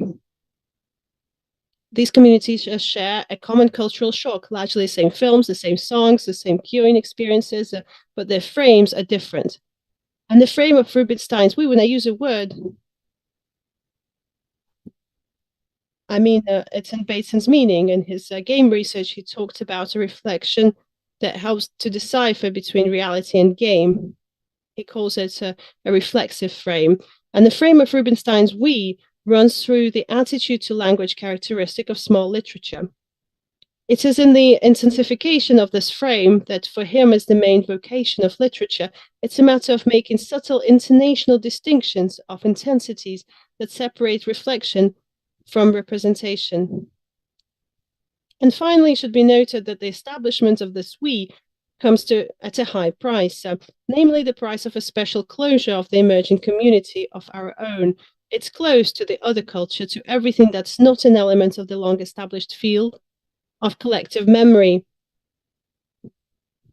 Hence, the unchanging repertoire of songs performed by Rubinstein and his reluctance to expand this repertoire. Arendt, of course, was right when she wrote about the humorousness of fraternity. The need to speak in front and for strangers is also the need for public space, for the opening of the political horizon, the presence or absence of which is inextricably linked to the fate of society and culture. That's all from me. Thank you. Thank you very much, Mikhail. And I think that Claudia, you must have something to add because your talks overlap. Please, Galina. Thank you ever so much.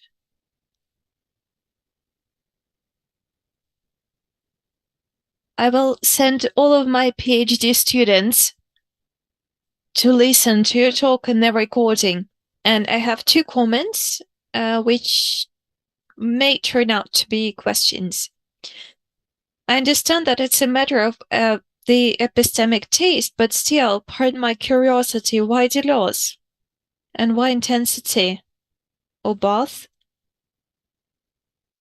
And why not archive and Foucault? Everything that you mentioned, I mean, if we read the archaeology without any biases, if we don't think about the structuralism, I might think that you are holistically put forward an archival program.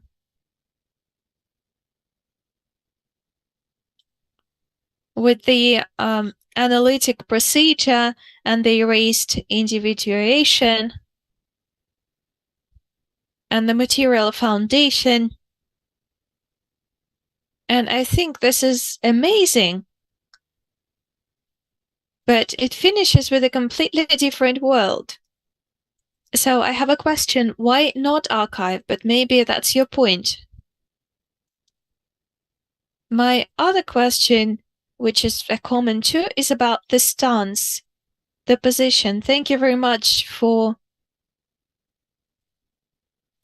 describing this position in relationship to this discourse and to this process.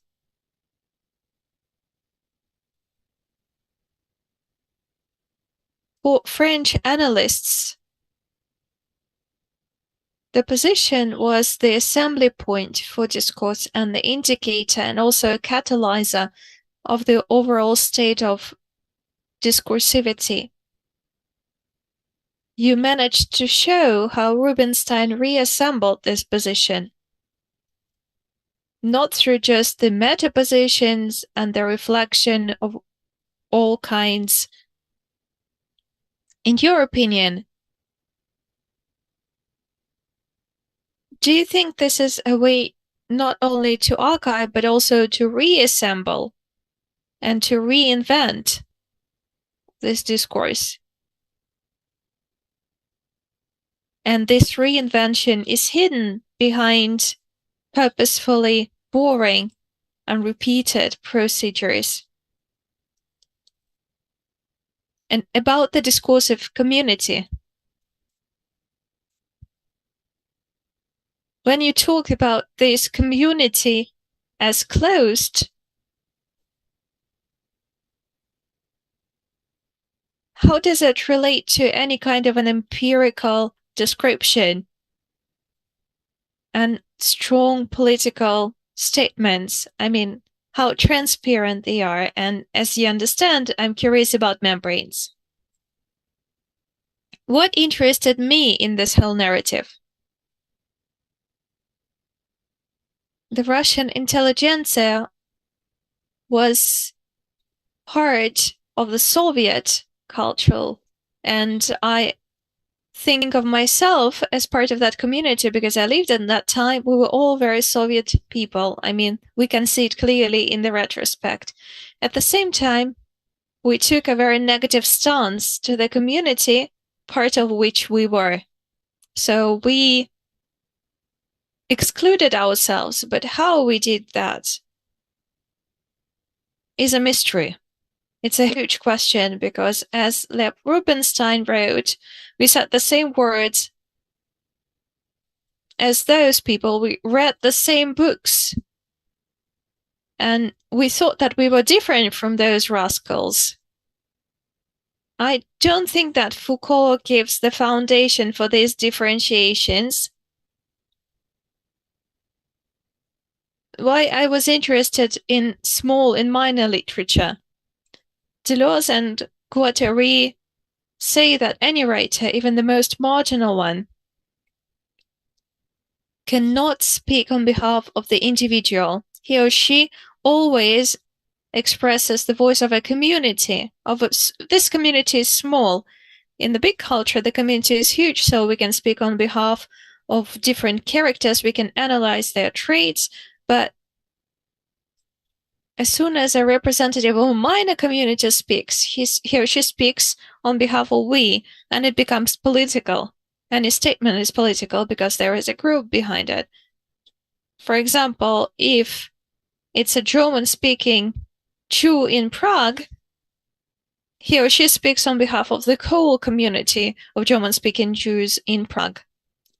So this is why such an important factor is intensity, because intensity is something which is beyond the categories of the discursive analysis by Foucault. It is something that is beyond, that is completely beyond these discursive collections by Barthes. And this is something that Lev feels. The only thing that we are differentiated by is intonation. The rest is just the same. And then we begin looking for these intensities.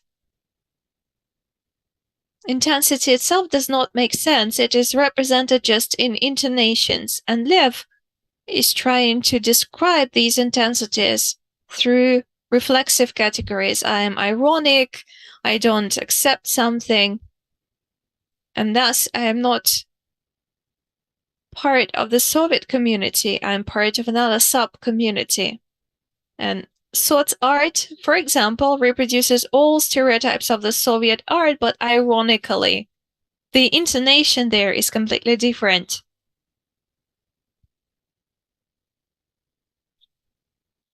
As for your approach to membranes, what was curious to me, what was interesting to me as I was thinking about it, is that it's really difficult to establish these membrane relationships here.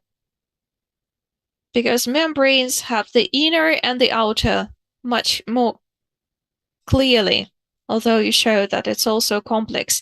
Here, it's completely obscure. I'm trying to distinguish myself from something that I belong to within the practices of intonations within these frames. When you talked at the beginning of your speech that these boundaries do not work, that this is much more complex, I completely agree with you. But I think that when we talk about the Soviet cultural communities, we find ourselves in this impasse where these boundaries are always present, but they are really hard to pinpoint. So the reflexive hero, in this case Lev, is looking for these reflexive intonations.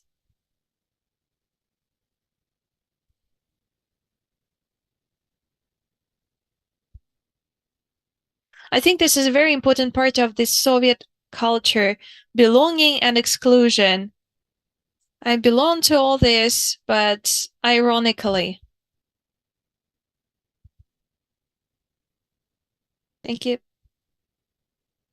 Thank you very much, Mikhail. Thank you very much, Galina.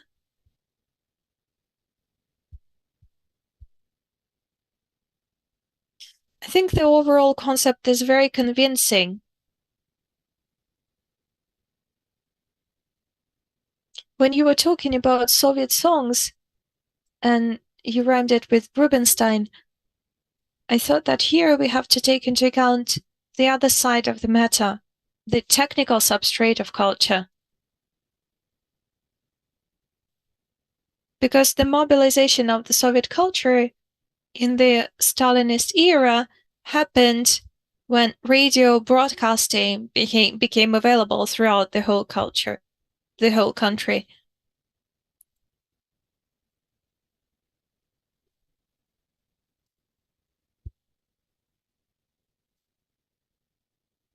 I don't even think that was something specific for the Soviet Union. We can compare it with other countries too.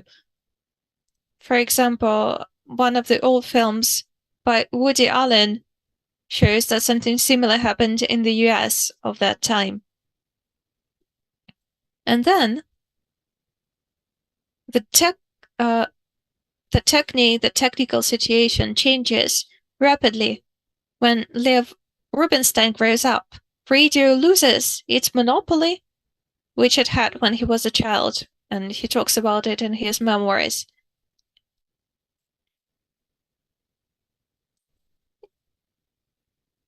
What emerges are the official discourse of the TV, of the television, and the unofficial, the underground discourse of tape recorders, which became available, with Bulat and Okudjava singing from them.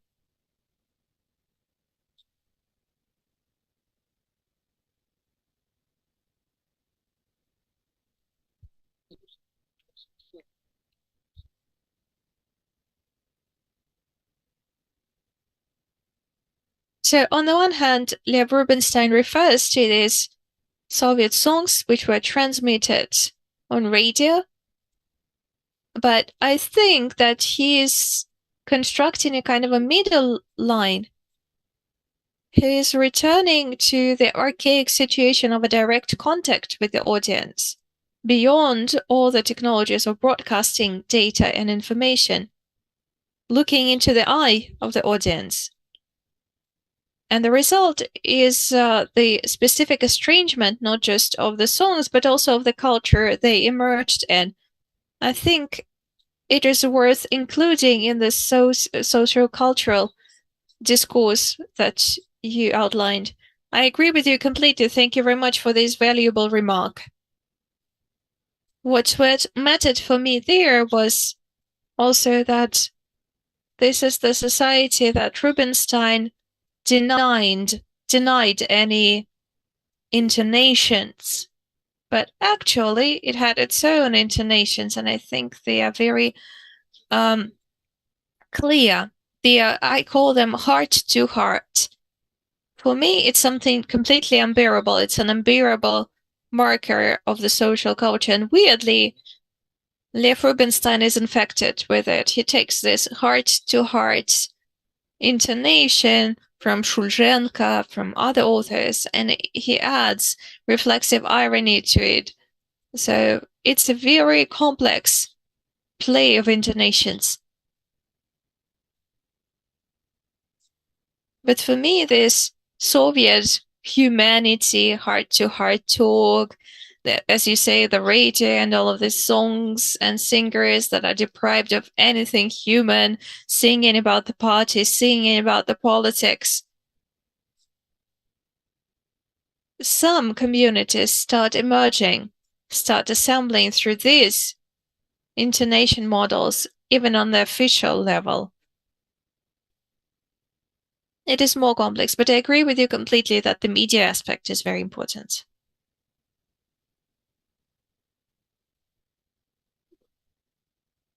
Thank you very much for a brilliant talk.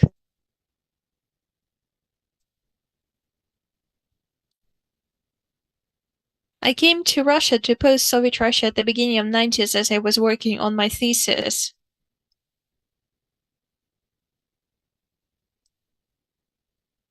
I wrote a lot about Timur Kabirov, and I actually came to the performance of this band, and for me it was like the discovery of a new continent. I wanted to lead you more on the territory of Galina or Claudia.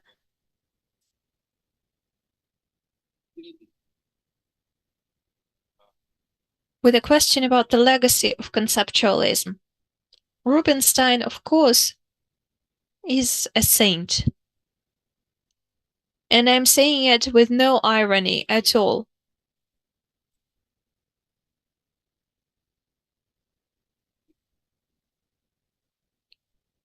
I'm thinking about the qualities of this community and this position of intelligentsia that you describe. How is it reflected in the post-Soviet fates of the culture, of the high culture?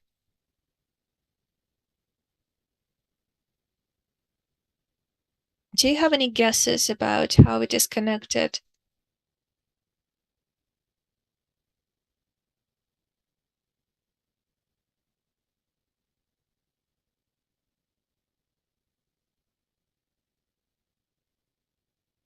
I'm curious about it.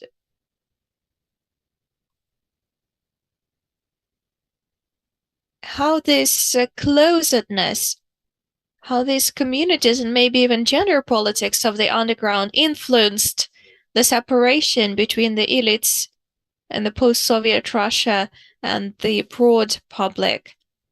Of course, I don't want to push all the guilt for the Russian politics on the conceptualists and on the Soviet intelligentsia, but I'm curious if there is any connection there and how do you see it?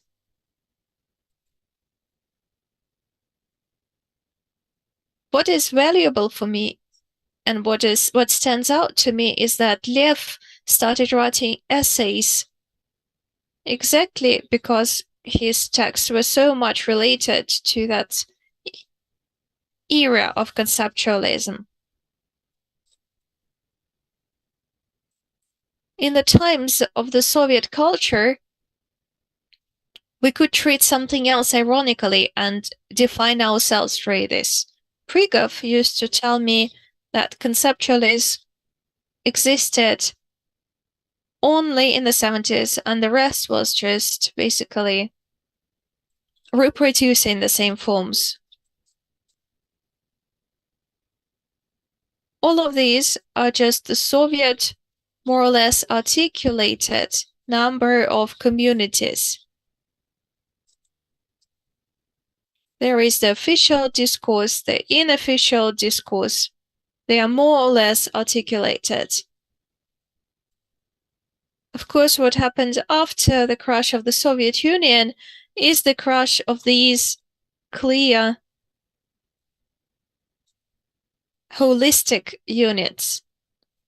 What I have been reading out about Lev is part of my book, which I'm finishing at the moment, and is related to poetry as an attempt to think communities.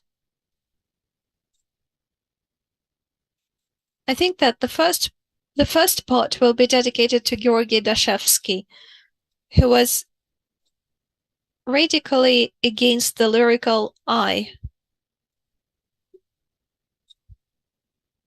He said that the lyrical I was directly connected to the self,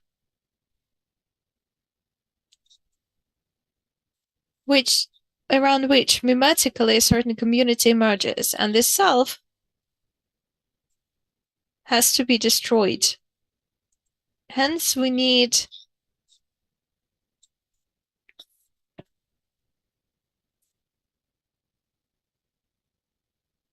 not a new space that will come to replace what existed in the Soviet Union. So we need to learn to speak in the public space and to learn to be alone in it.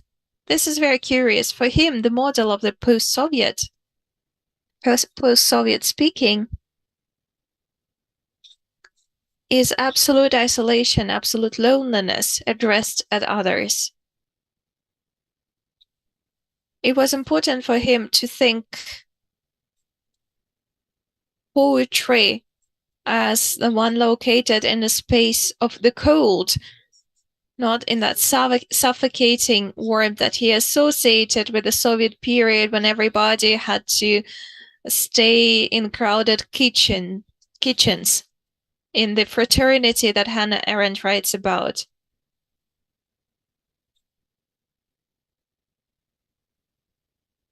I think it can be related to Romanticism that he writes about it.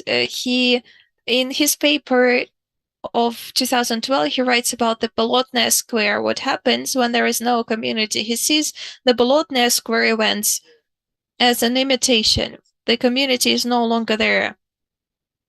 But he welcomes here the emergence of the public. When the public emerges, the Soviet chimera of us disappears. I think it was a kind of a process that he documented for himself, which he saw very precisely. And I saw it too. The community was disappearing.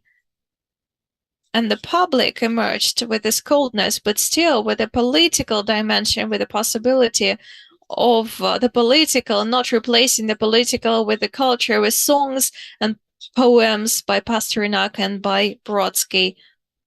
But we know that this process was interrupted.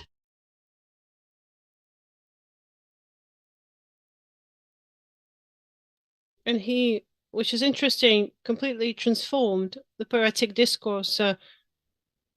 Shesky was heavily impacted by Celan, and Celan has this feeling of complete lonitude, solitude, when he wrote in German but didn't want to live among the Germans. And this feelings of coldness and solitude when he said that poetry is his message in a bottle, whether you don't never know when it's going to reach somebody else, although it's written for somebody else. He borrowed a lot from him. And Celan becomes very relevant suddenly for Russian poetry. Anya Glazova wrote a PhD on him, and there's a lot of translations that started to emerge. These are things that, to me, in a way, reflect this very in-depth cultural shift that was happening. It's all over now. There is no community. There is no political space. And we're seeing the phantasming culture of immigration or some kind of dispersed diaspora. I think that there's no culture of the diaspora. I don't think it's possible. Diasporas are made up of individuals that function in one way or another, or are integrated into another culture or not integrated. But for a culture, a certain level of concentration is required. When it's dispersed, it's not enough. Dispersion destroys any idea of a community as something that's coherent to culture. I think that we're entering a completely new, dramatic dispersion era where it's very hard to talk about any sort of community organization. But these are my thoughts and ideas. Just throwing it out there. That's not scientific. These are just personal perceptions of what's happening. There was a community that fell apart. We started to join the world of publicity and the solitary talking that stopped being talking and speaking within the brotherhood, that then led, unfortunately, to a big drama of today. I'm not sure I'm answering your question, Kevin, or not. Alexander, we'll get to you in just a second. While we're still on this discussion, I'll read out what we saw in the chat. Claudia wrote about the archives. Claudia Smolina, Ilya Kokulin, Counter Archive, Memorial Practices in Soviet Underground, Palgrave Macmillan, London, 2024. It's going to come out this year. Going back to our discussion, Artima wrote, it's all right about a special community for Moscow, but whether it's true for it's true for St. Petersburg, but it's not about all of the Soviet intelligentsia. Artemi is here with us. Perhaps you can add to your statement, and then Alexander.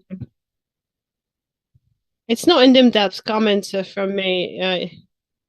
It's right, but it's right about a certain circle. It's right for St. Petersburg, Leningrad, but perhaps not Moscow.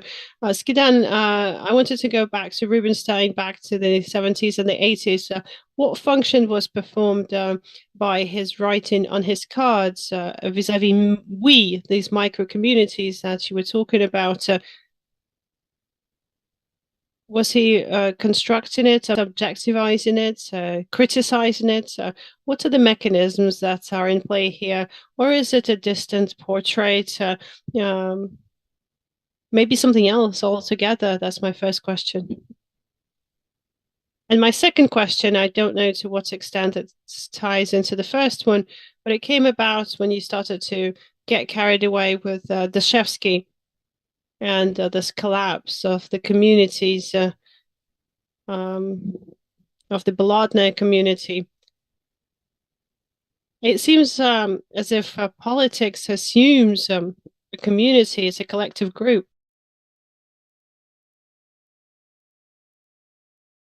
Politics is a struggle, a search for balance.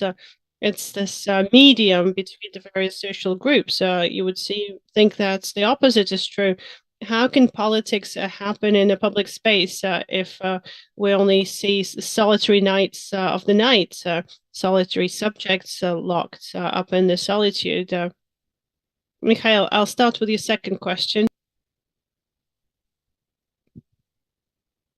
A political community, of course, it's not what we mean when we talk about this brotherhood, when everybody understands each other and everybody's in agreement with each other, and everybody can use the same quotes and references, and this feeling of closeness within this brotherhood that Arden talked about is not characteristic for a political community. And even Hannah Arendt said that the political community differs from a brotherhood in the way that it's built on a discussion and the possibility of a disagreement. In essence, a political community is entirely based on a disagreement, on a discussion, on an attempt to find a compromise and to somehow merge interests, but it's not a community of uniform thinkers and unanimous thinkers that we saw in the Moscow apartments. Artemy is perhaps right. It applies more to the Moscow apartments and flats. I lived myself in Moscow, so that's what I was talking about. I was talking about my own experience. And going back to your other question, your first question, what are these cards about? Well, to me, they are highly significant in the sense that it's one of the first attempts to step away from the ego, from the self, from I. These cards are a way to absolutely exclude a visible presence of the poet as a self. Of course, there is a reference to Dostoevsky, who doesn't want this self, who is trying to push away I. But Leo is constantly trying to think as us. The I is always dissolved in this collective memory, collective community. What are these cards about, in actual fact? These cards are fragments of the speech of the other. But they're also recognizable, so rooted in my memory that they create this strange feeling that this completely alien is mine. So there's a disappearance of the self. Leo wrote those cards. It is perhaps the most radical experience of excluding the self, my own emotion, my own biography, my own ego, my own feelings, these lyrical self.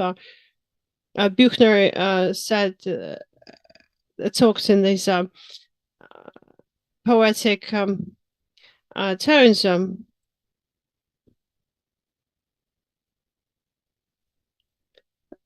These cards are an assemblage. This not the yamic pentameter, and going back to what Guattari said, the intensities have to do with this assemblage. Something is always assembled, but it doesn't always coincide. I'm trying to use width categories, ironic categories. So when there's always the fragments never match up. They never fit into a narrative.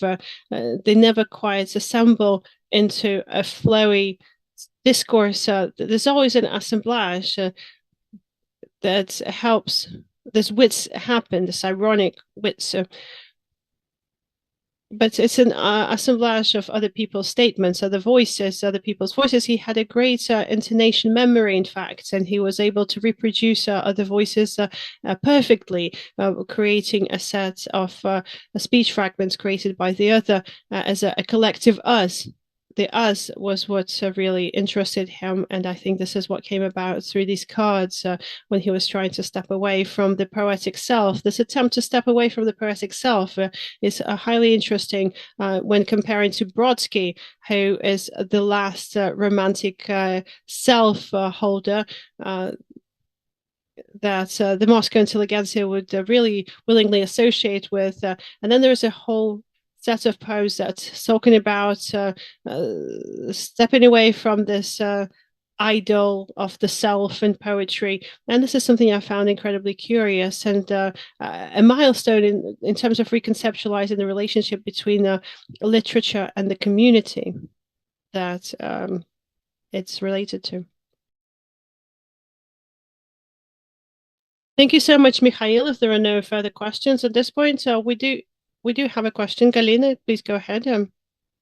A very brief question on the brotherhood and friendship. Now that we've mentioned Arendt and political or Gambin with the concept of friendship against power. In this story, is there any space for friendship or just brotherhood? And if we were to include friendship, this story becomes less hopeless. Mikhail, friendship is better than brotherhood. I prefer it to brotherhood because you can be friends with the other. You can be friends with somebody who's not like you, who's not similar to you. You don't have to totally agree, but you can be old friends. And this is a formula that I find to be the formula of friendship. With brotherhood, we think the same, we walk the same, we like to drink the same kind of tea and to sing the same kind of songs. And this I find a suffocating trait. Of course, when you're surrounded by something hostile, then this closeness of brotherhood is something that gives you comfort. But I think friendship is the format of communication between people that I find the most acceptable and that I seek myself. And it's not a threat to my own freedom or autonomy. And this is an important trait of friendship. Thank you. Colleagues, we have one question from our YouTube chat. Svetlana wrote, well, is it 1 hour per speaker? You shouldn't have interrupted Claudia's presentation. If you will leave in 1 hour, you have time from 3 to 7 indicated in the schedule. Well, we always have 40 minutes per speaker, plus additional discussion if necessary. Plus, we have to answer all of the questions that we receive via the YouTube chat. In the previous years, there was not enough time to answer all of the questions, so we're trying to keep to schedule to indicate a bit more time than we have participants. So now we're moving on to our next presentation, and after that we can make our final remarks, all of the questions that are still unanswered, and perhaps if we have questions via the chat, we'll also address those as well.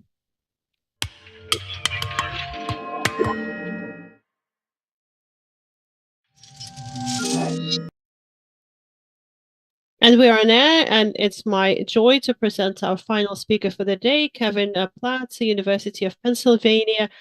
From border zones to borderlines, from border dwellers to border guards, after 2022 at the limits of Europe. Kevin, the floor is yours. Please enable your microphone.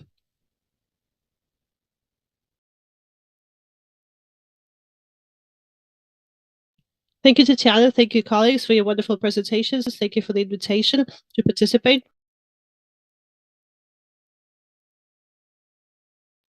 You can read my slide, right? You can see it properly, the right way. I would like to begin by saying that when I sent the thesis, the abstract, I was talking about the period after 2022, but in fact, I wrote a lot more about the period prior to 2022 at on the Limits of Europe. I hope I have enough time for my presentation. I tried to cut it a bit shorter. We'll see. In influential essays written during the 1990s, Etienne Balibar turned his attention to the destabilization of the world configuration function of borders, given an ongoing reconfiguration of the border itself in its fundamental meaning of operations in light of the effacement of the division between socialist and capitalist bloc and nations within each of the blocs, and the consequent acceleration of globalization, where the modernity deals with its neighbors in the East and the West.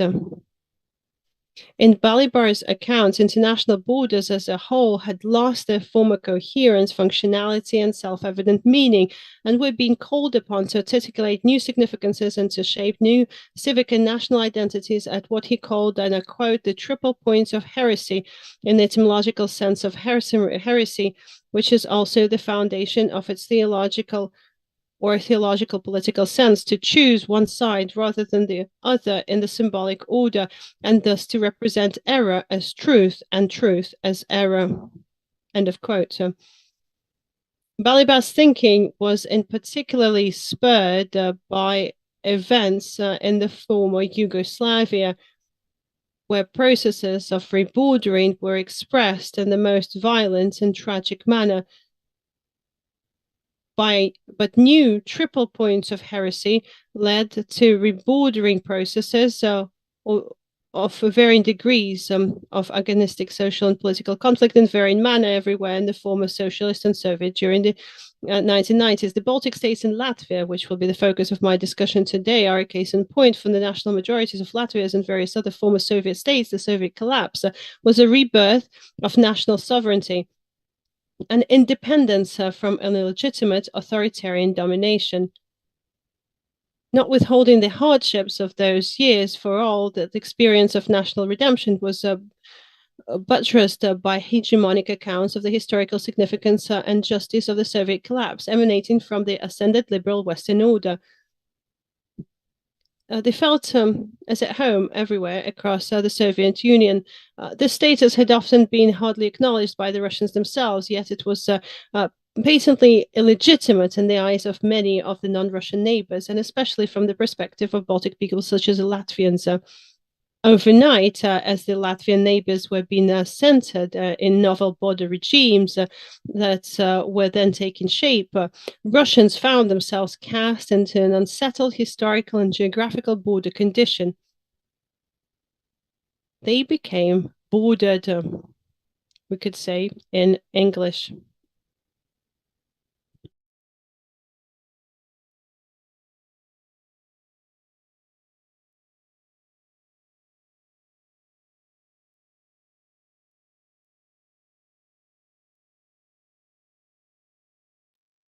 После холодной войны Балибар отмечает увеличение rebordering. Balibar noted an increase, and I'm quoting, in zones of transit and transition, populations awaiting entry or exit, individually or collectively engaged in a process of negotiation of their presence. End of quote. A situation in which borders become also, and perhaps predominantly, this is Balibar's words, what Fichte termed inner borders, invisible borders, are situated everywhere and nowhere. End of quote. Inner borders is an apt term for many aspects of the bordered existence that took shape for Russians and Russophones in Latvia. Although took shape is perhaps only half of the story, for shapelessness or formlessness is also a crucial element for this population. As many in this audience might recall, given the large numbers of ethnic Russians and other Soviet nationalities who had come to reside in Latvia during the Soviet years, rendering ethnic Latvians nearly a minority in their own republic at the end of the Soviet War, they did not get citizenship in the independent Latvia. They were devoid of rights. When a lot of these non-citizens immigrated into the Russian Federations, other members of the population stayed. And they had to deal with their subalternal status. It was truly a period of legal and political formlessness for these people, numbering some 70,000, so nearly a third of the population of Latvia at the time. These were people who were excluded from all regimes of belonging in a new era. Baliba quotes the psychoanalyst Andre Green's remark that, and I'm quoting, "You can be a citizen or you can be a stateless, but it is difficult to imagine in a border." These people, however, did not need to imagine such a state of being. A form of statelessness at the divide between Latvia and Russia rendered them a human border of the new Europe. Yet this legal formlessness would not last long. Soon, this population became a subject of active shaping efforts on the part of the new post-Soviet states. In 1995, Latvia created the status of non-citizenship for this population, a category granting residence and most economic rights, but not rights to hold political office or to vote in elections. Although a path to nationalization was opened for Latvian non-citizens, at first organized by constrained windows of eligibility, many refused to take this option. At this point, there's still around 200,000 non-citizens of Latvia, about 10% of the total population of the Republic.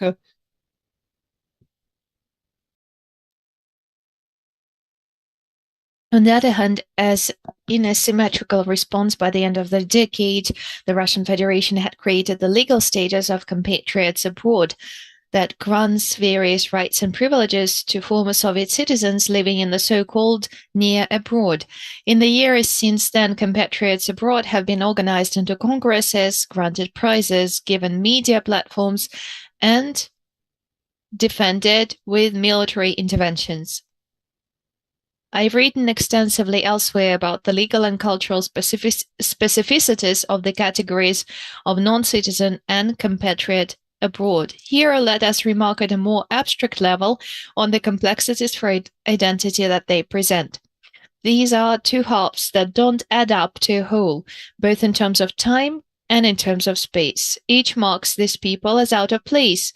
They are not citizens of their own state, and they are compatriots that are elsewhere abroad. They are people who have not yet become citizens of independent Latvia, although they still may. They are individuals who are compatriots for the people of Russia only insofar as they are former Soviet citizens. In other words, they are compatriots in the context of a defunct state. In short, these people are bordered in time and in space. In an article I published several years ago in New Literary Observer, I described how this geographical and temporal displacement often results in a special form of disempowerment and abjection, presenting the example of a private Russian language library in Riga and its encounter with power and money emanating from the Russian Federation. Founded by the local aging Russophones, this institution has persisted for 2 decades with no state support, scraping by with volunteer labor and minimal support from the community. In 2009, Mikhail Zadornov, who had grown up in Soviet Latvia and frequently traveled and performed there, discovered Riga's Russian library. At first, promising to become its patron to pay the rent and salaries, find a better space, and save the Russian books in Latvia, Zadornov quickly decided that the library and its community was too dusty and old to correspond to his own image.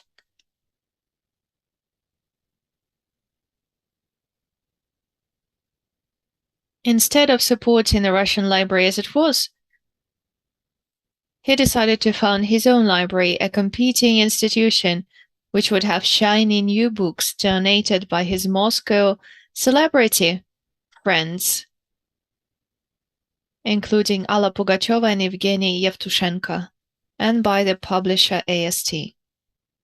In place of depressing literature, he declared, this library would have only optimistic and positive literature. The story of the two libraries, one including shiny new books brought from Moscow, the other holding old, dusty, rare books from private libraries, one supported with generous grants, one struggling to pay for electricity, is an allegory for much of the Russophone social and cultural life in Riga, unwanted in the new era in Riga, and useful to the powers that be in Moscow only as an instrument to be manipulated or as a lever of influence over neighboring society. The lived actuality of these people blurs against the landscape in special form of double vision. Where do Russophone Latvians belong? They are trapped in a border zone that deprives them of fixed identity and renders them subject to the contradictory shaping forces of the states and societies on either side of them. Yet, post-Soviet and post-socialist border conditions have not only been expressed as an experience of objection. In 1990 and 1991, I rented a house in Palo Alto, California, from a nice retired couple who presented themselves as Germans. They were both immigrants to the US, arriving in the aftermath of World War II. They were renting out their house because they had decided, following the fall of the Berlin Wall, to tour the former socialist lands which they had not visited since their arrival in the United States decades before. When they arrived back in California at the end of their travels in 1991, they told us a number of interesting tales from the New Europe. One concerned beer, or beer bottles. As it turned out, for some part of their stay, they had enjoyed beer that they purchased in East Germany. As they reported with relish and amusement, in the West, the empty beer bottles could be returned for greater the price than the price of the beer itself in the East. They have discovered the advantages that could be gained by moving across the borders of new states and regions. This intriguing case can serve as something of an allegory for many cases that emerge from study of post-Soviet and post-socialist bordered populations. One theoretical tool that may be useful in making sense of such structural yet unplanned possibilities can be derived from an unexpected direction. In 2002, William Van Schendel described the region of highlands to the east of the Himalaya mountain range, to the south of China, to the north of Southeast Asia, one of the largest such areas of difficult highland terrain in the world, which is populated by great many small ethnicities, peoples, and language communities with the term Zumia, a Tibeto-Burmese word that means highland people. In 2009, James Scott dedicated his book, The Art of Not Being Governed, to the study of this area, popularizing and broadening the term Zomia as a category that describes peoples of a great many borderland locations in modern history. Peoples that escape the assimilating cultural processes and state institutional structures of neighboring larger societies by virtue of their location and difficult terrain. This location allows the people of Zomias to evade the agents of institutions of states, tax collectors, armies, roads, and schools. With Scott, we may think of a great many parallel geographical zones to the Zomia of Southeast Asia. The peoples of the Caucasus are a case in point that is more familiar to this audience, perhaps. But the analysis extends as well to the maroon populations in the Caribbean, pirates on the high seas, and so forth. In his innovative work, Scott radically revises past historical interpretations of the term Zomia. Typically, the inhabitants of Zomias are described usually by the representatives of the states that surround them as uncultured and uncivilized, as barbarians, as holdovers from a more primitive social condition who are yet to be tamed and regularized in the modernizing social forms of the more advanced societies and states around them.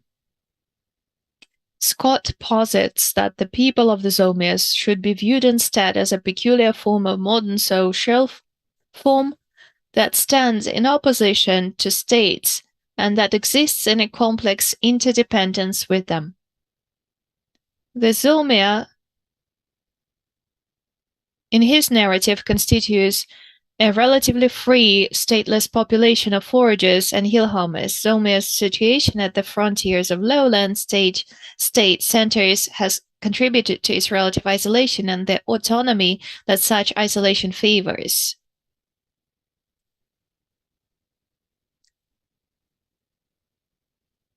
In our study of life at the borders of the new states, identities, and institutions of the post-Soviet and post-socialist era, especially the past 30 years, the conceptual architecture of the Zomia allows for the smuggling of opium and the smuggling of FTB bottles across borders. And it provides an apt framework for us. As noted before, Balibar, following Fichte, explains that in the case of modern state practices, external borders inscribed on geography may be transformed into inner borders that mark out the spaces of social and political belonging in a far more intricate manner, in a panoply of institutional security and legal structures of inclusion and exclusion that penetrate society and individual experience through and through, such as the categories of non-citizen and compatriots abroad. What if we were to posit as well the possibility of inner Zomias, complex internal social structures of avoidance and evasion, of political resistance and cultural refusal? One salient example of the Zomia art of not being governed as it applies to the social and cultural life of Latvia in recent years is to be found in the activities of the Orbita Poetry and Multimedia Art Collective. Orbita was founded in 1999 in Riga, and it exists to the present day. It includes 4 active core members: Semyon Hanin, Sergei Timofeyev, Artur Punte, and Vladimir Svetlov, but Orbita also embraces partnerships with a much large number of collaborators, musicians, art fabricators, other poets, and institutional sponsors. I have described various forms of the activities of this group in detail in a number of prior and ongoing publications. The hallmark of Orbita activity has been the group's incorporation of Russian language poetry into the cultural landscape of post-Soviet Latvia. In distinction from most Russophone cultural projects, Orbita is a highly successful participant in mainstream cultural life in Latvia, and it appeals to audiences that crossover between ethnic Latvian and Russophone population. The works have been exhibited in the Latvian National Museum, among other notable venues. It receives supports from the Latvian Cultural Fund, among other institutional sources. Yet Orbita has found success not only in Latvia, but in Europe and in the US. Beyond this, Orbita enjoyed, at least until 2022, success in the Russian Federation too. They were published by the New Literary Observer Publishing House, among other presses. Timofeyev was the recipient of the Russian Prize in 2010. The chief strategy that has allowed Orbita to carry out its activity across all borders has been a particular attitude towards matters of political expression. Rather than overtly assert political positions in their writing, politics is present primarily only implicitly in their practices as authors, artists, publishers, and performers. The chief such implicitly political practice for this group is multilingualism. In all their publications, art installations, and performances in Latvia, the Russian text is present only when accompanied by a Latvian translation. As a salient example of this practice, we might consider Orbita's prize-winning museum installation, the Radio Wall. This is a wall festooned with some 50 transistor radios, old and new, tuned variously to local radio stations in diverse languages, Russian, Latvian, and English, to ambient music, but primarily to poetry recitals in English and Latvian, broadcast by means of the local FM broadcasting unit. Visitors can walk along the wall, stopping to listen to languages they understand, to the poems and other transmissions that speak to them, or to admire models their parents had on the kitchen table in the 70s and 80s. Having been shown in various art spaces, this work was eventually collected by the Latvian National Museum. As yet another example, we should consider the actual Spacescape installation presented at the 2016 CESIS Art Festival. This installation featured a console in the center of a darkened, otherwise vacant gallery room, similar to one you might find on entry to a European post office or bank, including a touch screen and a ticket printer. At the click of a button, visitors received printouts of transmissions purportedly from a lost unmanned space exploration vehicle in 4 languages: Russian, Latvian, the nearly vanished Livonian language, and English. The combination of tongues in this ultra-futuristic fantasy evokes a perspective on the Earth from millions of miles away. It was an open-ended invitation for meditation on the ethics of minor and major, imperial and colonized, ascendant and disappearing languages and cultures, and their ultimately shared state of geographical and historical instability. In this activity of shuttling literally activity across the borders of national and ethnic belonging, languages, and state borders, in resistance to the nationalizing implications of post-Soviet state borders and growing pressures towards contemporary regimes of monolingualism, the group models in its practices a zoomia of multicultural, transnational, post-national being. Orbita is not the only example that could be adducted of productive cultural activity in the Latvian-Russian zoomia. One might mention the avant rock group Nikto, or the theater and ballet director Vladislav Nastashev, who has partnered in the past with Orbita, by the way. Like the Orbita group, these are cultural formations and figures whose activities breach the border and who transform the cultural capital of extraterritoriality in multiple spheres into creative opportunity. One might ask, what is the distinction between the activities of Orbita and those of the Russian Library in Riga that leads the former to successful negotiation of the border zone and leaves the latter in a situation of objection?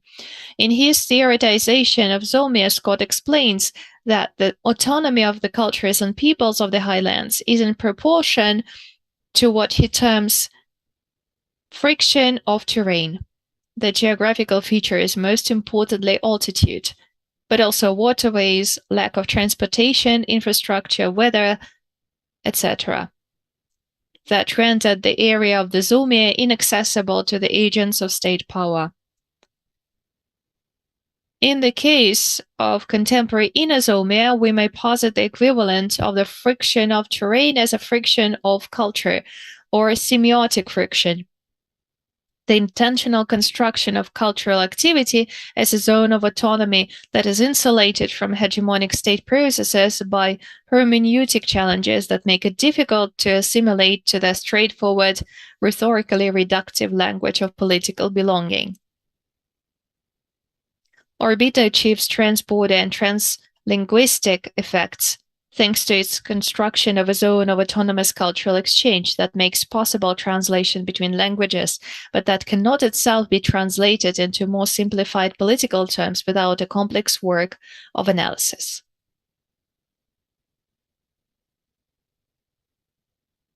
In light of these reflections, allow me to offer a definition of inner zoomia or cultural zoomia.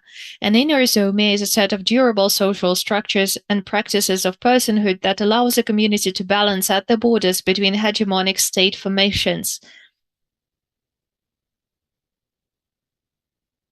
Using the cultural terrain of the borderland in order to create zones of autonomy, to evade state discipline, and to resist assimilation to political and social norms. Inner zoomia are dependent on cultural friction, hermeneutic barriers, or interpretive complexity that retard the access of dominant social and political institutions to the meanings and life worlds articulated in the zomia.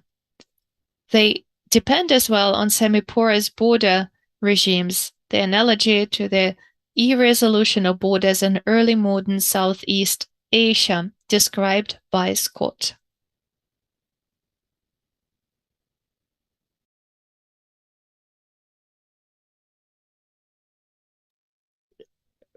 How am I in time? Well, you need to be wrapping up. You have 5 more minutes. Okay, I've got 5 more minutes. Then I'll get to the end of my presentation. Yeah, the era of the post-Soviet zomia may be coming to a close. As many in this audience know well, in 2014, in the heat and fury of Russian public life surrounding separatist conflict in Ukraine, the steady consolidation of Russia, media under the control of the Kremlin and Kremlin, Galina Timchenko was fired as the editor-in-chief of Lenta RU, a popular independent Russian news post headquartered in Russia. This process peaked after 2022. We could assume that the new inflow of Russian cultural figures to Latvia will expand the space and the phenomenon of the internal zomnia of the Russian-speaking culture in Riga and established new portals. But it became the exact opposite.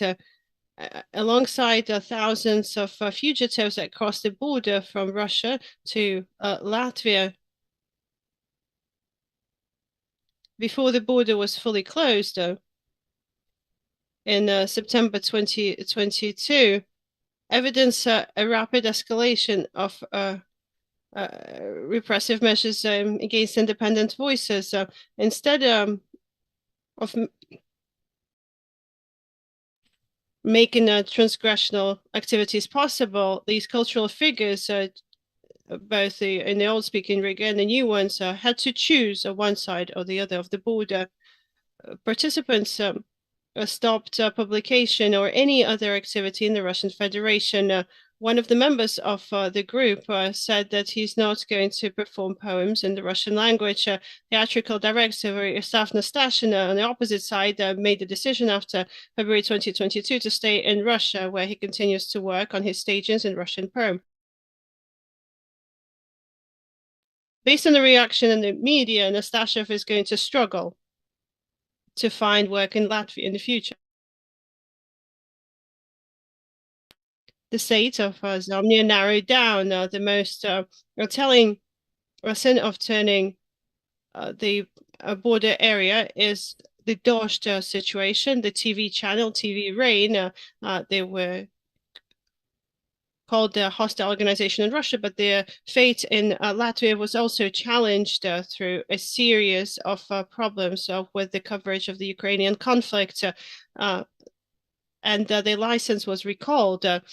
And this is where we see a consequence of this new border, new divide, separating Russia from its neighbors when there is no place for ambiguity. The borderline zone turned into a border strip. Not everybody has to find their space on one or the other side of the line.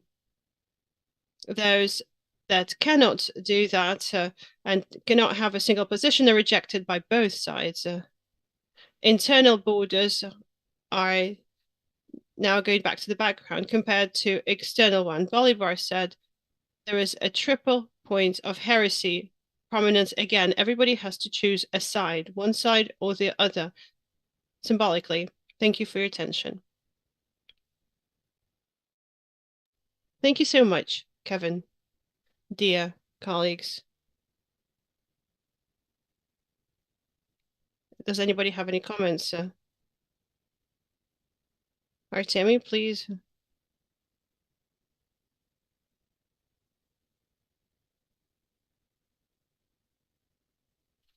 Okay, Artemi goes first, and then Paul.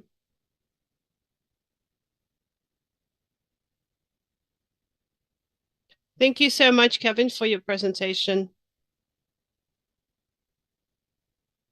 I just wanted to differentiate between borderline culture in general and a culture that exists on the borders of an empire. In this situation, it's clear that we have some heterogeneity between an imperial culture and a smaller nation, a minority nation culture. Kafka described a similar situation. This is what Deleuze calls this minority literature. And I don't think it's very precise. I haven't reread it for a while. But I feel like he's not taken into account Kafka's situation, the difference in potential, whereby simultaneously we have the imperialistic, the epical option, this powerful, pathosful culture, and Kafka has that for sure. And then there is this completely different experience of a national minority. And this is dialectical, this is contradictory. And from the point of view of the bigger culture, it indicates some negativity and the weakness of the smaller culture. And this is where the tragedy of the situation arrives, of this kind of optics. We can go back to the French literature from Alger Camus, Duras. They also part of this line of thought. Just giving you some food for thought, feeding into your concept, but you need to understand the difference and the potentials, and that needs to be factored in. That's why I think Deleuze's analysis is not sufficient in this respect. Thank you so much, Artemi. You're absolutely right. Your remark is very pertinent. Minority literature, as you said, minor literature, there's no translation for it, like minority literature. In Russian, there is no term. It's a concept that I think can be applied very well in this respect, although the situation with an empire or empires, if we try to make it more complex, when we talk about orbits in particular. I just published a book on this, trying to trace this difference.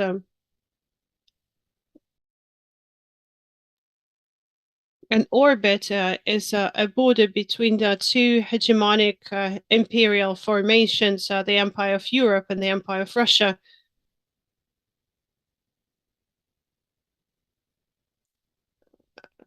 And the Latvian national culture is also on this border with other effects in a different sense. There's a multi-layer approach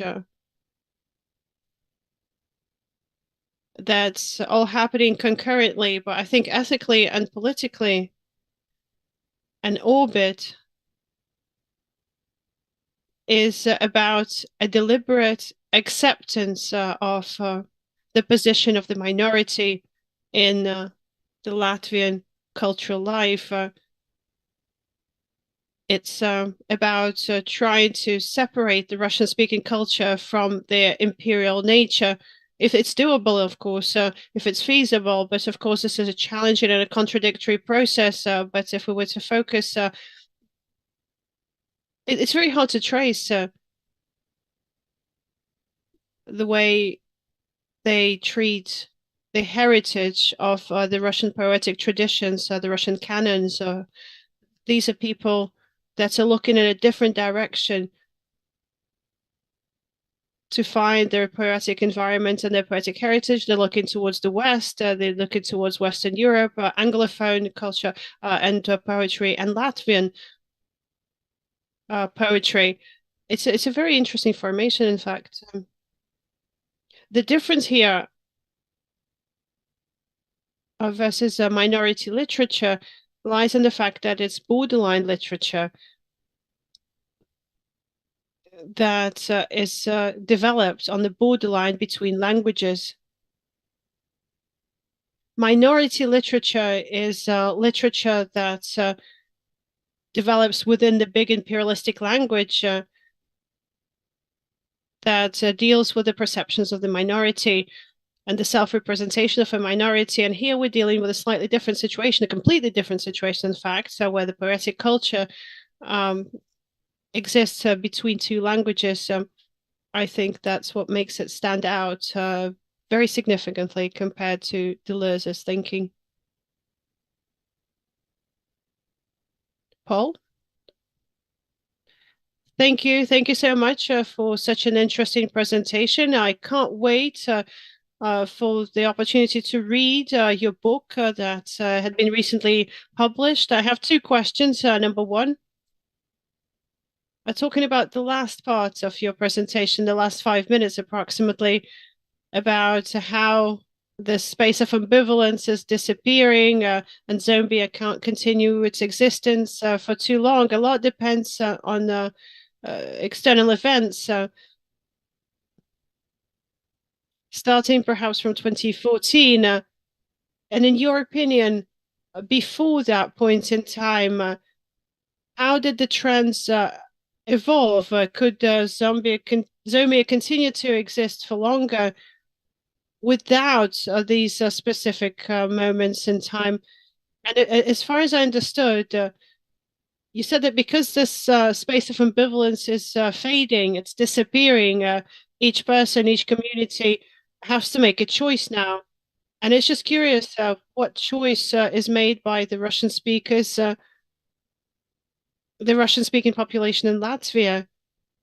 What do they think about the current events, if possible, if we can generalize, of course? Thank you.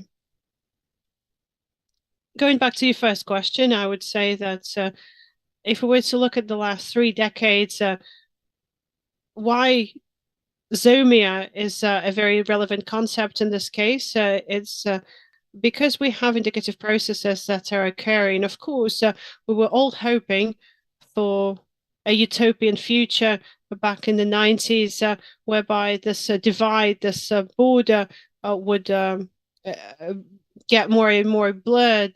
They would disappear eventually. Where there was a project of this multinational Europe and the project of the multinational Russia would both evolve and develop along liberal, multicultural, utopian rules. And the meaning of the border itself would gradually get erased. Of course, this is not something that happened.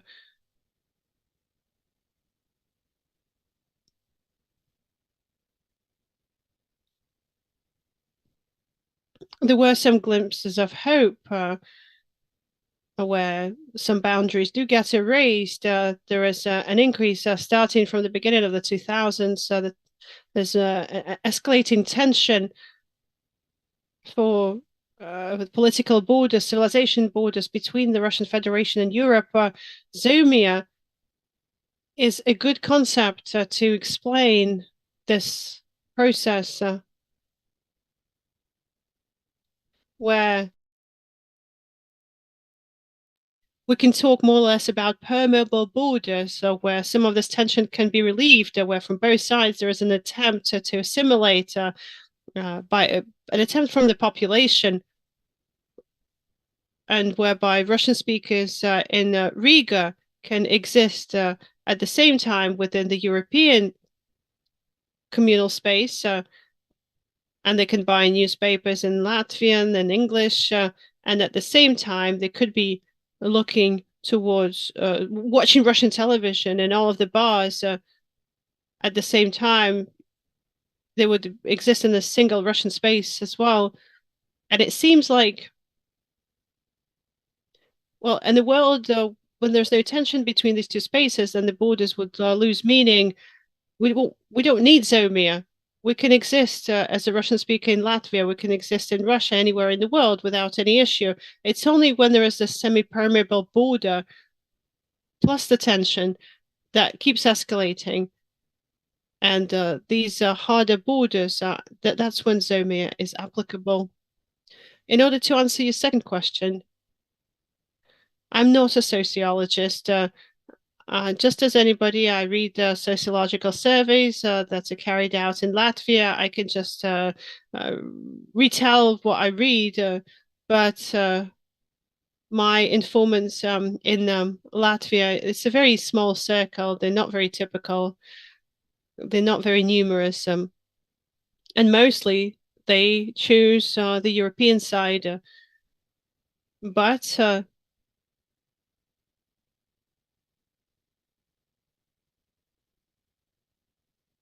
the process of establishing distinct borders creates new contradictions, and for this population as well, they have to choose sides now, whereby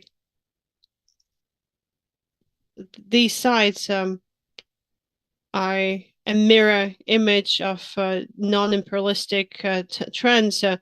It's a hard situation to be in. It's a challenging situation for all of the speakers, the Russian speakers in Latvia, just as in Ukraine. It's hard to find the right political point of view to rationalize what's happening. It's very challenging. It's very complicated. The sociological service indicates that if we to look at the entire society in modern Latvia, that Russian speakers, we have 25% that say that they on the Ukrainian side in the conflict, 25% say that they are on the Russian Federation side in the conflict, and 50% are refusing to answer or can't answer. But we can only guess what they really think, these 50%. Kevin, may I ask a question? From your intonations that you used to describe all of these processes, you were somewhat nostalgic about the loss of this ambiguity and this multi-layer where people were in a situation. Well, now people are in a situation where they have to take sides, and it's hard for you to accept. I'll remind you the presentation that you made several years ago at the Bath Readings. You were talking about Russian schools. You were talking about school kids that had to assess Stalin, the pros and cons, and they had to stage trials over Stalin. And you said that the culture had already came up with some terms to define Stalinism, and there's ethical assessments that we have to accept. There is no for or against, there is no ambiguity of position, there is no complex position.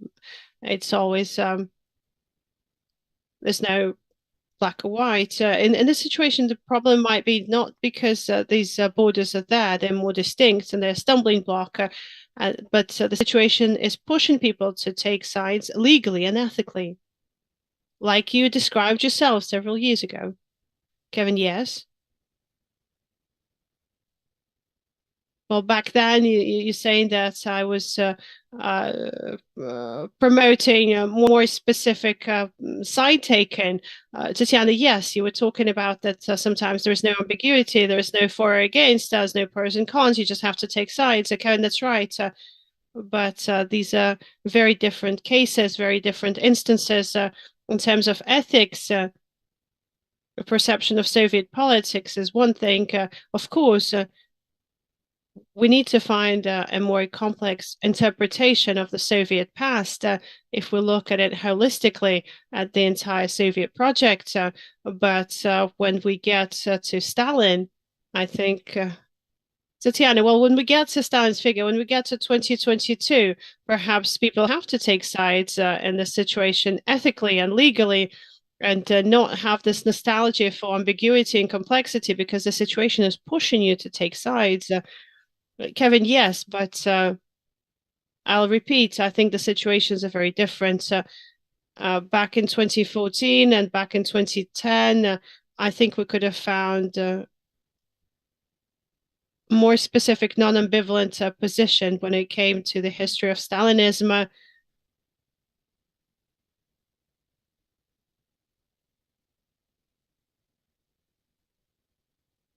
And this is the fundamental foundation for constructing a modern world where, in actual fact, you could have ambivalence and coexistence of different worlds and communities. My nostalgia over this ambivalence of the post-Soviet era. It's in fact a nostalgia for the utopic possibilities that emerged over these years, and I think that have now disappeared.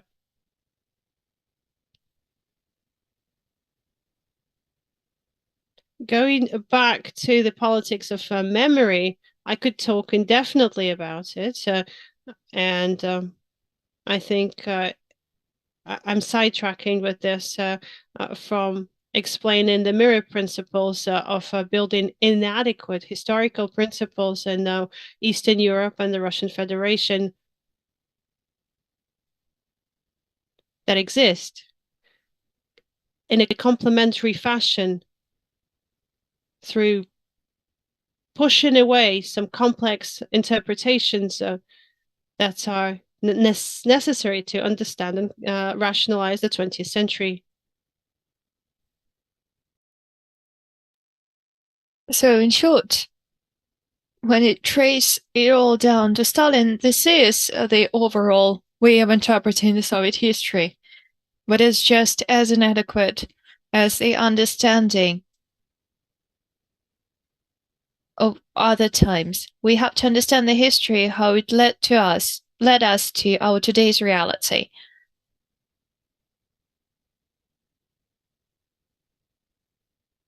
Actually, here we can see that this really clear border reduces the reality from both sides, although these reduced conceptions mirror each other, and it is one of the difficulties for the Russian people that are in the middle of this field of contradictions. These are the people that feel the inadequacy of both of these structures, but without the understanding of the political forces and without the empowerment, without the resources that enable them to express their position. I think that's the tragedy of our position in Eastern Europe. I can go on, but I think it's a different conversation. There is also a question from our YouTube audience. What are the perspectives for the culture after the borders are closed? For the Russian language culture in Latvia, you mean? Well, that's the question. I read it out.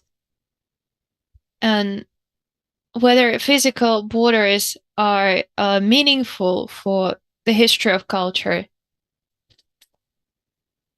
Of course, for theater and for film, sorry, I missed the question. Can you please repeat it? Yes. For the global cultural process, what do the physical borders mean? For example, for literature, is it important where the writer is located? Of course, with film and theater, it's clearer. As for the Russophone culture in Latvia, I'm not a prophet. I cannot foresee what is going to happen. But it's an interesting point, really. 10 years ago, I was already thinking about it. The post-Soviet generation is to keeping this culture up. Or maybe there'll be another generation of great poets from the Russian language community in Latvia. I haven't seen such great poets, but maybe it's me. Maybe I have just missed them.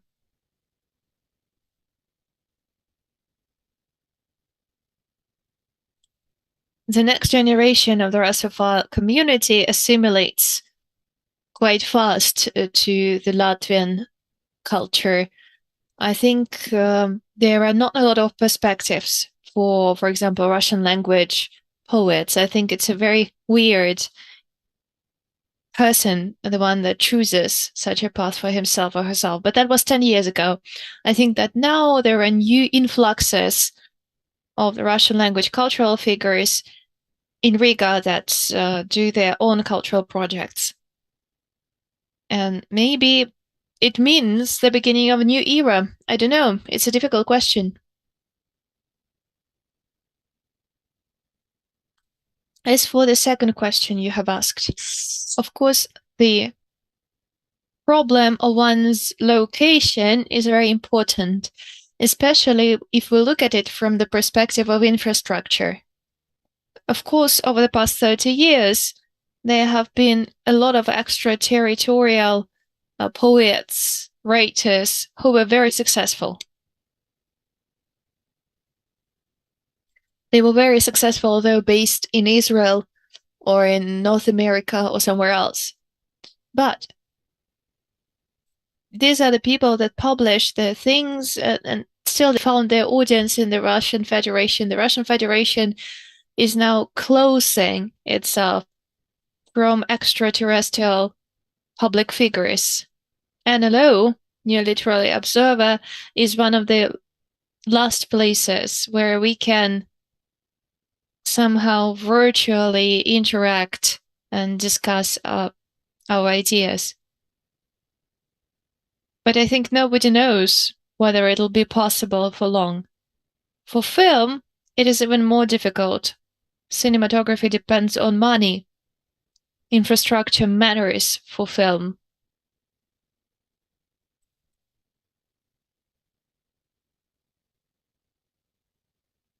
I mean, for example, if a Russian language cinematographer is based in New York and is doing his or her work in Russian, well, who is their audience? They should work for Hollywood instead. So I think in our world, one's location, where one is based, is extremely important. I mean, over the past 30 years, we could somehow imagine the global Russian language culture. So one could write a text in Ukraine and find the audience in Russia. Now it is impossible. Galina, please. Thank you very much, Kevin. It resonates with me a lot. But however strongly it resonates with me, I have 3 questions.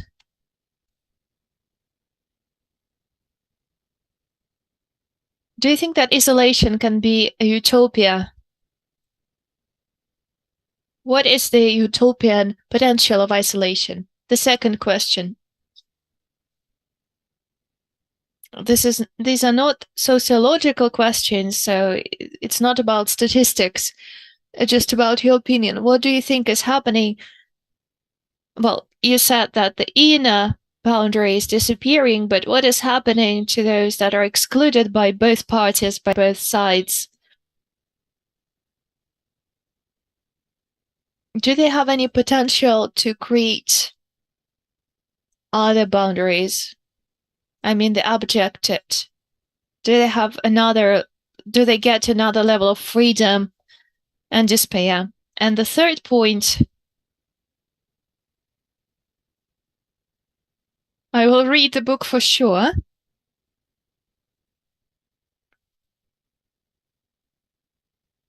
I want to ask a question about particular cases, about particular vignettes. What do you think? It's quite a speculative question, but still. How did it happen that it was a library? I don't mean the Riga library, and I don't mean the Russian library. I mean, just how did it happen that a library turned into an infernal space? I'm thinking not just about the librarians, not just about Salnikov's novel, Petrov's and the Flu, and not about other pieces. I mean, just there are a few cases in literature when the Russian or Soviet library becomes an infernal space, turns into an inferno.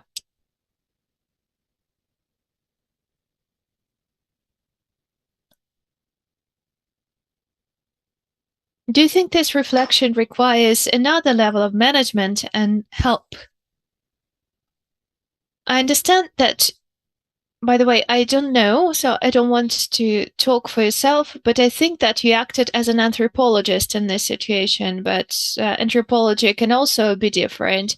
And there is also the anthropology of collaboration.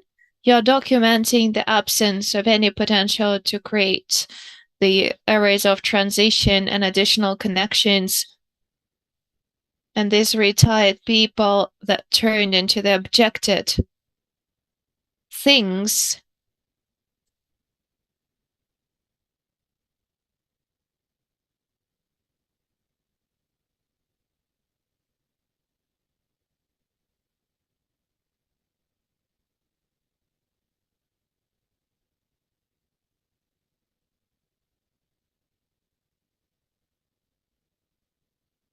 Of course, I don't know anything about the Latvian culture, and you know everything about it, but still, when you talk about them surviving thanks to a subtle, more correct cultural orientation and the transitions movement towards European cultural traditions, all I see is just the logo. And at least I know about Vilnius and Lithuania, that before the war, the experience of late Soviet modernity was almost the only point of social consensus on the level of design, including graphic design. It is a very thought through designing position, very modernist. It's a breakthrough from the past of an empire. The space that was deemed as the territory that has to be demarcated, divided.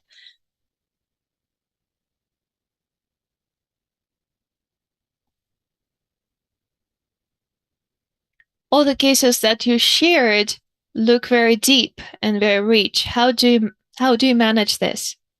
A lot of questions, really. I'm not sure that I can answer all of them. I'm not an anthropologist, and I don't claim myself to be one. So I'm not sure actually how to describe myself professionally.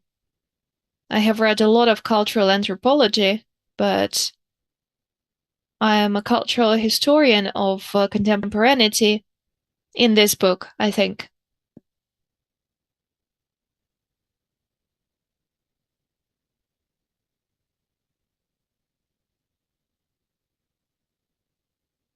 I'm very happy that Artyom is with us today. I try to read these objects through the lens of Adorno to see how they reflect the negative dialectics of contemporaneity. This is my main goal, my main objective. I'm not an anthropologist either.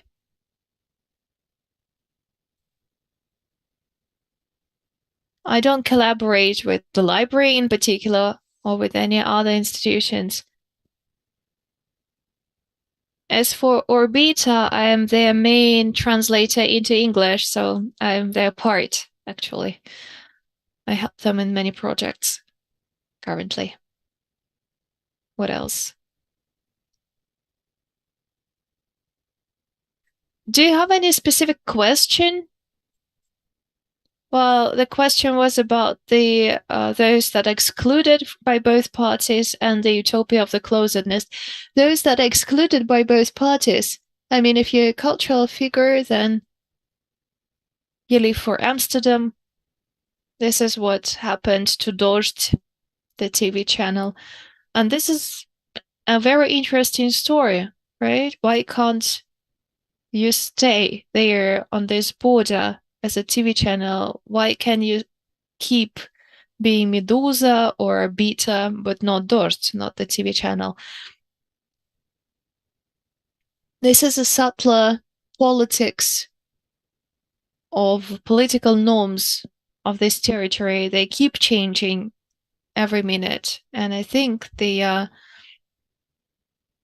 becoming more and more defined. What are the reactions of common people to this? Russian speakers find less and less space for themselves in all of this. This is a great question, and sometimes it is addressed through the zones of emptiness.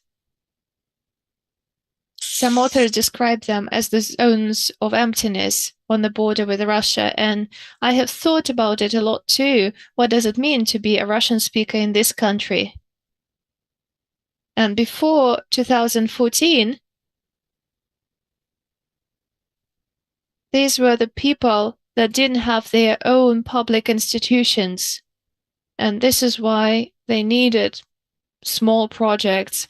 Every small project is its own world, or beta is such a world, the library is such a world, but there is no common ground, no newspapers, no radio stations.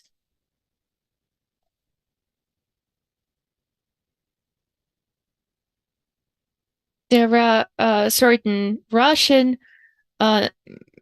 radio channels that are broadcast here and Russian TV channels, but there is nothing local. There are no political parties that represent this community. There is a Congress of Compatriots, but still, I mean, they are already isolated. Every project in the Russian language culture here is isolated, is lonely.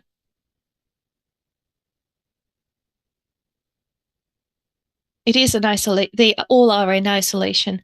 Orbita somehow tried to overcome this isolation towards the Latvian society. They found the place somehow for a cage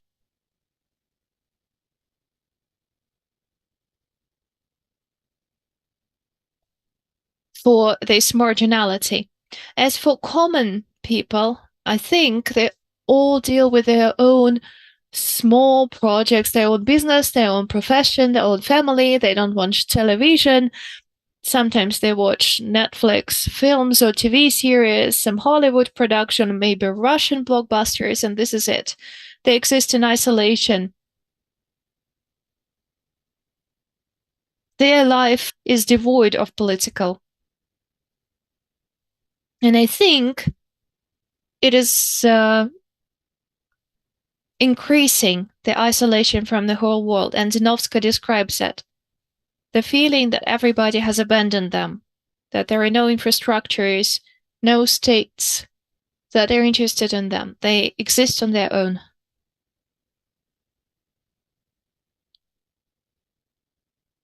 Thank you very much. Artemy Magun is contributing to the discussion in the chat, but now we have the Russian culture and immigration. It can be compared to the white migration, which successfully created high culture. Yeah, it's a great point. We're all waiting for it to happen. We're all expecting that the contemporary high-tech digital means will help all of us get together. Maybe some new platforms will emerge where we will all overlap. Maybe we will see it happen, but it requires investment. It needs a lot of money. And just like with the white migration, it may as well be possible only for the old people. I spent 6 months last year in Armenia and Georgia, and I saw young people. And these are the people thinking about the future. They are learning the Western languages. They're thinking about entering PhDs in Europe. They don't want to stay Russians in immigration. They want to become normal people. Well, they may want whatever they want, but since the situation is quite closed in the centers of different empires, they will be forced to spend a lot of time in the diaspora. I have a feeling that we gradually see the institutions emerge. Sooner or later, they will be there, but they will be different from the metropolis that we're used to. This will be a hybrid culture, but white migration was very successful if we look at the cultural trace. I mean, ideologically, I do not agree with them, but nobody can deny that there are a few classics that come from there. Yes, over the course of 15 years or so, Yeah, that's true that it is not reproduced in their children, yeah. Yeah, and they were doing it hoping to go back to Russia. Yes, maybe we will see something similar now. We will see. We will find out. Kevin, thank you very much. Okay, I'm opening up the floor for any questions. I really love that we had both Membrane and Zolmia in this session. I think these are very similar concepts. I really recommend everybody to read this book by Scott. I discovered it for myself as I was working on this talk, and indeed, it is a gem. It is a gem.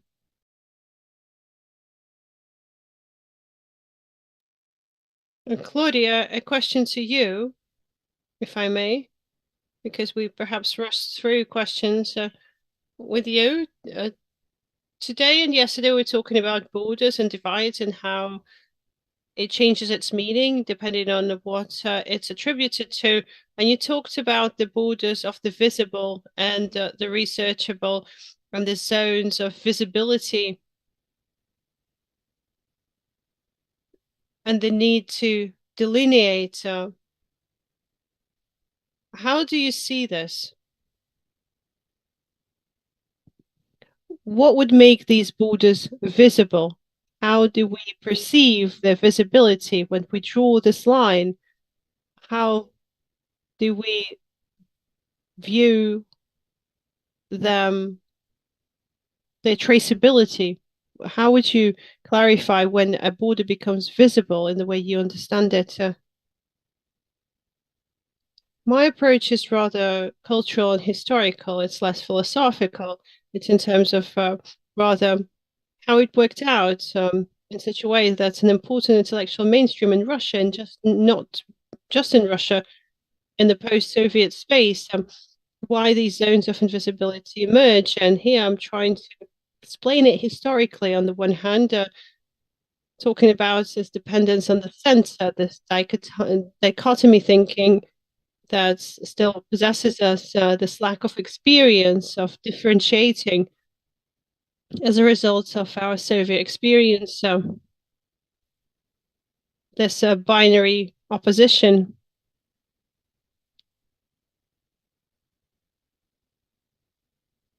Perhaps being overly fixated on borders, obvious borders, self-explanatory borders, rough borders, and it leads to this rough cartography.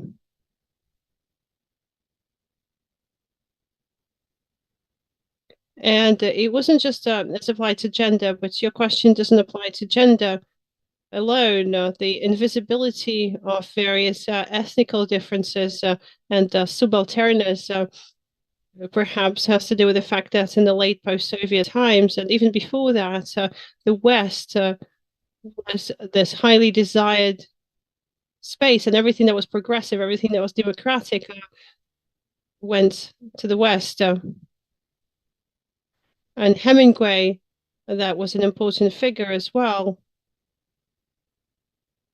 And I'm going back to all of these literary figures and translators, as Simeon Lipkin, for instance, who was on the one hand very progressive and very Western looking, and on the other hand, I was always trying to identify this one-sided nature of the post-Soviet modernist project and this imaginary West. He was always talking about, often was talking about the literature of the East and their ways of thinking and their ways of writing, but it wasn't mainstream at all. Quite the contrary. A lot in the politics of the Soviet Union and perhaps similar to some Muslim countries. And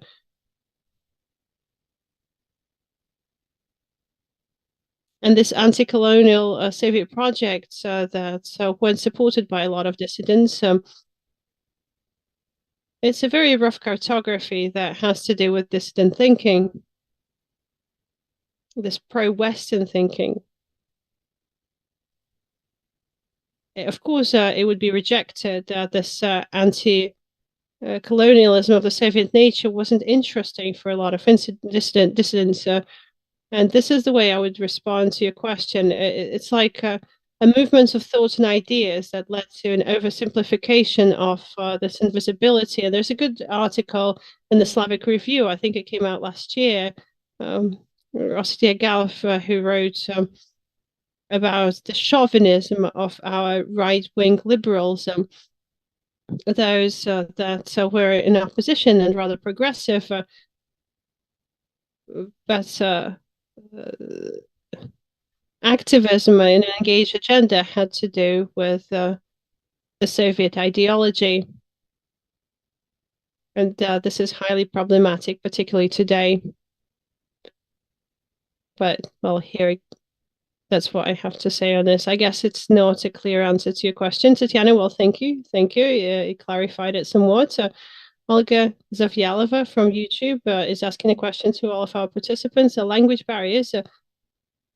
What is the principle to ban or allow the impact on the text when a translator translates a text? Is there any boundary to meaning?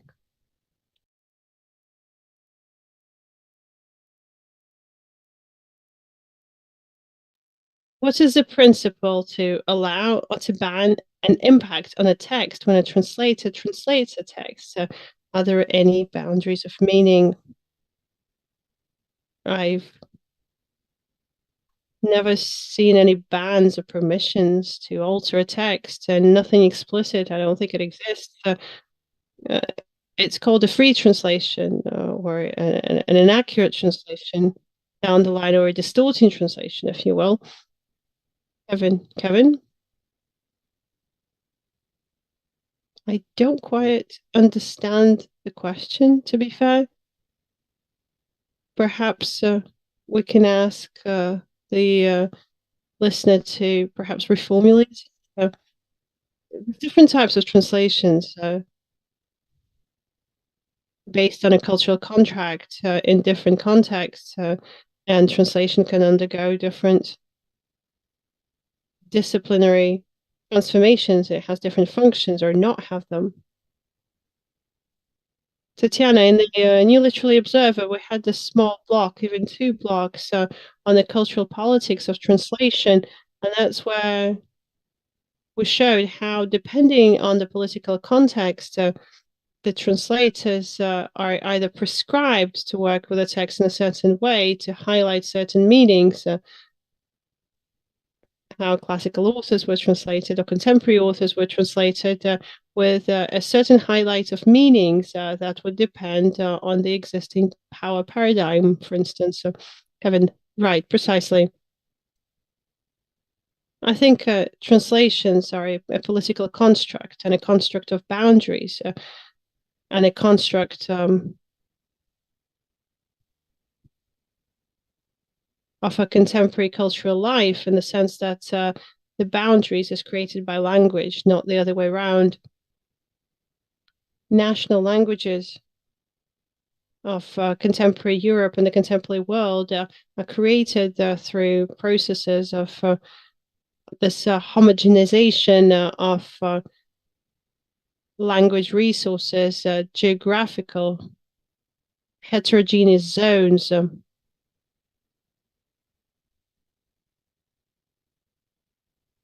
At the end of the Middle Ages, there was a lot of smaller minority languages that would go from Paris to Rome with small changes. And now we have contemporary languages where we have this distinction. The entire situations of multilingualism in the world feeds into this definition of language norms and language differences. That's exactly what it's a result of political processes, not the other way around. Well, nonetheless, there's micropolitics of translation as well. And there's another presentation that perhaps we could write on the micropolitics of translation by the Orbit Group, for instance, and other interesting instances in Russian literary history based on, for instance, mutual translations of the recently deceased Yevgenia Arkady Rogomyshenko.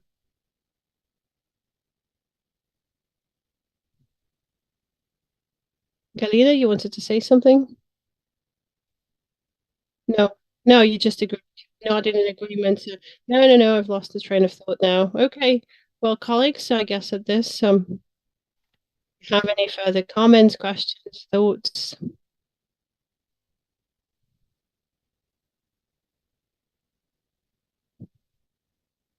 I can show one more slide. Going back to our discussion of translation.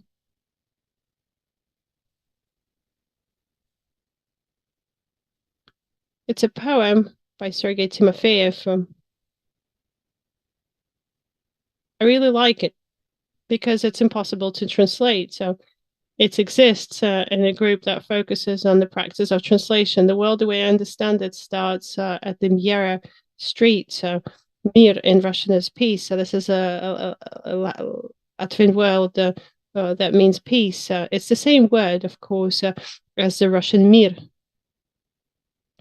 If we go into the depth of linguistic etymology, what I like about this poem, and it's impossible to translate. It's impossible to translate into the Latvian language. It's impossible to translate into English. It's an untranslatable line.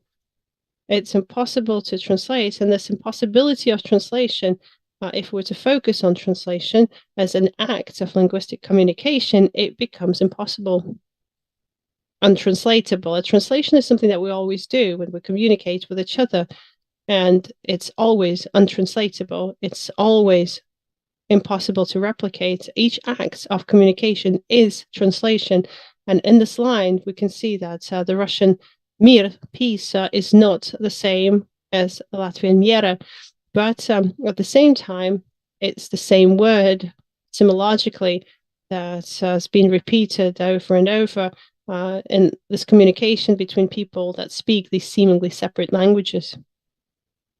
I really love this poem. I think it's very optimistic. If you were to read it, I'm just going to leave it up for you to read if you want.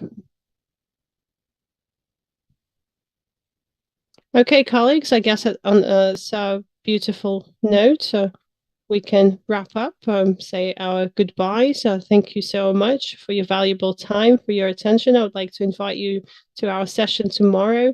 We'll continue with our Bath readings. We have 2 more sessions in store for you, the Imperial Boundaries and Frontiers and the Borders of the Other. Please join us tomorrow. We're happy to see you all. Thank you so much, everybody. We will see you tomorrow.